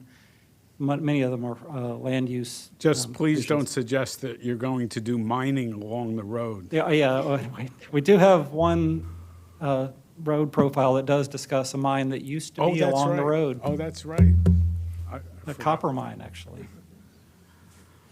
And they also asked that we address the sensitive areas element, but we believe that adding the environment section to each road profile almost went overboard on addressing the sensitive areas element without specifically saying that that's what it was doing. And then for the transportation element of the land use code, they brought up that we should compare this to the master plan of highways and transitways to make sure they're consistent, but all updates to the rustic roads plan updates the master plan of highways and transitways, so we think we've got it covered. And that's how we advertise this as an amendment to the master plan of highways. That's correct. Okay. It even says in county code that it does update the master plan of highways specifically. There was a suggestion that instead of a separate appendix that Yes. has the road profiles, that we incorporate that more directly into the plan. There's a little bit of a, I guess we'll just say that there's a discussion about whether a plan appendix has the same weight as a plan book, and while technically it does, if the council approves it, we don't see any need to put it in appendix at this point. It seems reasonable to just include it as either a second volume or just call it a chapter in the plan. So we'd like to move it. And then there's a kind of a separate but related recommendation that the road recommendation, individual road recommendations chapter, once the plan has been approved, won't serve any use going forward, and it's more background material. So we're recommending that that become an appendix. Seeing no objection. There's, I think, 6 cases where the plan uses the word possible, and MCDOT suggested that feasible was a better language to use because possible doesn't have any physical or fiscal constraints. You know, you could spend $1 bazillion to fix something, that's possible, but is it feasible? Maybe not. So we think that feasible is just a little bit more careful in each of the instances that they suggested it. So you want to replace the word possible with feasible? Yes, and the Rustic Roads Advisory Committee objected to all 6 of our recommendations that it be changed. So they made me aware because they think everything will now become a matter of fiscal concern or limitation and therefore not possible. Yes. Does the Rustic Roads Advisory Committee want to say something on this subject? Thank you, yes, and if you got our comments, we've addressed each of them directly. Some may be more important than others. In fact, with regard to, materials and designs of bridges in particular, that we would definitely fear would be a way that DOT would place cost emphasis over other considerations. Cost is always going to be a factor when you're doing these projects. I mean, that's just common sense, and they're kind of undermining the common sense understanding of the word possible. We would like, if you would like to put the word feasible in, we have a sentence in our comments that we've asked for. It says something to the effect of, anytime the word feasible is used, please add the sentence, this in no way is to, thank you. See if I can you read it? It says, this in no way means a less compatible treatment is acceptable based on lower costs. Just to protect against that. Yeah, I mean, why not define feasible in a way that allows the intent of the plan to go forward and to do what is in the interest of maintaining the road as rustic? What do you think? You're writing. Wouldn't that mean leaving possible? Yeah, leaving. As it is and not putting feasible in? Oh, no, I was Because- suggesting putting feasible and defining it. Because as it stands now, I'm not aware of, when you can't afford to do something, you don't do it. I mean, and that's applied to rustic roads forever. See all this discussions about deferred maintenance. But feasible, we view as a way out for doing some of the preservation things that MCDOT has stated for years that they don't want to do. Understood. What is the interest of the board? Are they content with possible? Do they want feasible to replace possible? Do they want feasible with a definition? I mean, Commissioner Presley. Yes, I think that we're quibbling over semantics because if they're going to try not to do it, they're going to try not to do it. So why aren't we talking about a better way to specify what the threshold is? So, I mean, you can switch it to feasible, but what's feasible to me may not be feasible to you. You know, if DOT has a reduced budget one year and then they say it's not feasible to fix a bridge or something like that, where's the yardstick for it? So is there a way we can think about being more clear about almost as if there are proofs that have to be provided why something can't be done? I would also say that I believe Tim Couples from MCDOT is on it. Should you have some questions, or Tim, if you'd like to perhaps respond to some of the questions being raised, or maybe Andrew. Sure. I'll just state at the beginning, maybe turn it over to Andrew. You know, I think DOT is entirely supportive of preserving what makes rustic roads special. And where we have challenges is that, you know, obviously the county does not have unlimited resources, right? And we prepare designs and we take proposals to the county council, and they make a decision about what they'd like to fund. You know, I know we're saying DOT. I've heard it mentioned that DOT is opposed to doing these things. That's not the case at all. It's, you know, and oftentimes we have taken, you know, two proposals and said, you know, and said, you know, this is, if you do it this way, it's eligible for the federal funding. And if you do it the other way, it's not. Federal funding on a bridge replacement can cover up to 80% of the project cost. And there's been times when the county council has said, yes, it's worth it to us to make that investment. And we, you know, we pay for it entirely with county funds, and we do the more extensive preservation. So I think that's the sense in which we're offering this is that, you know, it's something that any CIP project, we do go before the county council and we present this to them, and they weigh it and they balance it, and, you know, and it's not like there's an annual level of funding for bridges for day-to-day maintenance.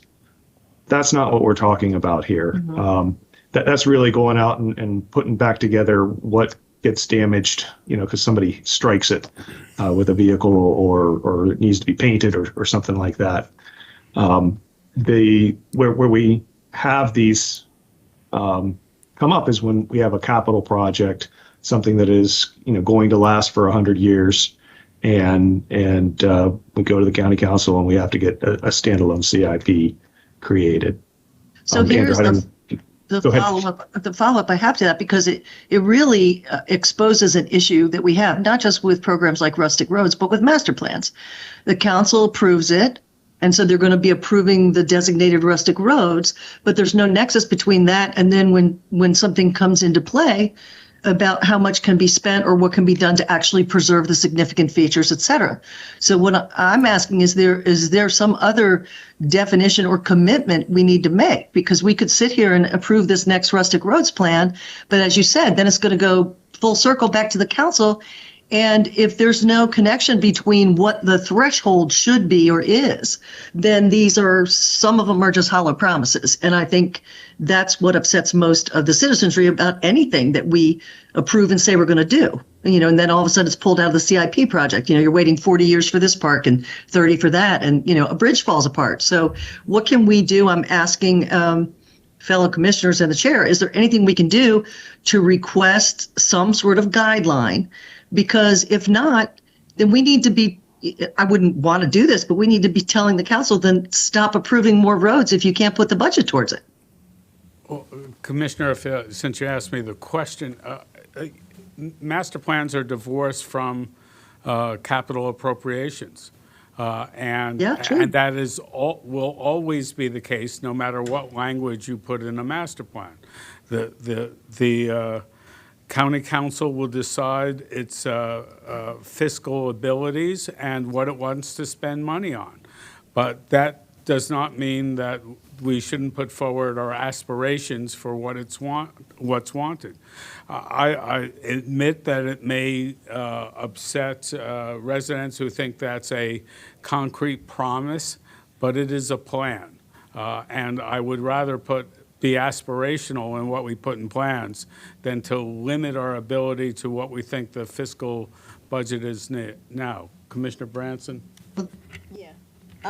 First of all, I agree with that. And let me just say, as a practical matter, in government, there's always a cost-benefit analysis of some sort.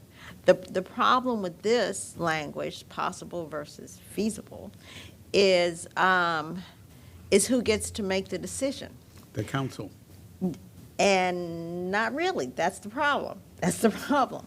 You see, because by changing it from possible to feasible, then there is a decision that's being made sort of surreptitiously by DOT. They are determining feasibility. But if it is because of the factors they will use to make the case, right? But if it is about possible, then that determination is once again being left to the council. And I would really prefer to leave this determination to the council, because their cost benefit, because that frankly is how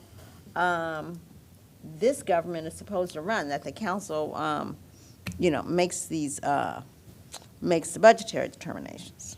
And they will still make it under the word possible. I certainly believe the word feasible is within the words possible, but I'm content with the recommendation you made to leave it as possible. I agree. I agree with I'll pick up leaving on it just as another piece of possible. logic, which you said plans should be aspirational, and I think possible is aspirational here. There you go. Just Wow. leave it as possible. I Holy think mackerel. we don't want to muddy the waters here with the fiscal. Our agreement is not impossible. It is possible that we all agree. It just amazes me that past 3 o'clock, I can still be influential, let alone possible. Okay, so we're leaving it as possible and going on. Although, look, it's going to be debated on whether it's feasible. I think our DOT folk will still have something to say about that. Okay, so we disagreed with staff for the first time. Not the first time, I guess we disagree now. No, but it's we not the always first, but we're appreciate not your keeping rec- score either. This is your Oh, job. You're doing great. You're making our best professional recommendation, and you're making decisions. Remember, the records change after 3:30 in the afternoon on a Thursday. Okay, we're on policy recommendations on page 13. Okay, so there was a suggestion that we create a new policy recommendations section prior to the road recommendations chapter. This came up when we were asking the previous planning board to make the working draft the public hearing draft, which is the draft that's the current version. And there was a discussion about whether some of the items that were in the implementation section were really policy items that influenced the actual recommendations for the individual roads that are in the plan. So we were asked to go back and look at it, and it was ultimately left to us to decide whether such an action would make any sense, and we ultimately decided that we thought it made more sense to keep all of the recommendations in the final chapter, and that it wouldn't help and it didn't directly influence any of the individual road recommendations. So the reason this is coming up again is because someone said that it was her understanding that the previous board had directed us to do this. So we reviewed the video of the board, and determined that they did ultimately leave it up to us. And we think that the structure of the plan is as good as stands. And any commissioners have anything to say? We're good.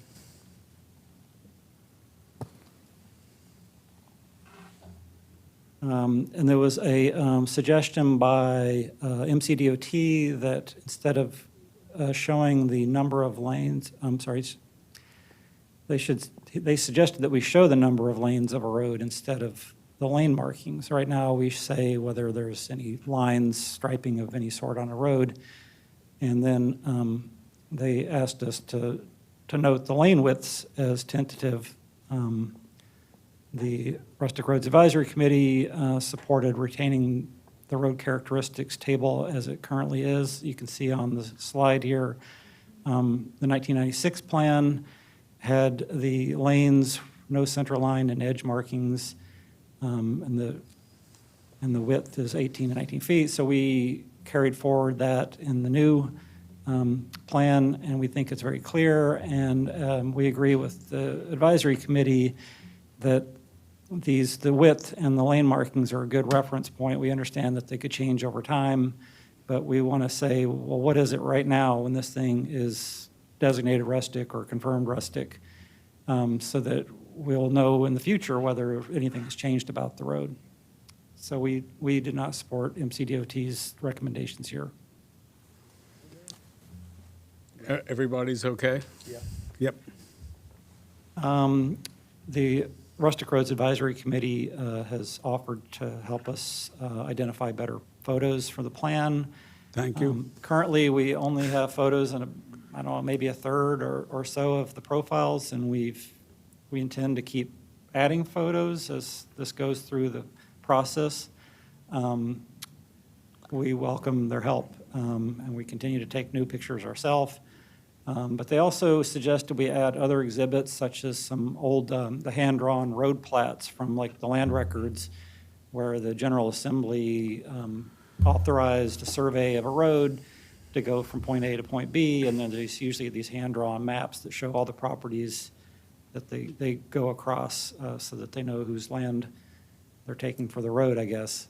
And we like these pictures, but we suggest that they be included in the recommended future plan update. We recommend in the plan that there be a specific amendment to the plan be undertaken in the near future to address historic preservation aspects of the plan that we didn't have time to get to on this update. You've confused me. Let's start slow. Okay. There's a recommendation to include some better picture illustrations, which picture illustrations are something that the council lets us change, really, even after they've approved the plan, as long as they're illustrating the point that's being made. So what are you asking for? We're asking that, well, we're not really asking you if RRAC can help us take pictures, although if you'd like for them to, that would be great. But there's these other exhibits that they're also asking us to include, which we agree are a good idea, but we just think it should wait till the next amendment of the plan to undertake the research work and identifying of those exhibits. Okay. And the description of those exhibits. At least now I understand. Everybody okay with staff? I'm okay. The more photos, the better. Well, I think a photo is 1,000 words, and people are going to understand what a rustic road is. And then from the figure out picture. the historic, find another opportunity for the historic exhibits. Well, one suggestion, sorry to interrupt, but one suggestion is, the staff did come up with an online and interactive version of the Rustic Roads Plan. That can take all kinds of images, and if you wanted to start inserting images into that, that would be fine. And that's a good repository, I think, for some of the maps that are coming in. And it doesn't change the actual physical plan itself, but it's again, it's a repository of images that you could use for future amendments, future information. What's the kind of logistic issue for staff? Is it consistency? Is it just the effort to put these in now? Yeah, it's just the timeline and trying to get all the staff reports and the various drafts prepared and disseminated to the appropriate people, and we just haven't had time to finish Okay, the you job. just want to draw a circle around that. And the weather, Okay, in certain I'll cases, the support that. weather and everything too. Yeah, for vinyl version, we can, certainly Right. take consideration for those images like you're describing, Chairman. And then like Robert was describing, we can continue to do this after this process with our online version, et cetera. And, the maps that have been created, we can add to that catalog as well, so. I like that compromise, because the alternative point is we have the information, let's put it out there. So, yeah, we'll do that as practical, but not make the big task bigger now. Okay. I mean, I'm just surprised that the Maryland State Archives you can't just call them up and say, send me the map of Montgomery County from 1730 and every year after that. Commissioner Branson, that sounds like a great idea. I wish that they would do our work for us. Why don't they have that? They do have a lot of the maps Okay. assembled. I think the issue is more, going through and choosing the ones that are relevant to the plan and entering them into the layout. And as you were saying, Commissioner Hill, it's just an additional burden on staff time. The resources are out there and certainly could be added. It's just an additional workload to do. I'm just gonna tell you, this is why you hire interns in the summer.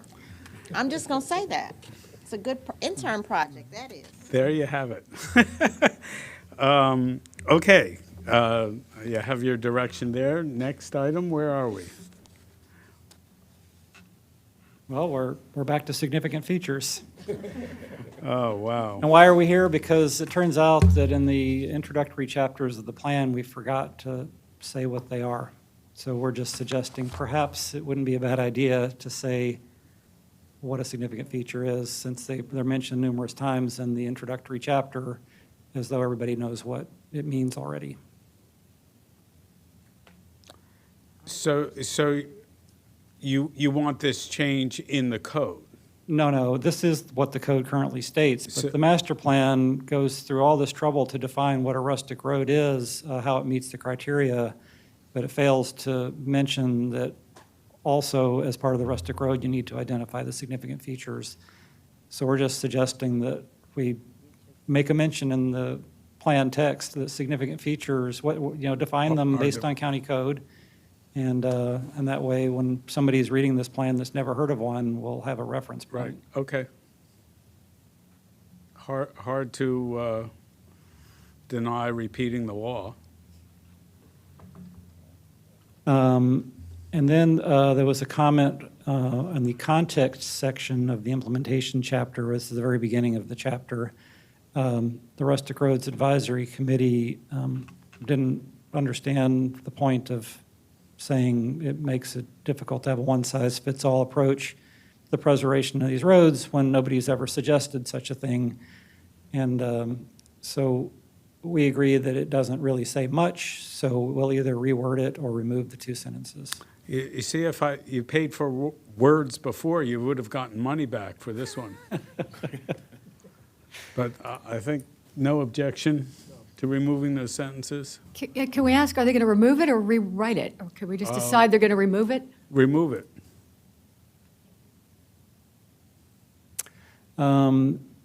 There's a traffic calming section in the plan where we've been asked to rewrite it because, according to the advisory committee, it appears to be an indictment of the Rustic Roads program. And they have also suggested that we highlight some recent changes to Chapter 49 about changing the target maximum speed of rustic roads to 30 miles per hour, as well as allowing speed humps where appropriate. And so we will do both things. We will rewrite the introductory sentence to highlight the county's broader discussion of vehicular speed on roads and the Vision Zero efforts that have been going on, as well as adding the changes to county code. No objections here. And then we have a historic preservation section of the implementation chapter. Somebody had suggested, because it's the last set of plan recommendations, she asked that it be brought up to the top of the plan to reflect the importance of the historic preservation recommendations. It was also suggested by the Historic Preservation Commission that we create an audio tour and strengthen the master plan's call for inclusion, equitable access for roads for those people who don't have personal vehicles. Some maybe perhaps arrange some sort of bus tour so that people can experience these roads that otherwise wouldn't be able to. And staff recommends retaining the current plan text in its current order with the historic preservation recommendations at the end, because we feel like those are like the next steps more than anything. It's like, okay, here's all these recommendations that apply now, and then here's what we want to do in the future. So we wanted to put that at the end. We agree that the audio and bus tours are a good idea, but it's outside of the scope really of the planning department to arrange such things. Well, let me just say, you know, it's the nature of historic preservation in the county that we don't program those facilities in a way that brings attention to them. But that is generic to the entire program. And I think at least putting something in the implementation section that says, here's what should be done by at some point in the future, maybe it's even the Park and Planning Commission sometime, is a better idea. But, you know, there's so many things in historic preservation that would benefit by calling attention to them, so. Sure. We do have, within the historic preservation recommendations, we have an entire recommendation devoted to awareness promotion that goes through a number of ways in which we could promote those as historic and cultural resources. Okay.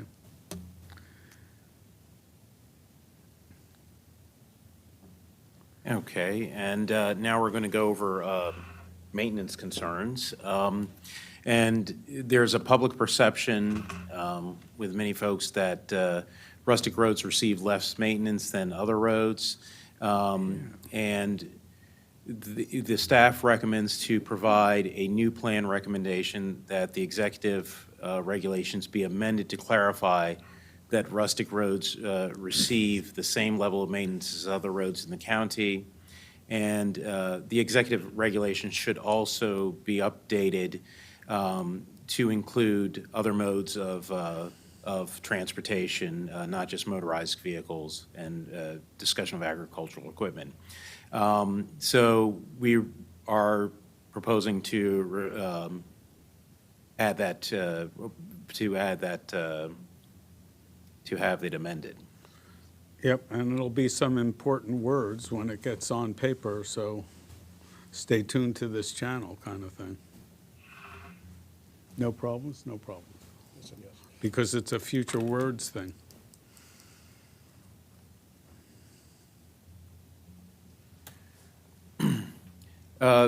Again, this one is to strengthen the maintenance improvement section to fully describe the rustic road maintenance procedures versus a single sentence that's in the plan now. So to add language from the executive regulations into the plan, these two sentences discussing the level of maintenance to make sure that it's included in the plan, and to also to emphasize again that rustic roads classifications do not exclude regular maintenance. Now you're confusing me. You just said you wanted to rewrite the executive regulations on maintenance, and here you want to copy the words from the executive regulations. Well, I believe that this is just to make sure that Jamie Pratt, for the record. The current wording of the maintenance obligations in the executive regulations states that maintenance will be provided at a level no lower than existed at the time of designation, while still preserving the rustic qualities of the road. And we thought, well, I'm not sure anybody who documented the level of maintenance that a road was receiving in 1996, so that they don't ever exceed that limit. So we just thought it might be better if it would just straight out said that they'd receive regular maintenance, the same as other roads in the county. So you're not. The whole section? You're not copying the same words that are in the executive regulations. In the second case, we are. In In the the first second- case, there's a different Okay, executive I see. regulation that we Okay. think needs to be clarified or All right, improved. so our recommendations is that it be rewritten, and then we'll live to see what those executive regulations will be. I didn't follow. You're recommending that the executive regulations be rewritten Yes. and not suggesting all of the words in the regulation. That is correct. We don't currently have those words in front of us for Okay. a recommendation. All right? But you have some words, right? Isn't that the next slide, where you had some words? The next slide is words from the executive regulations that we think are fine and don't need to be amended. Okay. Wasn't one of our past points, though, that we want to get away from just motorized vehicles and other users? Yeah, and yet this quote excludes those people. Right, that quote, it only mentions motorized vehicles and agricultural equipment, but it also has this weird language about the level of maintenance needs to be what it was when it was added to the program, and we think that that's not clear, that doesn't clearly mean that it should receive the same level of maintenance as other roads. I mean, there are other regulations that say similar items, but we just want it to be a little clearer in the regulations themselves. No, but I've got that point. My point on this slide right here, on the first quote, under the second bullet, is that is a direct quote from the existing executive Yes, regulations. We're both of those proposing a are. change, which was Jeff's point. But it seems to me we want to put the language we want to change it to here. Right. We want to include those users who aren't motorized vehicles. Right.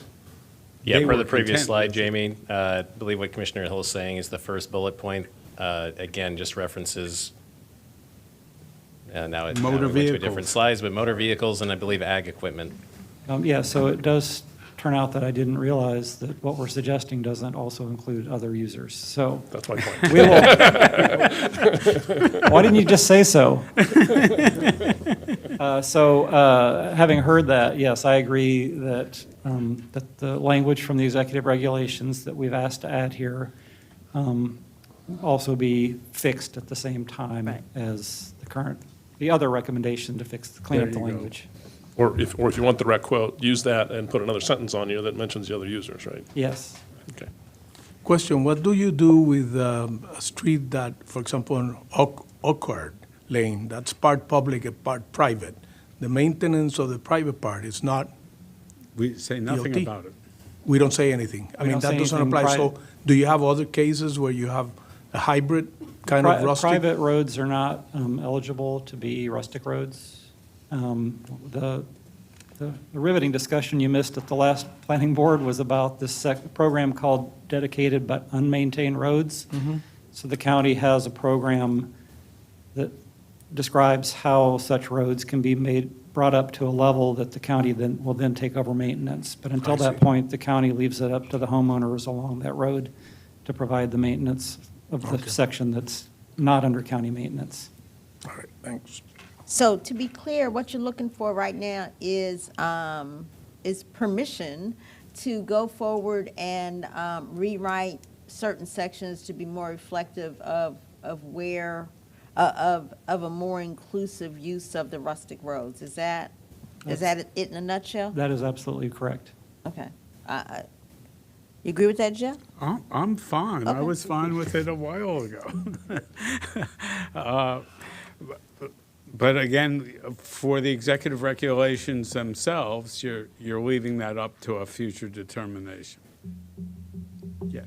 We could work on suggested language for the next work session. Oh, okay. All right, if you want to, but it's going to be up to the executive anyhow. Exactly, so we're not sure how much, maybe That would be, I helpful. think, maybe up to, it'd be helpful to get some guidance on that because it wouldn't ultimately be determined as part of this process. That would be a future action. So it's up to you how much effort you want us to put into it now or just the recommendation that we do that should the council support this. I mean, I would be recommendation. content with just leaving it to a future date. We have enough to resolve by the time before we send this plan. Yeah, out, I think. understood. Everybody okay? Everybody okay? I look for nods here. And not sleeping. You know, I'm halfway okay with that. You're not, you are sleeping? I'm up, no, that was this morning. I'm good now.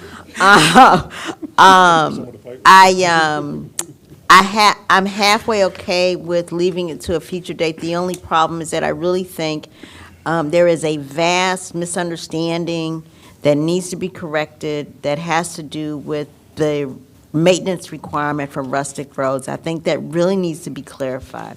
And I don't see, and the language that's here, the second bullet, the rustic or exceptional rustic road classification will not exclude roads from regular maintenance. If nothing else, that should be included. To not provide that level of clarity, I think undermines a good part of this program. We'll get it by the time we get the executive regulations. All right. Commissioner Presley. Hand down mistake. Say again? My hand's back down. It's Oh, answered. Oh, I'm sorry. It's okay. Well, that's good. Okay, continuing on. With vegetation, the tree canopy over some rustic roads. The result that you're requesting? Yes. Evidence and the new process? I think that's Commissioner Presley has for Mike. Okay, it's okay, we're Sure. okay. For vegetation, some of the farmers have noted that it's not safe for motorized vehicles and farm equipment, and especially at intersections, there are concerns with some of the roadside vegetation, and it was suggested during the public hearing that MCDOT should systematically perform maintenance on rustic roads. Also, there is some concern that MCDOT should be able to perform maintenance without having it to also run it also by the Rustic Roads Advisory Committee. And then there were individuals that said that, sometimes the roadside vegetation has been cleared way back beyond what is necessary. And so there's also a feeling that there's a tree trimming guidelines that has been discussed that should be added to the plan, and it's suggested by staff that the tree trimming guidelines should be discussed in a joint meeting between the RAC, MCDOT, and the Office of Ag and other interested stakeholders to look at these, and that they can be incorporated into the executive regulations. And also that priority, they should determine what are the priority roads that farmers need to use during this process. So that's really our recommendation, that these should be incorporated into the executive regulations, the tree trimming guidelines. So in terms of the master plan, it'll be, this will be a statement in the implementation section, or do you plan on getting this before this is all adopted? Oh, this would have to be in the implementation section, and this would have to be an ongoing process, we believe. Okay. I'm okay. Everybody okay? Still good. Let's, may I propose a hard stop at 4:30? Is everybody okay with that? All right. I didn't get that. Could you try again? No. My watch Yes. didn't get it. I cannot believe it. It's smart. Okay, let's continue. So there's a section also discussing road surfaces, that roads frequently have potholes, and that some of the dust from the gravel roads make it their crops unsellable, and that there's been a washboard effect on some of the rustic roads. Also a suggestion that the Penn State University program for environmentally sensitive roads should be included as best practices in the plan.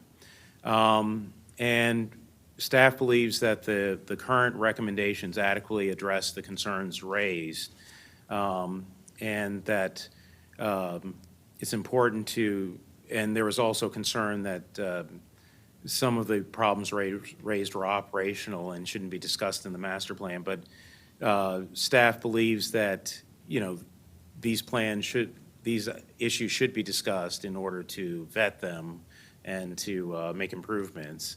And we felt that in terms of the best practices, it's up to MCDOT to determine what best practices to use on rustic roads, since they are the agency that will be maintaining them. Just let me be clear, does that mean if I have a washboard kind of road, it should be leveled or not? I'm asking it to staff, thank you.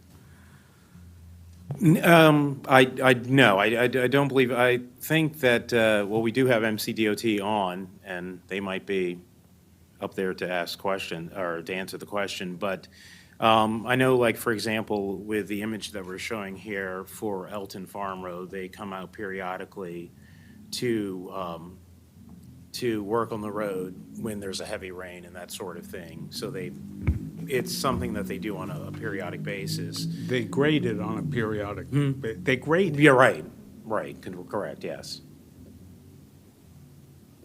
And again, I think this is something that we're hoping to address as part of regular maintenance at the recurring meetings that, DOT in attendance with RRAC and any other stakeholders that want to attend the recurring meetings, that we identify roads that, for instance, gravel road, any of the roads that would need maintenance issues, that we would establish priority and that DOT would maintain those roads regardless of what the improvements or what the repairs would be. So, but did MCDOT want to address specifically what you do in terms of a washboard effect and how you repair them? Is that what your question was, Yeah, Chairman? it seems to me the open issue that you Sure. left in the staff report. Right.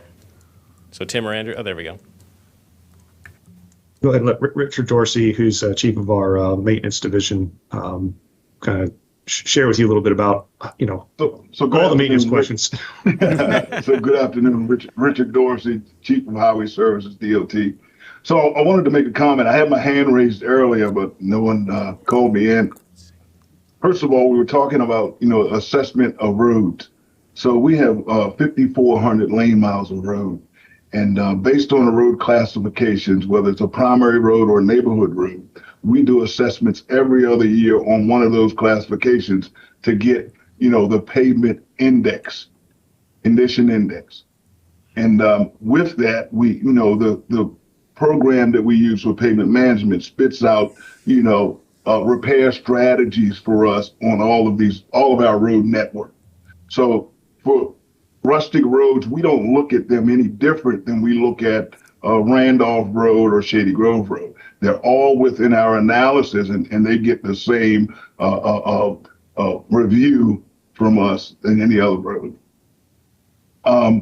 As for the gravel roads, when you see the washboard effect, yes, there is some of that, and gravel roads has been a little challenge for us. We brought in Penn State, we brought in the University of Maryland, and Maryland State has a program of addressing gravel and unpaved roads. And most of them are talking the same language as it relates to these type of services. There are some gravel roads that desire a little more of our attention than others, and we are aware of that, and we do our best to kind of maintain them in a sense where they're safe and travel for the farmers, recreationists, and the residents in those areas. So again, if you have a washboard effect and you find it, you would fix it every other year? we fix it as needed. I mean, Oh, the gravel okay. roads, like I said, they have a lot more attention needed, a lot more frequent visits from us than other paid services. So, based on the request and response from residents, we'll address. Okay. Mention of Elton Farm, mostly following each major rain event. We go there because we know, what kind of effect, torrential downpours have to that environment. Thank you. I think everybody's okay with the recommendation. The RIC mentioned strengthening the drainage section language by adding from the 1996 plan, Rustic Roads Functional Master Plan, stating that drainage is the single most distinctive feature of the character of rustic roads. Staff proposes not to change the language, not to add that particular section. We feel that drainage is a very important feature of the road, but to characterize it as the most distinctive feature, there are multiple distinctive features along rustic roads, and we wouldn't want to diminish one versus the other. So we propose keeping the language as it is currently in the plan. I see no objections.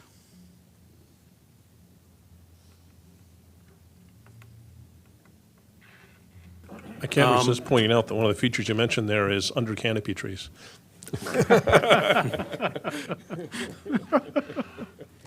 Well, we agreed with you. And finally, in terms of maintenance, some farmers have said that drainage is insufficient along some of the rustic roads, can lead to standing water, hydroplaning, and icy patches. And here are just some images of it. But we don't propose any changes to the text in the plan. We believe that the executive regulations in regards to this particular, pretty much is pretty consistent in terms of what should be done. And in any event, you're opening up the executive regulations by your other recommendation. So that is true. So there'll be additional comments on that if need be. Okay, continuing on.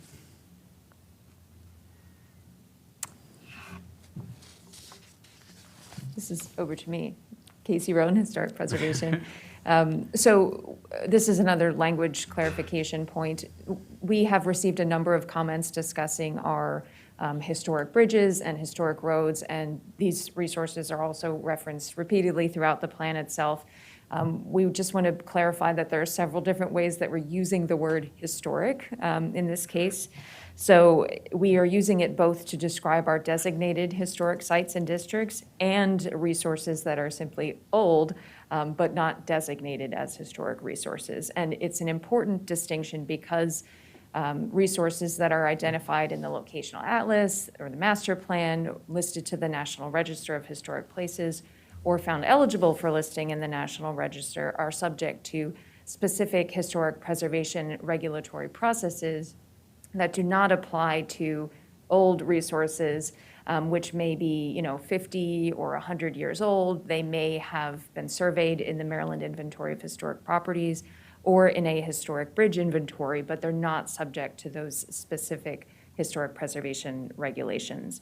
And just to make sure that that's really clear in the document, we've made a recommendation here, which is slightly revised from what we had in the staff report, but just to go through and make sure that we remove the word historic as a descriptor for any non-designated resources where there's a chance that it's ambiguous or it could have a policy implication about the preservation and maintenance strategies that are applied. Here's the slight problem, is one of the criteria for rustic roads is that it be historic and visually significant without using the term as a designation within the master plan of historic places. So I think what you're really saying is just make sure you use the word historic in a way that does not evoke the regulatory regime of the designation. And can you think of another word?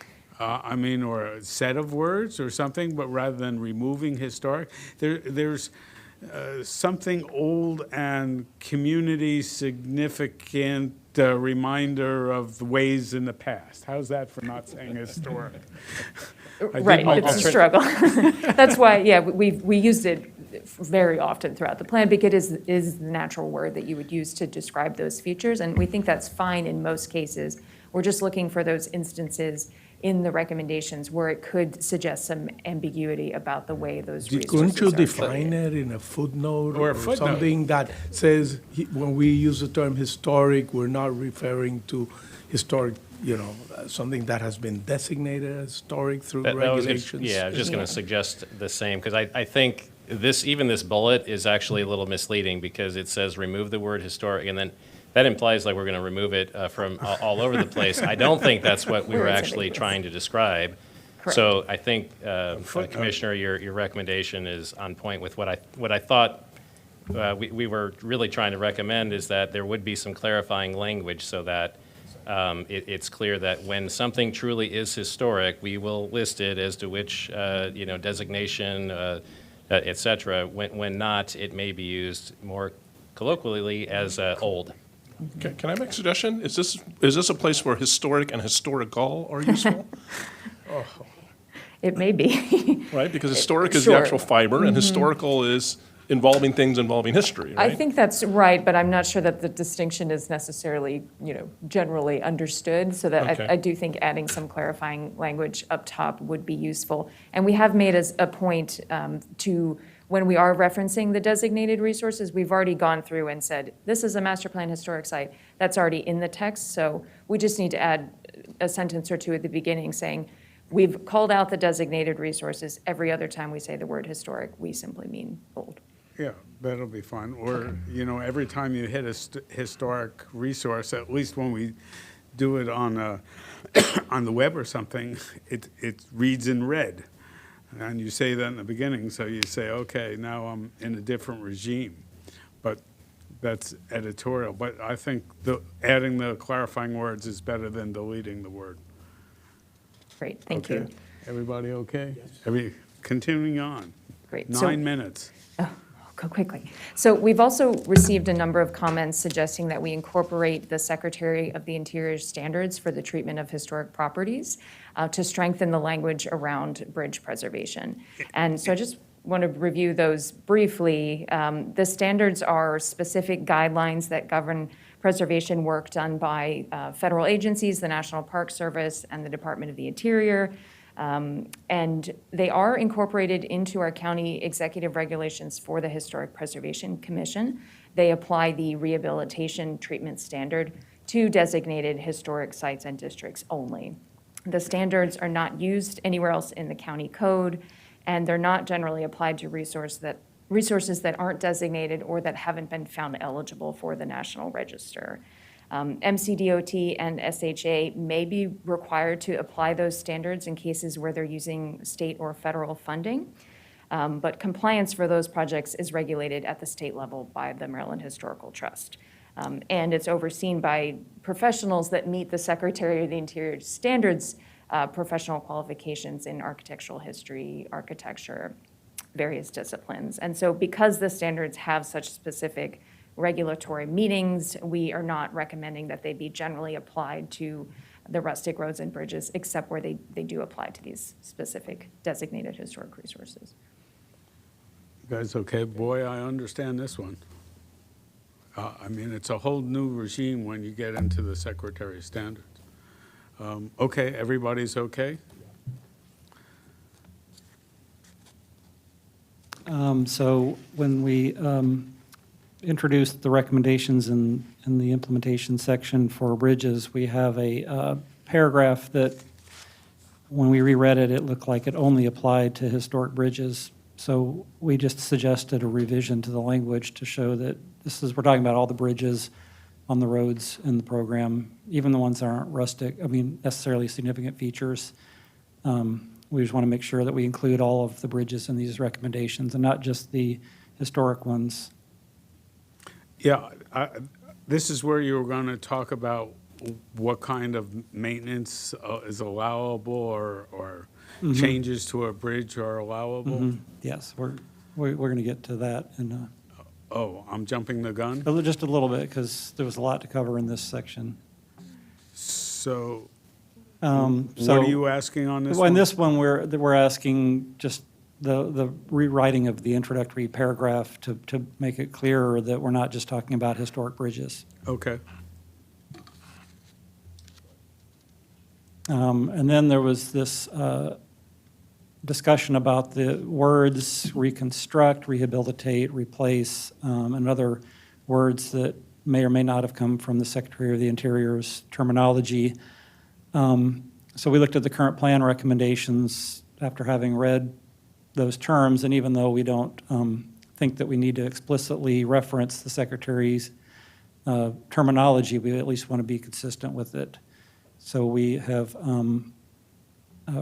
suggested some slight rewordings of these plan recommendations based on our new understanding of how to use these terms. Everybody okay? Yes? And then there was some suggestions, especially by the Rustic Roads Advisory Committee and Heritage Montgomery, that we refer to provisions in the Infrastructure Investment and Jobs Act for funding of historic bridge preservation and rehabilitation projects. And MCDOT had suggested a clarification of the text to indicate that using a design that follows federal or state requirements is also possible when doing work on a bridge. The way it's currently worded, it looked like you either had to get a design exception or you couldn't really do anything. So we were trying to clarify the language to say that there is another option. So if a design exception is not granted, the bridge must be designed to meet federal and state standards, or 100% of the cost will come from the county's budget, which takes money away from other vital county programs. So are you saying to put that language in, or? That's the new language. I didn't put the old one on the slide So here. whether you said that or not, that would be the case? Yeah, but the way it was worded before is it looked like there was two choices, one of which was not to just use a federally accepted design standard. So we wanted to make sure that, yes, you could also use a federally accepted design standard. For some reason, this isn't aspirational, it's kind of negative, the way it's written, I think. Yeah, I think if you, I think if you just, in that sentence, at the word budget, then is good. I mean, I don't think, the taking money away from other vital county programs is kind of editorializing. So, I mean, but the first part of the sentence is to me, factual. So, I agree with that, too. Yeah. Where else would it come from? Everybody okay with that? I would change the word will to may, because we don't tell the county how to decide, whether they want to put 100% of the cost into whatever, a bridge. I just, will, I mean, that's like giving an order almost. Well, that's a statement of fact. That's the problem. See, it's a statement of fact. If it's not under federal or state standards, then there will be no federal or state money that comes along with it. And if there's no federal or state money, then it comes out of the MOCO big pocket. I think that's the problem. But the county may be against it. Exactly. I think it will come from the county's budget if it is constructed. Yeah. Is what you're really saying there. And in that instance, may becomes relevant. Yeah, I get it. Right. So, but it's better to say will, because that, you got to, you got the facts, and that's the facts. But they sure may not fund it. Yeah, they may not. You could say would. It would. Yeah, that's right. How about just would there? Yeah. And then you don't need anything other. It makes it less declarative. Yeah. That's fine. 2 minutes. Because I don't know if we can get through the next 3 slides in 2 minutes. Would There you is- like to stop there? or- No, the last one I wanted to bring up because we were going to ask you if you wanted us to follow up Okay, next week. go ahead. So there was, at the last work session, you had suggested that county council needs to be clear what they mean when a bridge has been identified as a significant feature on a road. So when maintenance is done on that bridge, what do they mean? So we believe that what you're saying is that they should amend Chapter 49 to be very explicit in the language that covers this. And so we haven't drafted language to suggest how to fix it yet, but we want to make sure that this is what you're getting at. That is what I was getting at, anyhow. May I comment? This is the first we've heard of this. What? Other than your comment at the meeting. I'd like to say, our comment that you haven't seen that we submitted says, because guidance currently exists in the regulations, we don't consider this to be necessary. In addition, every bridge that's identified as unique, and including bridge-by-bridge guidance, would be too specific for putting into code. That's our concern. We kind of work on a one-by-one basis on these with MCDOT. I thought there was some issue with how a regular bridge would be handled that's on a rustic road versus a significant feature bridge. That was my understanding. Well, most of them are now significant features in the plan going forward. And I think the concept was that we would work with staff and DOT to find some sorts of design features for bridges that have no particular real look to the railings and things like that, where there's, that sort of design. And I'd like more in code, so it's not a debate when we get down to the bridge. That's where I am. We can come back next week and debate this. I just wanted to make sure that this is what you said. Whether it ends up being enacted, we can decide at the next work session. In my head was a change to Chapter 49, but I don't know what's, there's nothing in anybody's heads up here at this time of day. I can check on that. Yeah, no, there's nothing here. I think... Yeah, so do you want to wrap things up then? I believe Yeah, we were close. We had 2 or 3 slides Yeah. left, but we'll Bring them bring this back. back. Yep, Because we have to talk about bridges Because every we have week. the other issues to bring back as well. correct. Yes. Anybody else for the good of the order? We're okay, we're right at 4:31. That's pretty good. I declare this meeting adjourned. Thank you very much. Thank Thank you you. for your participation. Bye, all.